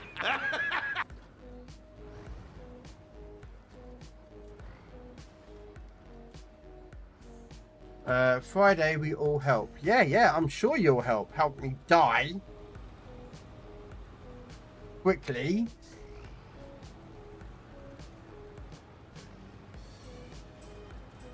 Won't you, Tokra? You'll be quite happy to aid in my death. Of course, you want to division up with myself and Goliath, which normally was what happens. Or maybe I could quite happily go against Goliath.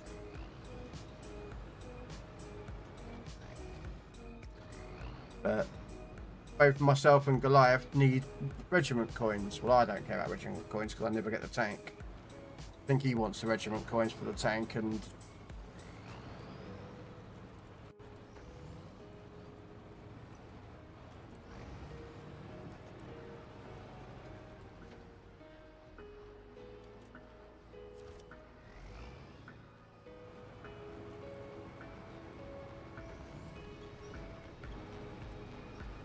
Tokra?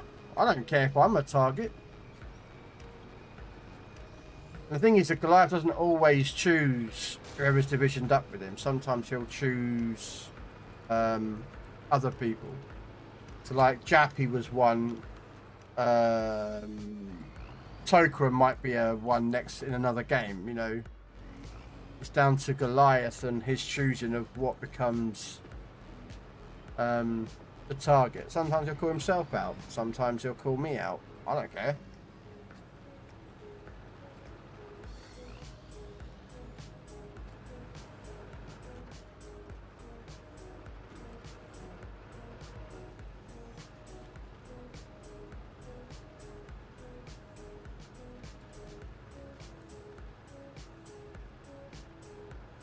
It's about having fun, you know?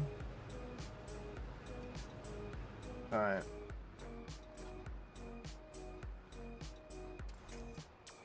Let's quickly drive in here, grab the mission. I don't know what the mission is, but we'll grab it anyway.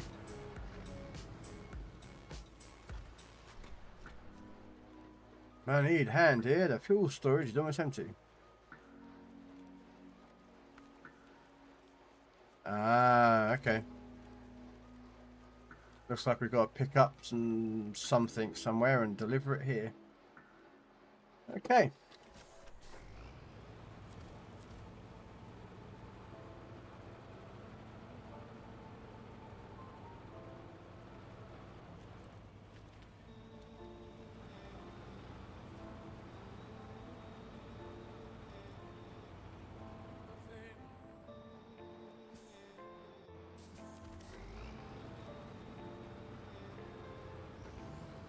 Alright.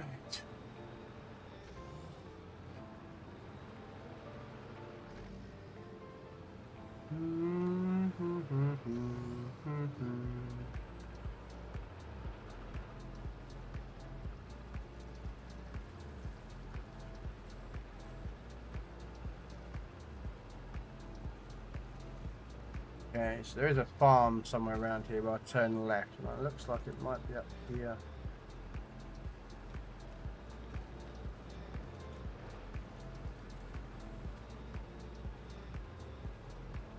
Okay.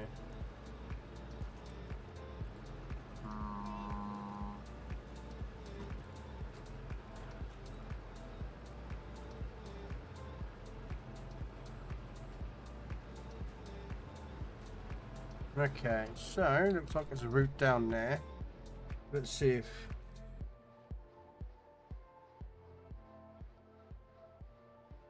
what do you reckon? Do you reckon there's a way through?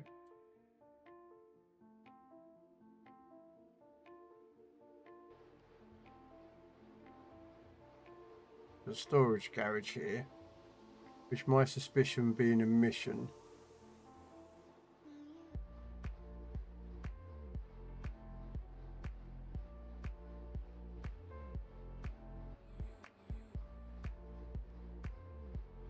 Good look at Map Runner. Let's have a look at Map Runner, shall we? See if Map Runner can give me a helping hand to know what to go with.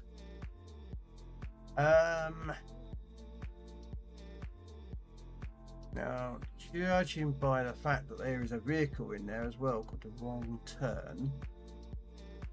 Now, where's the farm garage?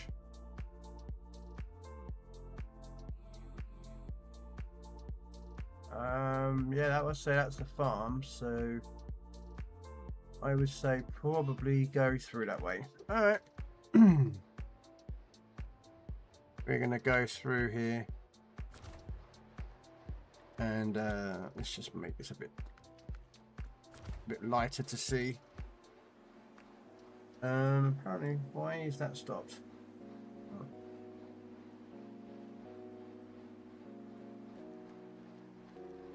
What time is it? 20 past.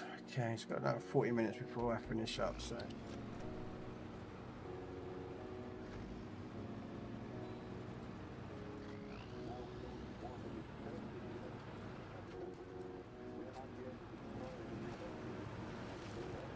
Wow, that was a bit deep, wasn't it?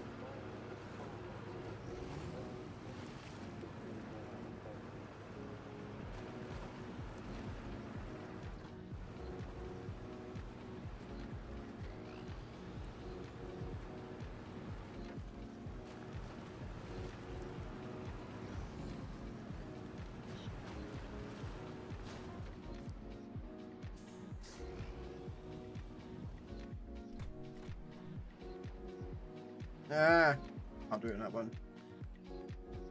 No, I've still got. Yeah, I thought I had. I thought I've got to drive over the back of it. Drive over there, so I can actually pick up the task and accept it.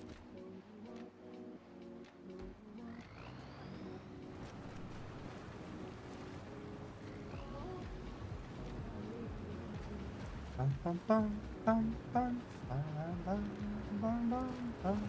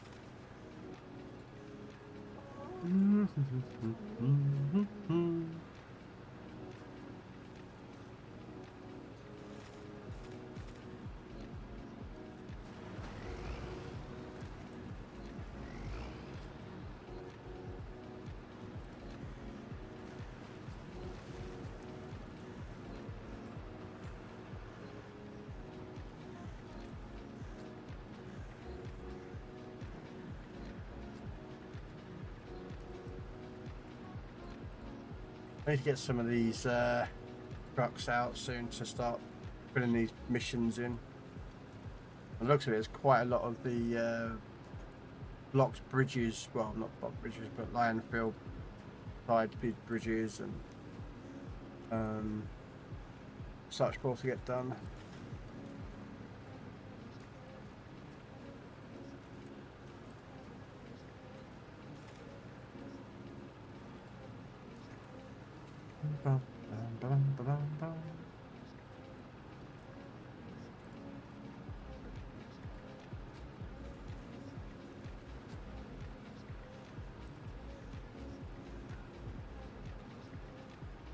There we go.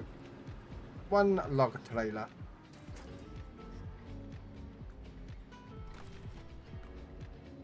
Boom. One mission down. 80 to go. We got one mission. Woo! And 2 watchtowers. Where's the wrong turn got to go? I'm assuming that...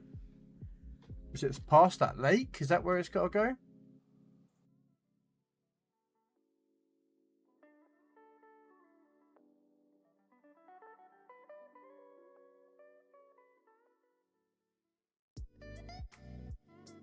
I don't actually know, so I really wouldn't know what I'm doing with this map.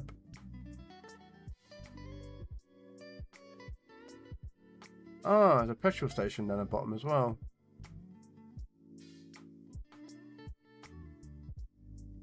Yeah, alright.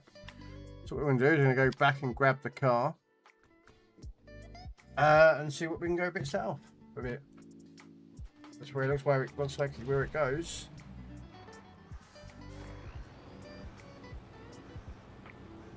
Bad for someone who has no idea what he's going on this map.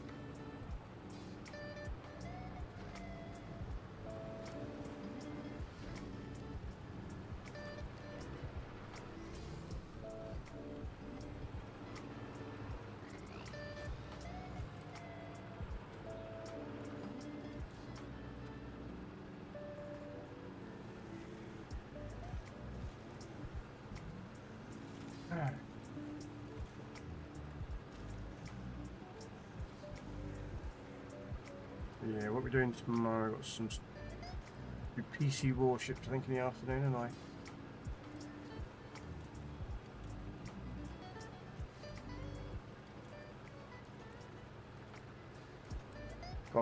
I've got to get the naval battles done. Oh, okay, can't turn there. That's the exit. So.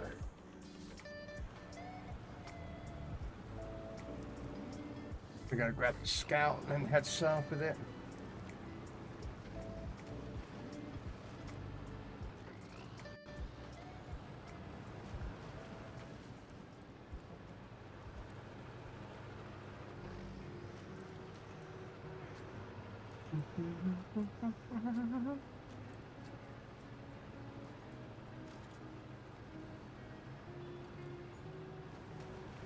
I like how the mission is called The Wrong Turn. It's like, yeah, you go straight into a very muddy farm.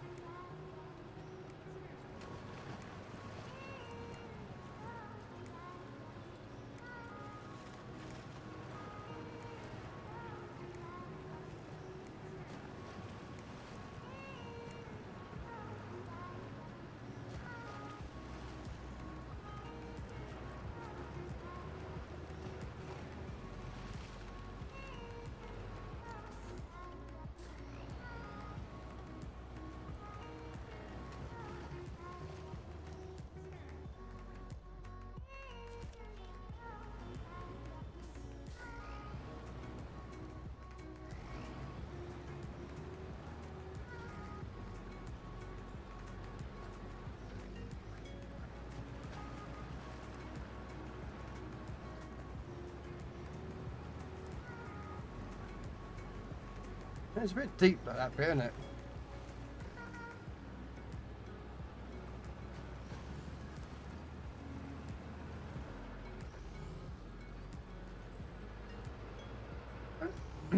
follow the road along and see where we go to.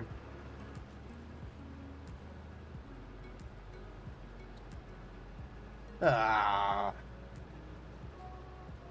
Is it passable? Yeah, I think it is, so.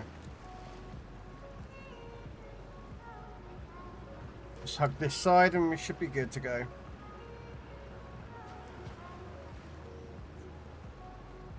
Yeah, this hill reminds me of, oh, what's the map is? Yukon map. It's a couple of ice maps. There's some very high level roads. So.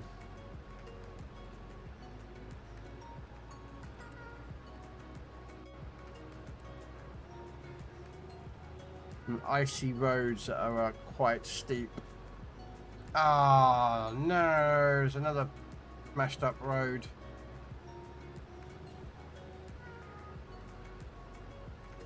Can I get round this one? Sometimes you can get round these. I reckon the answer to that question is probably no. But I'm going to do it anyway. We're going to do it anyway, aren't we? Yeah, because we're awesome.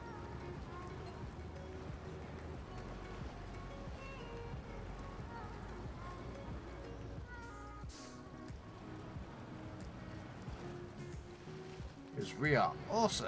There we go, up there.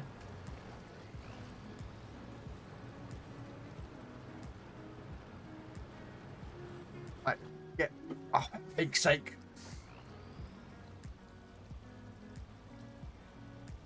Come on. Thank you.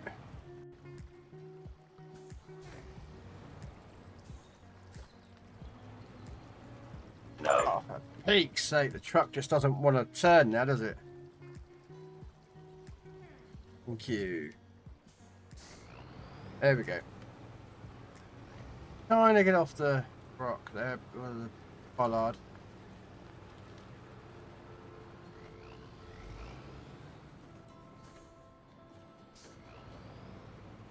I'll just quickly drive over it. It should then give me what I need to know.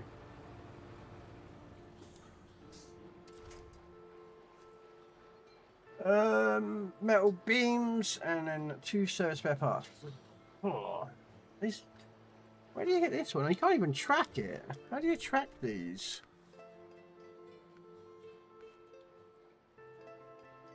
You can't even track them.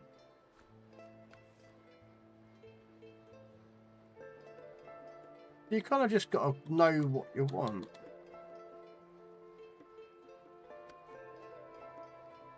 Can you track this? You can't track it.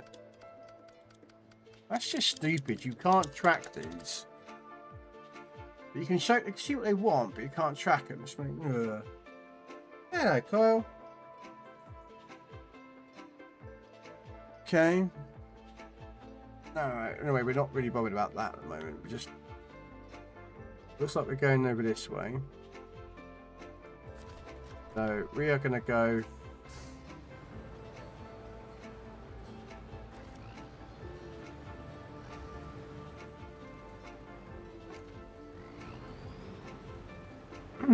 How you doing anyway, Carl?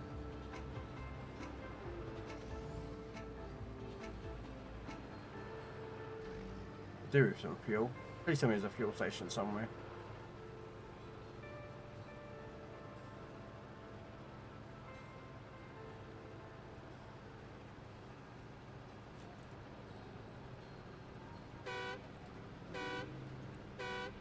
Anyone around? No. I need my truck filling with fuel. Hello. Oh, hello. Probably a mission. Let's see what it is. Well, I'm doing alright. Still recovering from the cold. I got like a cold flu-y thing at me.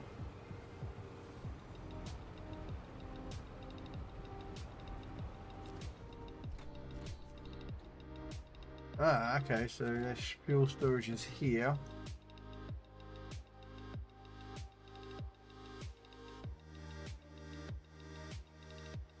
Ah. Okay, so it looks like there's one over there. I'm also looking, by the way, I'm also looking up here. I've got map runner up there, so it's kind of just helping me out with the location.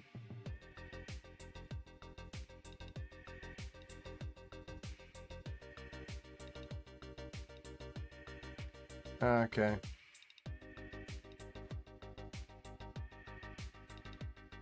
So kind of just give me an idea of where I'm going. There's a bad one going around here too. Good to hear you on here. Mate, I'm on the other side, yes. But I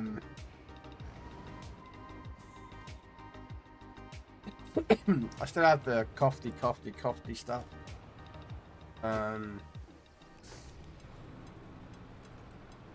I still feel rough like that.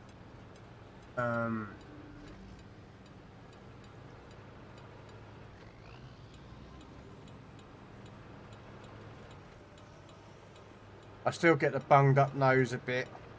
I'm still a little bit drained of energy at the end of the day, but I'm still like recovering, so. Oh, we got a train. Choo choo, mother trucker!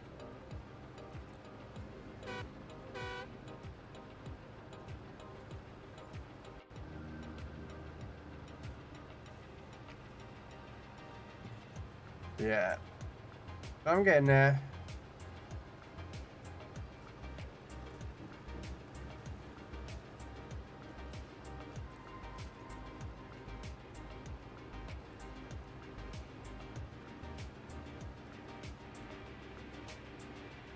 Ooh, fuel!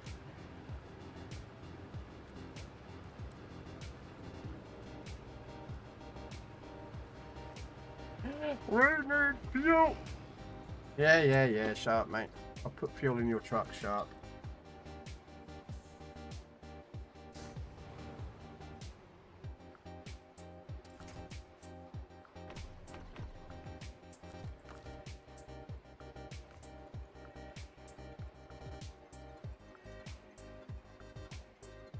Why was you stalling for that? Nah, you don't need fuel. Okay.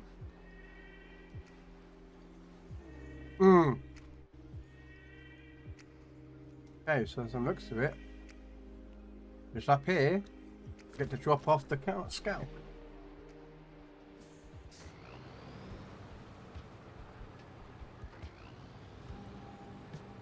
But yeah, no, I mean, luckily I'm over the worst of it. I got hit with it last week. I think was it Wednesday or Thursday last week. I got the full brunt of it all, you know. I was drained of energy. All I wanted to do was just sleep. And yeah, but it's going around. I mean, it's getting that season. I'm gonna assume it's up here.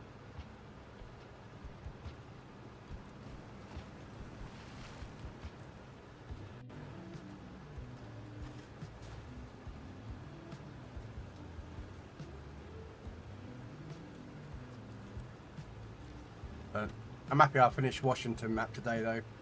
So I am now on the new map.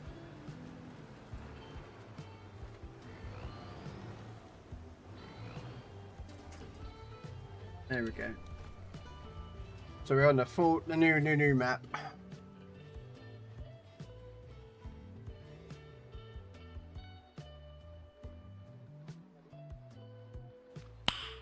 Nice.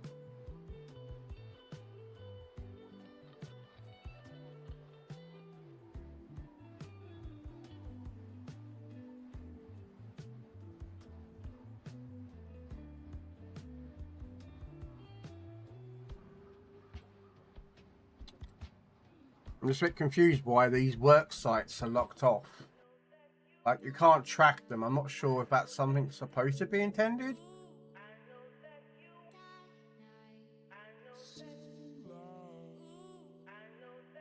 Like, do you know what I mean? Like this one. No. This one.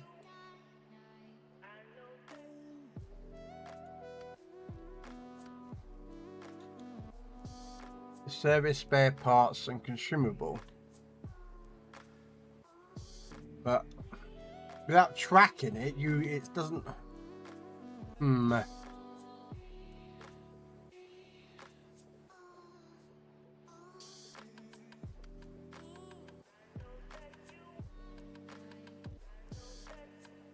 Okay, right. So 2 consumable and 1 service spare part, which I suspect comes from the service hub.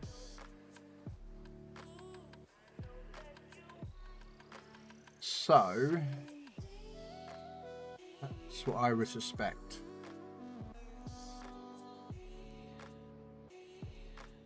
But you only got 2 consumables here though. So I have got a very limited choice on where to use those 2.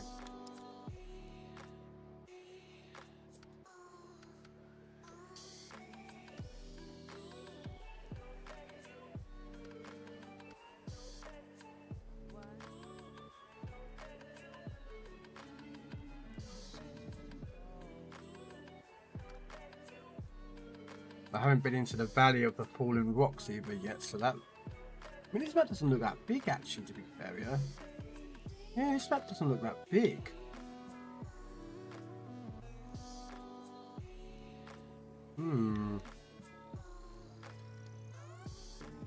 Okay. Alright, let's go a bit more exploring then. We'll try and figure out how we're going to find all this stuff to build these, get rid of these work sites. That'll probably be my goal for the next session, which will be Tuesday next week, I think. Will be to literally just probably finish exploring and then watch towers and then probably work on those.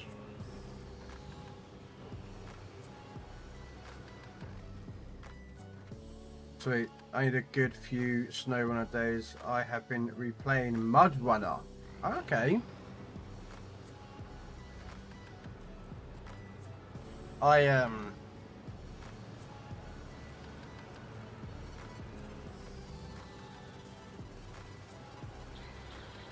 Now I've been doing SnowRunner on Tuesdays and Thursdays evenings. That's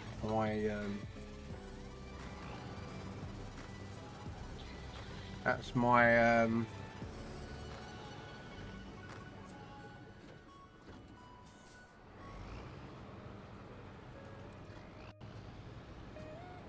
Oh, look what I gotta move later. I recognise that trailer. I recognise those trailers. I don't know what's coming. What we got here? Empty container, cargo container, transformer. Okay, oversized cargo. Okay. Oh, what we got here? What we got here?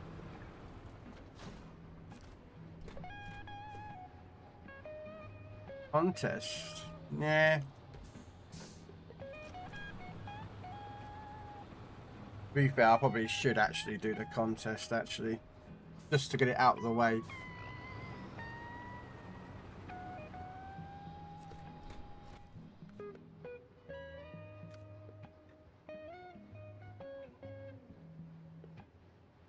One minute and 20 seconds.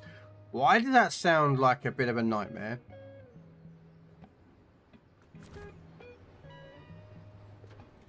Alright, why does that sound like so not an easy thing to do?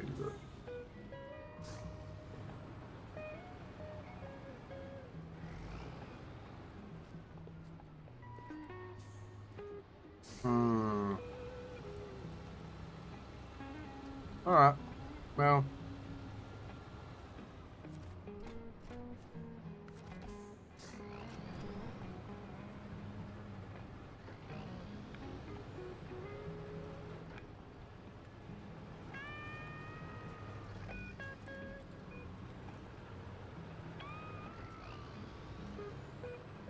Oh, come on. You're telling me one wheel didn't hit that? What the hell?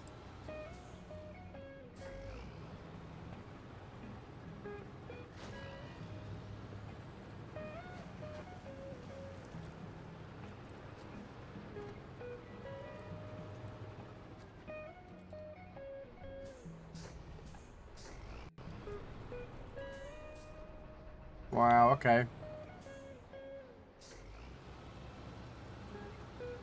I don't care if I don't get gold. I hate rail yards though, because all these wheels that get locked up. But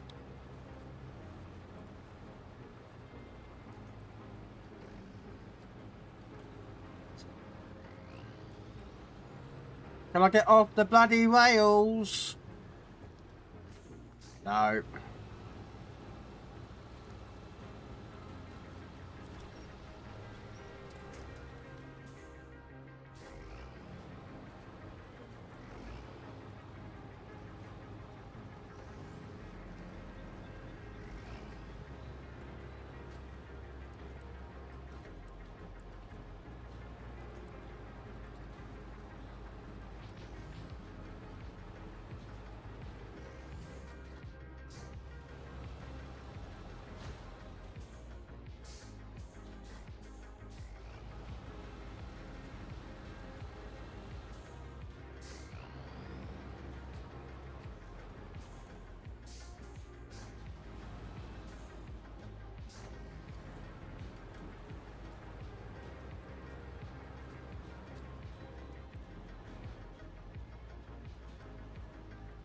Oh, come on.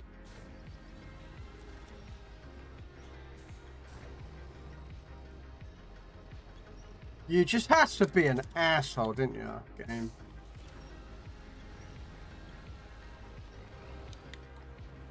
Ah, well. That can stay there now. I ain't getting out of that. Okay, so what we're going to do... I'm going to clear that one out, which requires 2 consumables and a service spare part.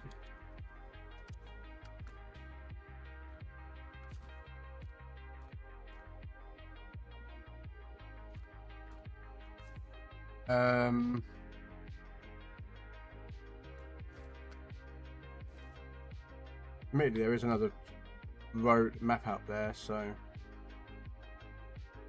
just trying to think, where would a service spare part comes from? I know it's down the bottom there, I know, but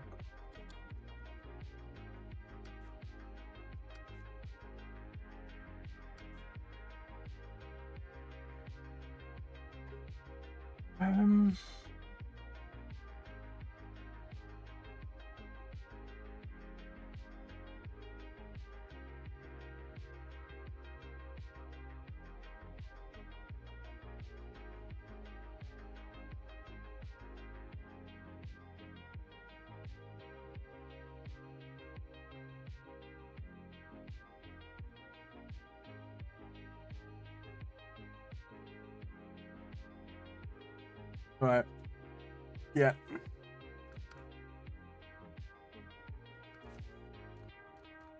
I want you.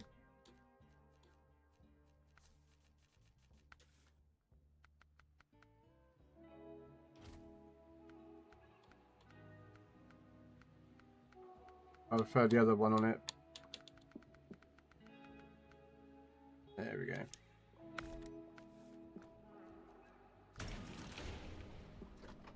We'll grab all 3 to pick up for that position. Hopefully we can unlock it. Right, 10 minutes before I really should finish. So what I might do is I might just do this one mission. Or should I do that another time and drive this into the next map? Yeah, I'll do that next mission, that next map. This map I don't really want to do too much. A bit of exploring. I'll do a bit of exploring with this one. What I'll do.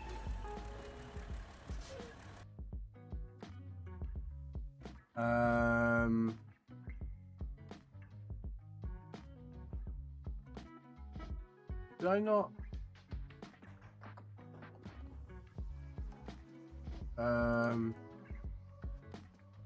I thought I pinned that. Oh. Okay.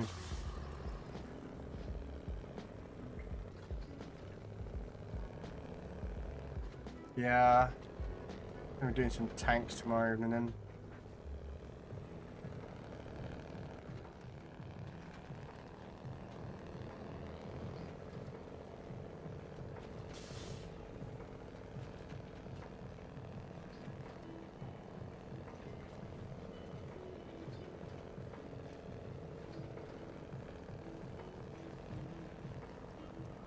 I don't know if I can do the bridge though, or the race. 4 shots, 3 pens, 2 kills. Not bad for a waffle. I remember when they removed that from the game, from the tech tree line, and you couldn't get it anymore, and it became premium. That was a long, long time ago. And then they brought it back.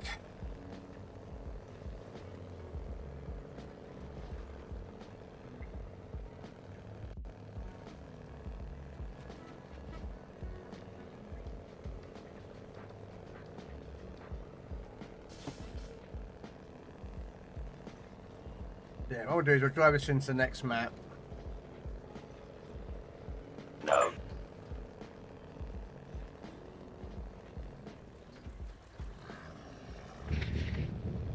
I'll be back. Really? 2,800? Man, I don't have that nowhere near that many regiment coins. Never does. You've got what? Tomorrow, Saturday, Sunday, and Monday. So you got 4 for Monday, sorry. So you got 4 days.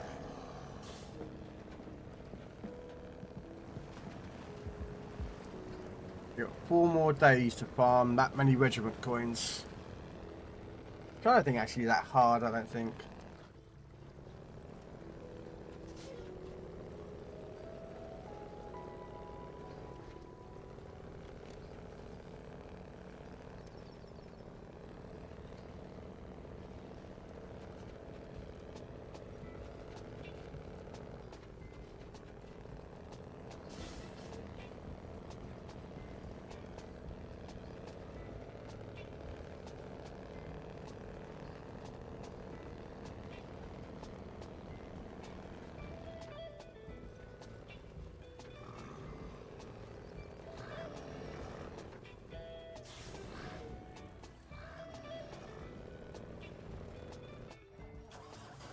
Come on! Oh my days, you know what I mean? Like what? Did I miss a turning off? Oh, I did. Yeah, I did. I missed a turning. I should have turned more.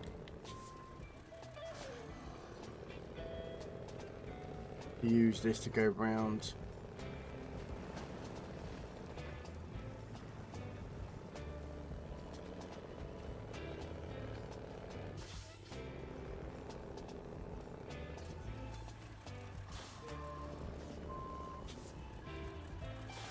Right.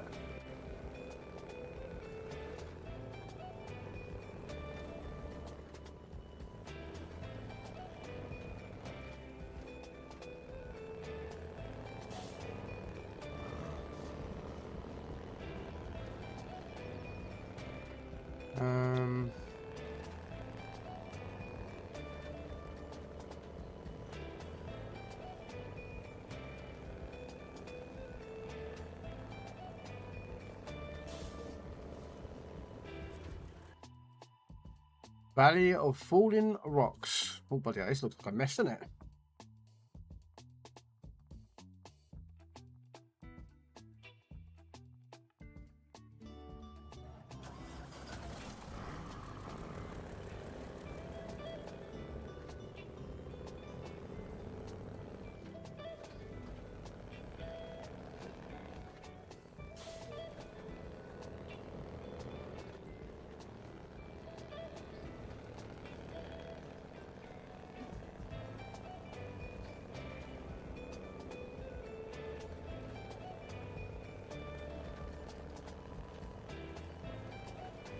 Oh.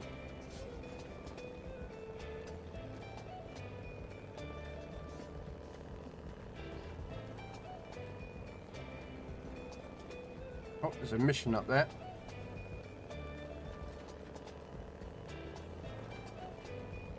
Grab the mission.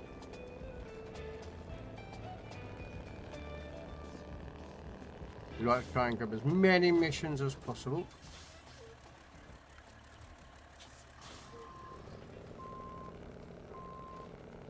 Because then that way when we go do them, we don't have to worry about driving all the way up here to pick it up. We can just grab it and know what we're grabbing to finish the mission.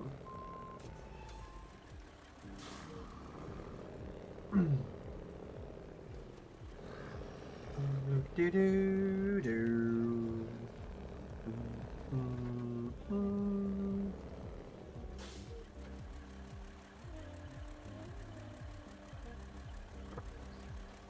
Let's have a look what we got.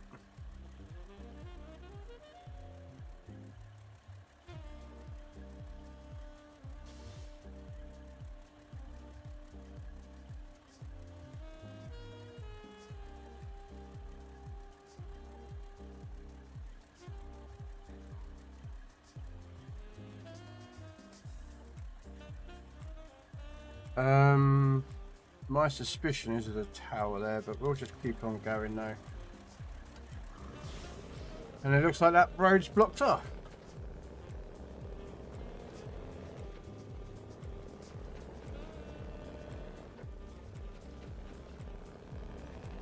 But I'm going to say feck it, and I'm going to risk it for a biscuit.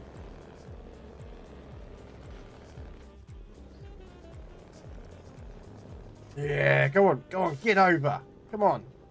I can get over that. Apparently, no, the truck can't get over that.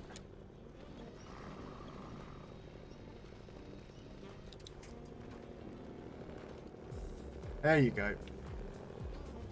Told you it could do it. See? Oh, I have no issues about doing stuff like that. Probably couldn't do that with a trailer and fully loaded, but hey, you know. I might try that later.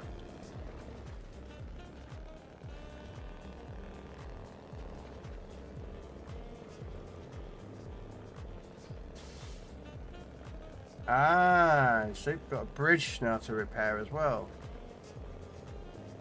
What's with the green icon though? Like, you can't track a bridge repair, so I don't know. I'm confused really. Why I can't like track the mission. It doesn't make sense. I don't understand it.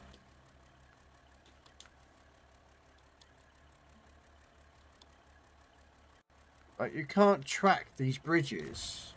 Like,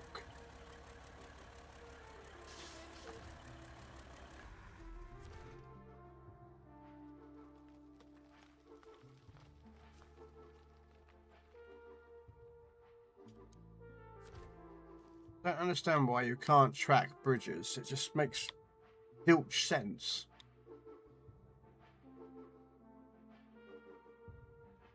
Makes no new sense whatsoever.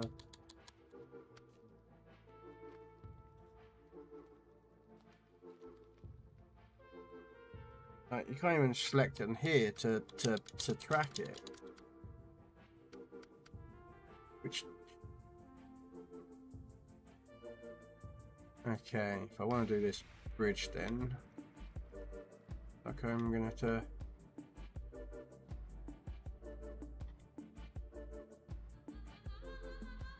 probably go off down there.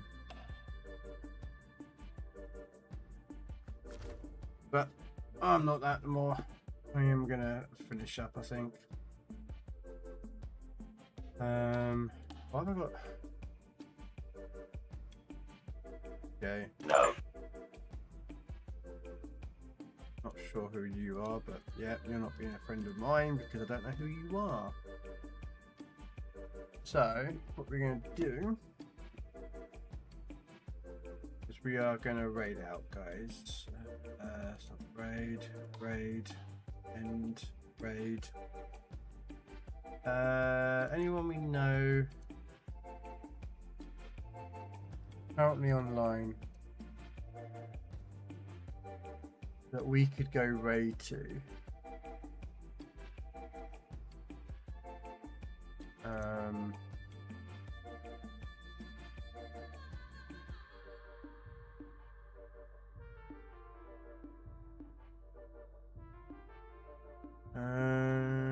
Oh, Rogue's online. What's she playing? Why is Kylie showing up as online again?